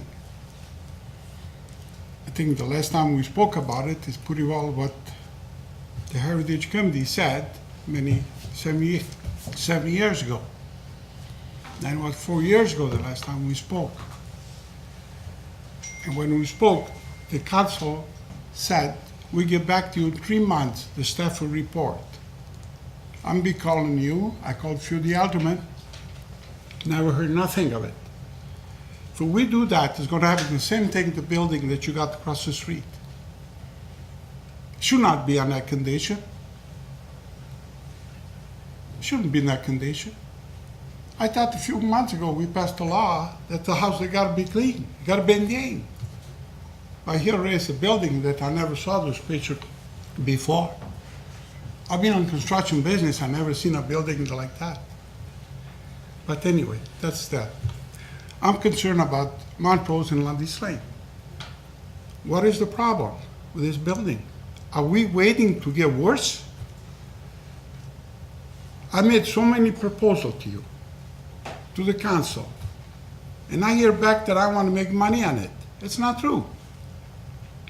What I want to do, maintain the building. The city maintain the building. I brought a proposal here. There were people that were helped to fix the building, rent, and will carry on. Won't cost the city nothing. You all got that report, not the new elected one. I have a copy here. And then I brought, 4 years ago, you were talking about to build a gazebo on the outside. But you're going to put a gazebo outside, 20 feet away from the corner of the building? You were doing a ceremony 20 feet away from the building, from the road? You have a building. I brought you a proposal. One room takes $1,300 in Talonberry. You know how much money you make back? And you got the building there? I made a sketch. I spent money on this. And I don't demand to have the money back. So what is the problem? To me, it hurts when I heard they're going to tear down the building. Jeez, my heart is giving up on me. I'm 74 years old. How much can I take? How much can I take? Am I being a bad citizen? Concerned about the history of the building? If we tear down all the old building, what do you got in the history? You got a few buildings? That building is so beautiful. Look, the garage are bad. The one we built in the 60s or the 50s, whenever it was built. The original. There isn't one hairline crack on that building. There isn't one. Go check. So what is wrong with that building? The stone. Don't worry about the stone. The mold, you wash if there is some in there. On the stone, mold, don't go through the stone, believe me. And we had the people to go look for this asbestos. You had the spatula. I had the report. It's 0.3, it's nothing. If you don't touch it, you go over top of it, you're fine. So it's minor work if we want to do it. And I will help out. What else can I do? You and I had to get appraisal. You want to tear down the building, spend all the money left and right. For what?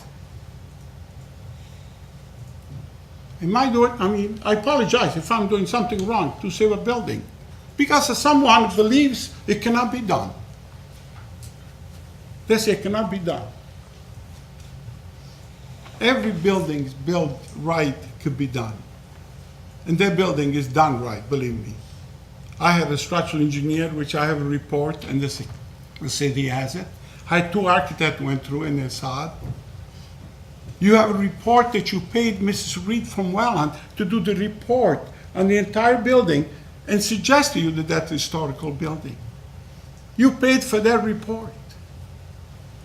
I have it here in case someone doesn't have it. So why we are wasting time? Why? Councillor Pietrangelo. Yeah, thanks, Your Worship. And I guess through you to Mr. Pingu, I think we get the message. But what I wanted to say, Your Worship, is that I think Mr. Pingu is right in the sense that if we continue to neglect the building, then the same thing's going to happen that happened outside with the old City Hall. I know that some of the past ideas have been to turn it into a columbarium. Can't we actually look at the idea of creating the columbarium out of the existing building that's there right now? I think most people that know the building know that perhaps there's some water in the basement, but the structure of the building is very sound. The architecture is very nice. Most of the people that are on council right now are the ones that actually put a heritage designation on that building. So to remove it now would be like, I guess, going in the exact opposite direction. It would be nice to at least have a look at it, Your Worship, of whether or not we can put a columbarium in the existing building, because I think that's the intended use that's there. I know that's not the motion on the floor, but those are my comments. You know, part of the question, now, if we have a heritage designation, Mr. Holovich, maybe you can answer this question. Can it be converted into a columbarium with something like that on it? Is there limitations? I can ask the planner, Felix. Yes. You So, can? yeah, it could be converted to any use, I suppose. Depends on how much money you're going to throw at it. I don't think that was the recommendation of staff at the time. I think they said it was going to be very expensive to do that, but that's not what the question was. Astronomical. I know that's not the motion on the floor, the motion still stands, but it's just my comments, Your Worship. Okay. Yes, Felix. I have a sketch here that I give to all of you. Only one room. You get 1,008. So if you sell me $300 each, how much you gonna make on it? Or four, I don't know what they charge for the columbarium. Just, there is one room, the big classroom. Forget about the others, on the second floor. You have something that you could make money on it. And that's there. It's there for us to see. Do we have any questions for Mr. Pingu? Well, right now, we're not dealing with that building in terms of a demolition right now. We're just dealing with the designation of it as a heritage site. That's what we're dealing with right now. Well, they did call me, the people, last week. Okay. From Well, Toronto. well, we're not, right, tonight it's not about the demolition. Well, fine, that's fine, no problem. I'm only saying that I'm concerned, and I still want to help out to do whatever best I can. And if you need more information regarding comment inside, I got a more sketch. But the guy that did it for the city, for the one that you have down Portage Road on the church. The same gentleman priced me this one. Okay, thank you So very much. therefore, it's that, okay? Thank you. Yes, Anything Councillor else? Strange. I was just thinking, would it be possible for Sean to go over there and kind of do the same course. thing he did to that hall? Sure. And just take some pics and the condition of the hall and just bring a report back to the next council meeting. Shane, if right? possible. Shane? Shane, sorry. Yeah, that's why he They didn't. call me Vince or Mike, so what's the difference? Mr. Mayor, we can absolutely have them go in and do a complete condition assessment, just like they've done here. Take pictures and bring back an estimate as to what the remediation is, because there has to be, it has already been indicated, there's asbestos, there's going to be mold, there's going to be probably lead paints. All of that, if you're going to renovate, it all has to be cleaned up and cleared out. It's Yeah, we're different gonna have to do it environmental. regardless, right? So he can certainly do that for us. Can I answer that or not? No, well, not yet, right now, we're just, thank That's you. fine. though. Yes. I asked a question. No, I know. didn't want to interrupt. Yes, Councillor Pietrangelo. Yeah, Your Worship, and I would welcome that, but if a condition assessment is going to be done, could he also do a condition assessment of the structure of the building? I understand that the inside might not look as well as we want it to, and I understand that there's materials in there that we're gonna wanna get rid of. But even if you move forward and demolish the building, you still have to go in and remove all those materials first, and then tear down the building. So really, the issue is, what's the value of the structure of the building? Has a nice design, has some nice heritage features, and is it structurally sound? That would be my question, and that's what I hope would come back. Okay. Well, Mr. Mayor, I think what we should do then is we should do a complete report, because there's other issues we can get into on the site. For example, we've been arguing for the last probably 5 years with the region over accessibility into that site. They will not provide any other entrances or exits. So all of that, when you look at the rehabilitation of the site, is a factor that would come into its marketability for other uses. Even uses of the site that you want to get vehicular traffic in and out of. So I think what we would do is we'll take our time, we'll do a comprehensive report on the entire building, including all of those kind of issues. Cost analysis.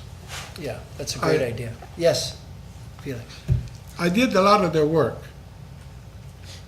And I have a design that we went to the regional, to the city, to have an entrance from Landis Lane, and they said, no, that's okay.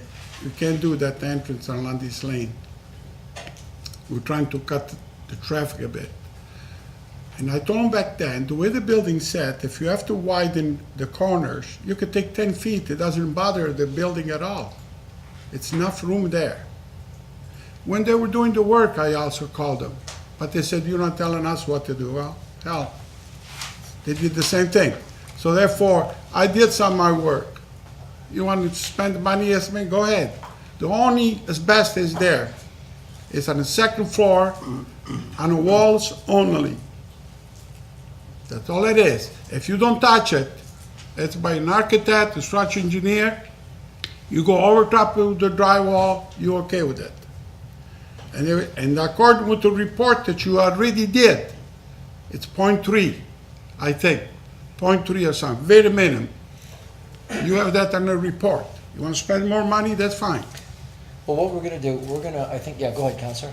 I just had one further question, I guess, through you to Mr. Todd. If ingress and egress is a concern from the regional standpoint, why would we be looking at building a columbarium there? Because the plan showed all of the access for all of that into the cemetery. It circled through our interior roads. It was just a pathway. It was a gateway. It was an entrance feature. It was pedestrian. And the columbarium would be accessed through interior through the cemetery. We had the design all laid out. It was presented to this. Could it still not be achieved leaving the structure there? You could bring that with, But with the report. Yeah. That's if the building could be used as a columbarium. We envisioned the building going down and having columbarium like is at Fairview Cemetery.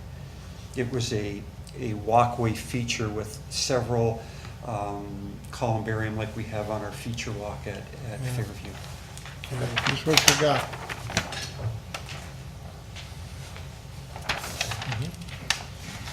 Well, right, so Did you want to add to the recommendation that staff report back?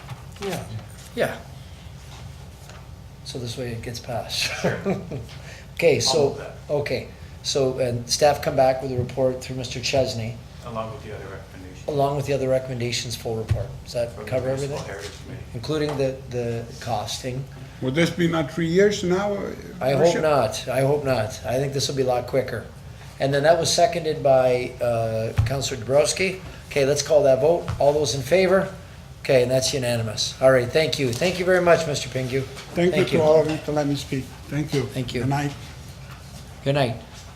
Okay, so moving on to the, let me see, I got it right, 8.9, the boarding house interim control bylaw study update. There are two recommendations. Council received the report, and secondly, that planning and licensing documents be refined in accordance with the comments received before the council in June, before the meeting that took place in June. So do we have some comments from council on that report? Councillor Thompson? Yeah, is this just Lundy's Lane area that we're talking Mr. about Hilovich? here? Yeah. So, through your worship, the, if this study conclusions come in, it would be for any commercial zone where we permit hotels and motels. So, for instance, the CB zone, the Happiness Inn right now operates with people living there on a permanent basis. So it would affect that area, it would affect Victoria. So basically, no, not just Lundy's Lane, other commercial areas would have the same opportunity. Okay, what about the residential, single-family area where boarding houses and the complaints we get about that? Yeah, so that, it doesn't touch that. It's basically talking about the conversion of hotels and motels and Okay. what would become a single room. Where are we going with that other report then? Is that next? With respect to Enforcement? boarding houses in residential areas? Yes. We don't have a report on that. We have, you know, so, Well, no, we do, I thought. What's 810? 810, regarding complaint received with respect to use of a That's- residential dwelling as a We boarding don't have house. a bylaw. We don't have any, where somebody has to apply. Right. Yeah, so we got a home with 10 people in rooms. No, I know. Yeah. I know, but And this doesn't cover it. I would make a motion that we have a report back on what we're gonna do about the residential area where they're being, bothering people in their area with the number of rooms they got, for sure. Okay, well, we've got now, Mr. Erlovich, can you help me through this? So we've got two things regarding boarding Can I houses. just ask? Was that, yeah, go ahead. Is 8.9 just simply saying that staff are taking all the information and coming back with final recommendations in June? Is that what 8.9 is saying? It's to go to a public meeting. Okay. Yeah. Then I'll make that motion, Your Worship. And I think 8.10 then deals with residential. Yes, it does. A Alright. residential Well- complaint. Well, I know. enforcement, but there's no bylaw. And And that's where you nothing can bring it up. we've gotta have. Okay, so 8.9, we've got two recommendations that we receive the information and staff put it into a report coming before council in June for a planning meeting, or a public meeting rather. So that's gonna come back to us with final Right, recommendations. in June. Right? So that's moved by Councillor Peter Angelo, Yep. seconded by Councillor I have a Carey. question to you, Oh, Worship. yep, Just okay. a quick question.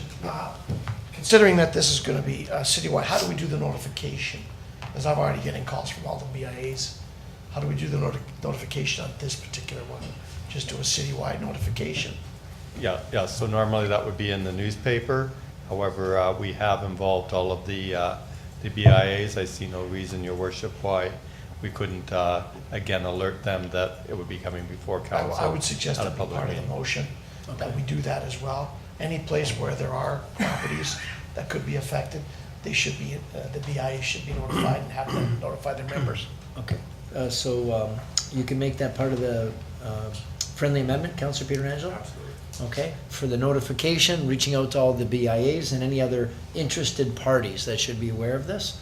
Okay, so we've got the motion moved by Councillor Peter Angelo, seconded by Councillor Carrió. Call the vote, all those in favor? Okay, and that's approved, thank you. So now 810, boarding house enforcement. So this is where the recommendation is that council directs staff to investigate the allegations contained in the complaint received in February with respect to the use of a residential dwelling as a boarding house. So that's the recommendation, to have staff investigate. Yes, Councillor Peter Angelo? Yeah, Your Worship, I think the comment has come forward that, we'd like to have something in the bylaw. Right. We have to have a report back saying where we have to go with respect to a bylaw. So then do you want to make that part of it? So Yes, the recommendation and add on that staff come back with a report on a bylaw as well. Does that make sense? Okay, so that's moved by Councillor Thompson, seconded by Councillor Peter Angelo. And if there's no further discussion, we'll call the vote. All those in favor? Okay, and that's approved. Thank you. Item 811, Millennium Trail Section 2, south of McLeod Road. There's 3 recommendations. Looking for a motion from council to move forward on the trail. As everybody looks down at their shoes. Look at Councillor Dabrowski. seconded by Councillor Strange. All those in favor? All those in favor, I gotta see them high, guys. Opposed?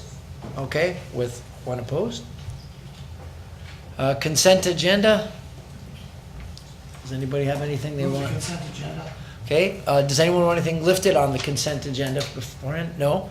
Okay, so, motion, and I gotta quickly read through them, but I'll be brief. Moved by Councillor Carrion, seconded by Councillor Strange, that we move the consent agenda. Let me just read them quickly and then we will, we'll do them all in one. First thing is fee waivers for St. Paul High School and Celebrate Old Downtown. Second thing, hiring of the Shared Integrity Commissioner with the region. Third one, support of all wine and beer made in Ontario as part of the modernizing alcohol sales. The assumption of Edgewood Estates subdivision. The Sports Wall of Fame Committee membership, adding on Dr. William Lescue. Speed control follow-up with multiple locations throughout the city. Accessible parking bylaw update. Canadian Corps of Commissioners contract renewal for another year. Demolition charge fee waiver. Moving along, sorry. Is there any other ones? Oh yeah, is that all of them? Yes? Okay. So those are all the consent agenda items that no one's asked to have anything lifted. So it's been moved by Councillor Carrion, second by Councillor Strange. We'll call the vote. All those in favor? Okay, and that's approved. Thank you. Okay, now on to item 10. First item is the Drummond Road Canal overpass. And I know that we have someone here to speak to this item. If you'd like to come forward, we have Kathy Slee. We'd like to speak to the Drummond Road Canal overpass. Welcome. Hi, Mary Jo. You're looking Hello. great. Better. That's good. Glad you're feeling better. So my name's Kathy Slee. I'm here. I appreciate you giving me a few minutes. I know you've had a long night, so I'll keep it brief. Regarding the canal at overpass at Drummond Road near Morrison.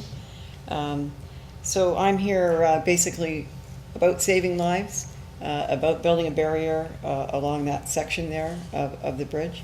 There is fencing that comes across on either end, but right across, it would be my hope that we would seriously take a look at how that could be executed, whether it's through the region, through the OPG, through the city. But I understand from the city clerk that that was going to be recommended, and the councillors that did get back to me, I appreciate it, that would be going to staff. For me, I just want to explain my passion and my drive in stepping forward tonight or bringing that louder forward is not to get into details to protect these people and their families, but one is like a brother to me. And his wife is out of town or would have been here this evening. There is many areas to this that need to be addressed elsewhere as well. But I'm acutely aware of how many times I live in that area, how many times this has happened where someone has jumped in the canal off that bridge. The amount of time seems to be increasing, but I know it's directly affected me and hit me directly. I've had the pleasure of volunteering and working with individuals over the last 25 years in the areas of mental health and addictions. And it is a great pleasure and honor to work with complete strangers and develop these bonds and these friendships and to watch people really successfully turn their lives around. Unfortunately, not everybody does, and not everybody has that success. So those that I've seen lost over the period of time, it's my drive to try to do something about it. So I'm hoping, and I'm confident that our staff and our staff, the city staff, that they will do a good job. I'm just asking for someone to really sort of oversee that and to really aggressively approach that. Like the Burgoyne Bridge, for example, an issue in St. Catharines. Ironically, I sent this letter last week. I was on vacation, and today I opened the paper or read on the review site about St. Catharines, and some of the councillors' views, one of the councillors' views was, we'll give money for either or, money for the barrier or money for mental health. We know that the province needs to be doing more. and bringing more money. And in addition to that, it's not just about the money and how it's being administered and how it's trickling down and the actual help that they're getting. Because I work with these people and advocate for them all the time. I'm sure NHS is doing a lot of things right, and there are some things that need to be improved, and I'm sure they get tired of hearing from me advocating with these people. But I'm just hoping that we can move that forward in a quick manner and try to get some results for them. We'd be happy to know, myself and senior staff met with OPG this past week, and we did address this issue with them. So even before this is being recommended, that staff start to deal with this, we've already started the wheels in motion. So it was well received. Oh, They're very supportive. Oh, that's great. Thanks. Yeah. Okay, so thank you very much, Thank Kathy. you. Thank you. Moved by Councillor Pietrangelo, second by Councillor, okay, Councillor Lococo's got Thank you, Mr. Mayor. Is Drummond Road the only one that's open? The No. canal goes, so what other streets would be open Uh, like that? Should we look at all of them? Lundy's Lane? Is Should we look at McLeod all of Road? them? McLeod Road? Well, we met with OPG about all of them. Yeah. Yes, well, kinda, yeah, but they got a fencing, they have fencing up there though. They just put new fencing in too, as a matter of fact. Okay, thank you. So it would address all of the crossings, yeah. So did we had the motion, the second, I'm sorry, I lost track. Who, Got a motion or? oh yeah, did you want to second that? Oh yeah, that's right, I got lost, okay. We'll call the vote, all those in favor? Okay, and that's approved, thank you. Okay, item 10.2, the Zonta Club wanting the flag raising on May 23rd. Moved by Councillor Strange, second by Councillor Thompson. All those in favor? Okay, it's approved. The Niagara Regional Housing fourth quarter report, motion to receive.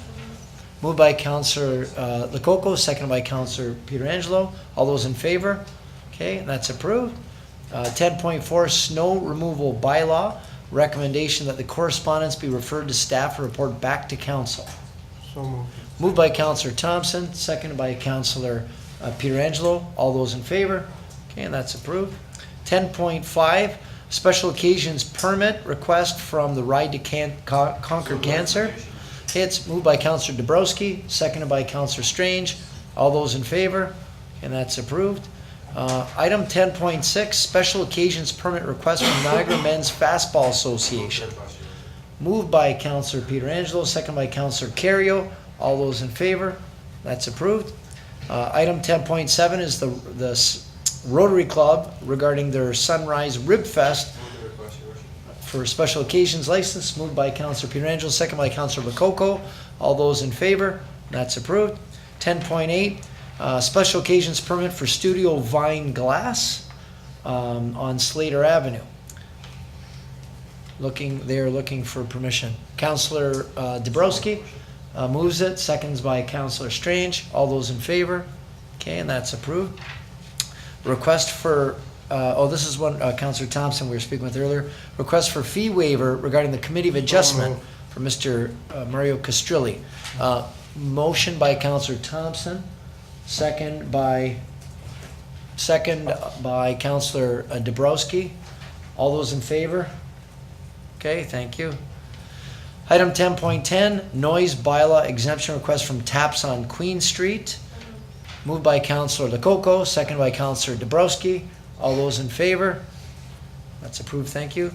Item 10.11, proclamation request by the Niagara Regional Labor Council. Yep, that National Day of Mourning be April 28th. Moved by Councillor Pietrangelo, seconded by Councillor Cario. All those in favor? Thank you. Item 10.12, Township of Wainfleet, with one of their motions on governance. I don't know if you want to receive and file that Receive one. and file. Moved by Councillor Cario to receive and file, seconded by Councillor Pietrangelo. All those in favor? And that's approved, thank you. Item 10.13 was an addition, the Office of the Fire Marshal and Emergency Management asking for us to host community support. Moved by Councillor Pietrangelo, seconded by Councillor Cario. All those in favor? That's approved. Item 10.14. Did you want to hold on? The Sundowner 50th anniversary. Yes, Councillor Thompson. No, I got a call on this just a day or two ago, and I said, write a letter and I'll get it on the agenda. And this is for a special occasion permit and for the activity that are going on Sunday, June the 9th. So this is a special occasion permit, and I would so move. Okay, good. So it's moved by Councillor Thompson, second by Councillor Strange, that we move the recommendation to support them for their 50th anniversary. All those in favor? Okay, and that's approved. We've got the bylaws. A motion to give the bylaws a first, second, and third reading by Councillor Pietrangelo, second by Councillor Thompson. All those in favor? Okay. And new business. Oh, wait, was there anything else? No resolutions? We good for new business? For new business, one of those items should be. Yes. One of them has to be our adult entertainment one. Yes. Yes, Councillor Thompson. Yeah, we had a meeting previously, the Adult Entertainment Committee, and there were two individuals who were looking for a decision of council, and we made the decision to permit them until they get to court. So I would so move. Okay. Moved by Councillor Thompson, second by Councillor Strange, that we approve the decisions made by the Adult Entertainment Appeal Committee. Just for clarification, for those that weren't a part of the committee, I'll just read off what the motion would be, and that it's the two individuals, the two appellants, be allowed to apply to the Niagara Regional Police Services Board for their adult entertainment licenses for 2019, and that the existing charges not impede the issuance of said license applications. That's pretty much what Councillor Thompson said, I think. Okay, well, more you did. All those in favor? Okay, and that's approved unanimously. Any other new business? Councillor Carrion. Just a quick one, Your Worship, was just sent to me that in tomorrow's paper. It's too bad Mr. Nicholson's son's away, or gone, but he's announced that he will not be running in the next election. And I thought that it might be good for the council to pass a resolution to recognize his service. Doesn't matter what party you're affiliated with, he's given the city service for many, many years, and achieved a very high position in our government, probably the highest position that anyone from our community has ever achieved in government. I think we should recognize Mr. Nicholson for his years of service, regardless of party politics. Did you want to do that here in Chambers? Invite him down? Invite him down, sure. Yeah, all right. Why don't we do that? So including inviting him down? Yeah. Okay, great. That's motion by Councillor Carrion, second by Councillor Pietrangelo, that we invite our MP, Rob Nicholson, here to council to be recognized for his years in government representing the city. All those in favor? That's approved unanimously. Thank you for that. That's a great one. Councillor Strange. Yes, Mr. Mayor. Our Park and the City Committee was here earlier today, and we actually had a meeting a couple of weeks ago, and there was some concerns brought up about some of the emerald ash borer trees that have been taken down, and if they're being replaced or not. Then it comes, I know I think we put about $280,000 into our budget this year in the tree program. And I'm just wondering, and I don't know if we've ever had it where we had a presentation by Charlie Smith or someone, or a report come back, just of what our inventory is like, as far as, I know we take a tree down, I think we're supposed to put 2 or 3 up. Yeah. And is there a program where they count the trees that are putting up and something to that effect? Like a tree inventory? Yeah, exactly. And I'm just wondering if we might be able to get either a report back, a motion to get a report back, or why don't you make a motion to come and make maybe a presentation, to come and just give us an update on what our trees are like in the city and surrounding areas. Okay, so we got a motion by Councillor Strange, second by Councillor Pietrangelo, that we invite, that we do a tree, I'm just going to finish the motion, that we do a tree inventory and report and presentation for council. That's been moved by Councillor Strange, second by Councillor Pietrangelo. You want to speak to it, Councillor Pietrangelo? Yeah, and the only thing I was going to add, Your Worship, because I'm on the committee with Councillor Strange, was that it would be interesting to know what our tree canopy is at right now, and whether or not we have any targets and how we're moving towards those targets. And I think that's what the people on the committee are very interested to know.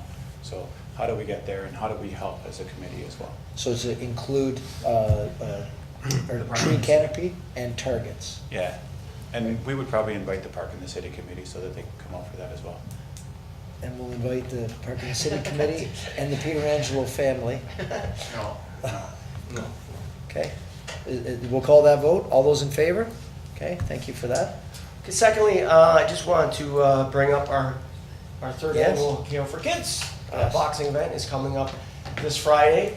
Our first 2 years are very successful. Last year, we raised over $67,000 that went towards Pasadena Mental Health, and the Box Run Charitable Foundation goes to Ronald McDonald House and stem cell research at McMaster University. Every year, it seems to be getting more and more applications to box and to compete in this. Part of our committee we have here is Councillor Dabrowski and Councillor Thompson, and we have about a meeting every month, and it's very busy. We decided to move the event this year to the spring at the Scotiabank Center. So it is this Friday. We had over 100 applicants want to be involved this year. So we had to limit it down to 21 boxing matches. So we have 42 boxers. It's amazing. They've been going through such a journey, both Team Red and Team... Put his name on? Well, Crater still won't fight you anytime soon. Well, next year. But it's been great. And part of our process is we like to reach out, especially to some children that have CAO cancer. And one of these little girls, Brookie Isaac, she was one of our Heater Zeros a few years ago. She was diagnosed with neuroblastoma and had a tumor in her abdomen, and she was only 5 years old. And her nickname is the Warrior Princess. And you can look at her, she's just a little cutie. So she was battling, she went through a major surgery, and she's been cancer-free for over 3 years now. Wow. It's just amazing. Look at her beautiful girl. So this year we decided that she is going to start the event off and ring that opening bell to show that she is childhood cancer-free. And I thought, what an idea. Would be great to escort her would be yourself, Mayor Jim Diodati. We would love to have you escort young Brookie, and as you've just gotten the green light recently in the battle that you've gone through in the last year. So we'd love to have you out to start the event. Some of these boxers, it's their bucket list, and they're stepping up for the bigger cause, for kids, for yourself, what you've gone through, and you can just imagine what you've gone through, and imagine a child going through that. So we're looking forward to it, and a special thanks to Councillor Thompson, Councillor Dabrowski, and Kim Rossi from Pasadena Mental Health for selling out the first time in 3 years. So we're sold out. No general admission tickets. We are sold out. No standing room tickets because of fire code, and Vince Carrier buying a VIP table too. So appreciate that. So, but I want to thank you, and if you're accepting the invitation to walk around. As long as I don't have to fight her. I'm No, okay.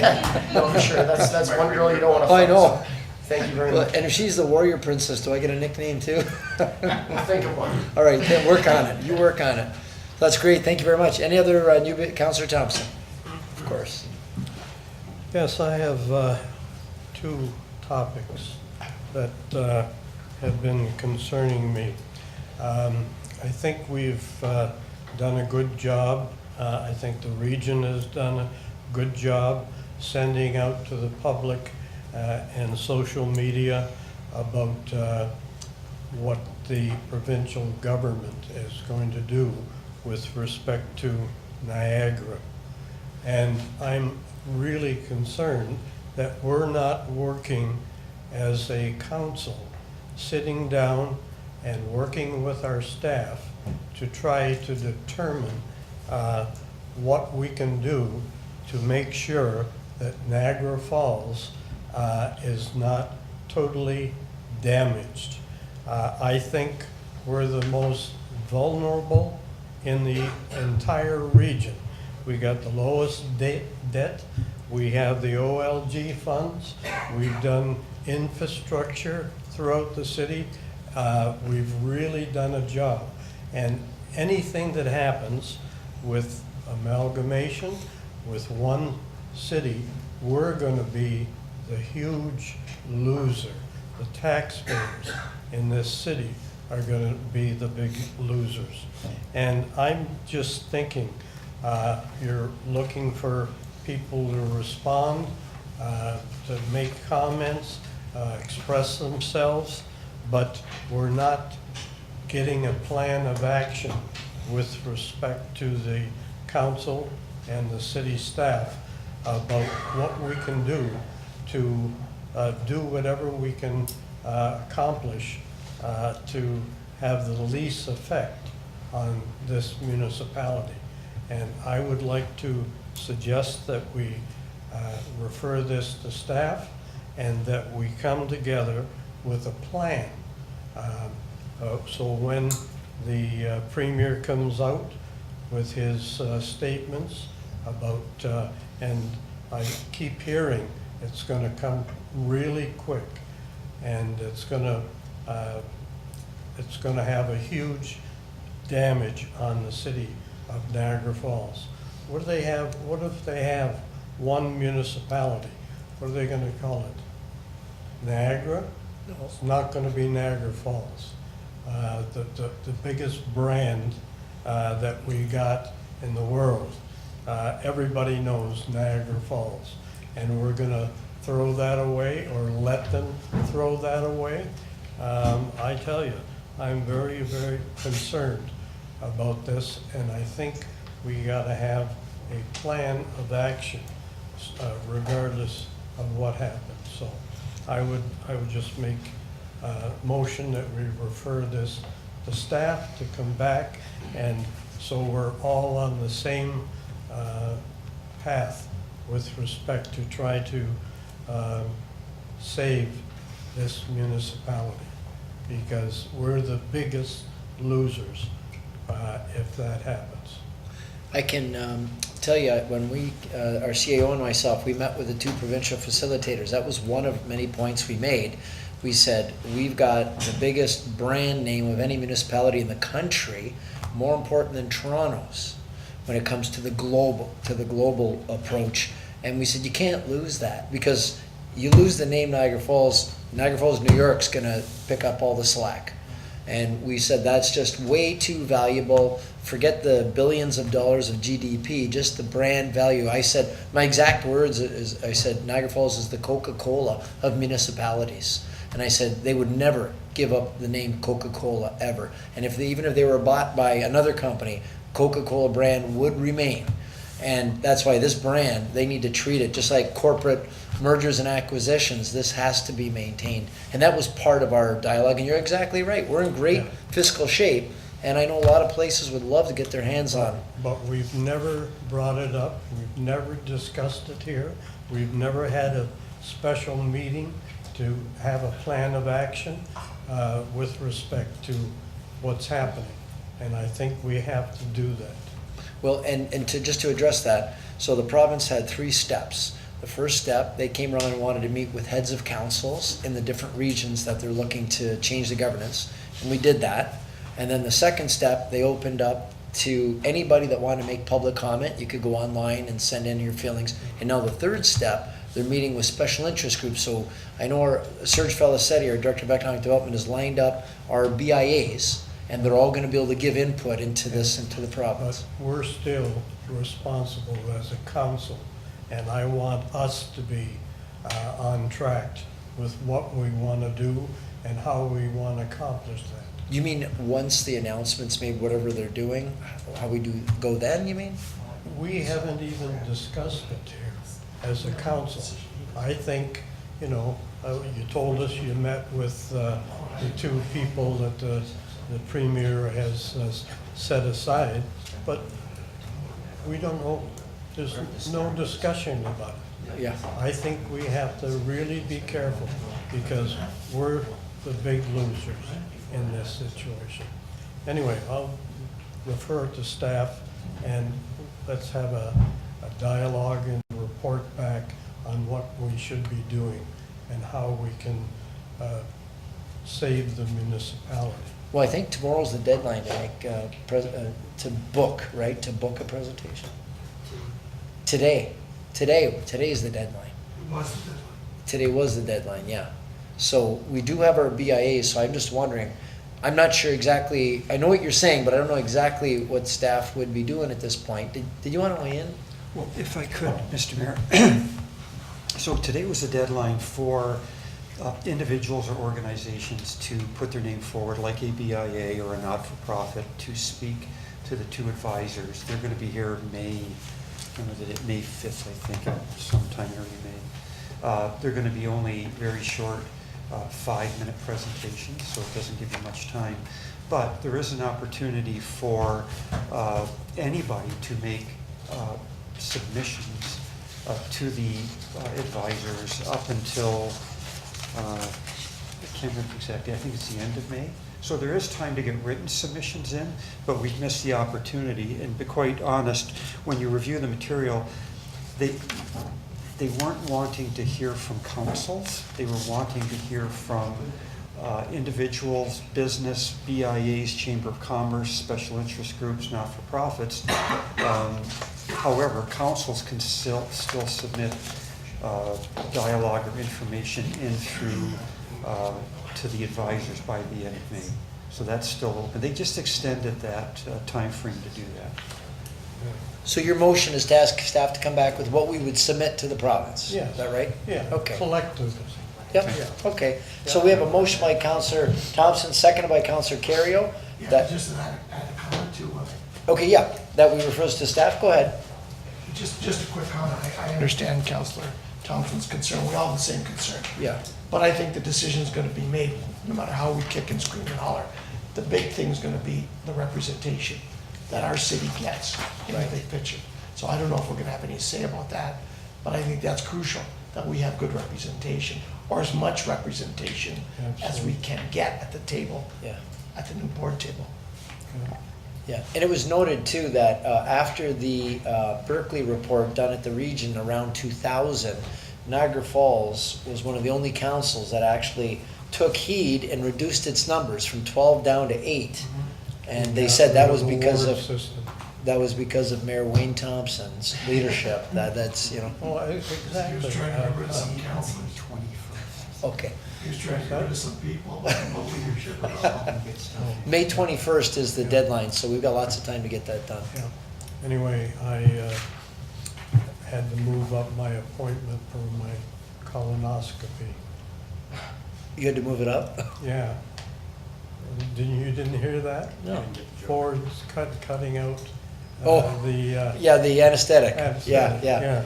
So you gotta be awake now, so I'll pay for the anesthetic.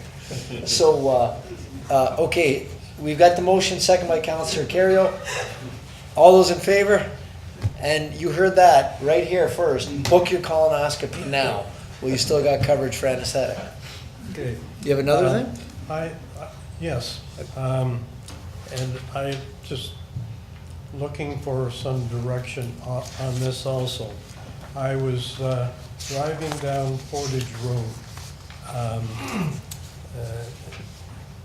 2 weeks ago, and I got stopped by the train at the tracks. And I sat there, and I usually count them. But anyway, I was there for 5 minutes, and the cars were going by. It was unbelievable. And then all of a sudden, in the middle of it, there was another engine pushing and pulling another 200 vehicles behind it. Twice as long as I have ever experienced. Where do we stand at with this? Are we making any headway, or this was ridiculous. Yeah, so we can get Matt Bilodeau can give us a little update on that. Yeah. Yes, of course. We met with our project team last week. We have a report forthcoming to council regarding the update for phase 1.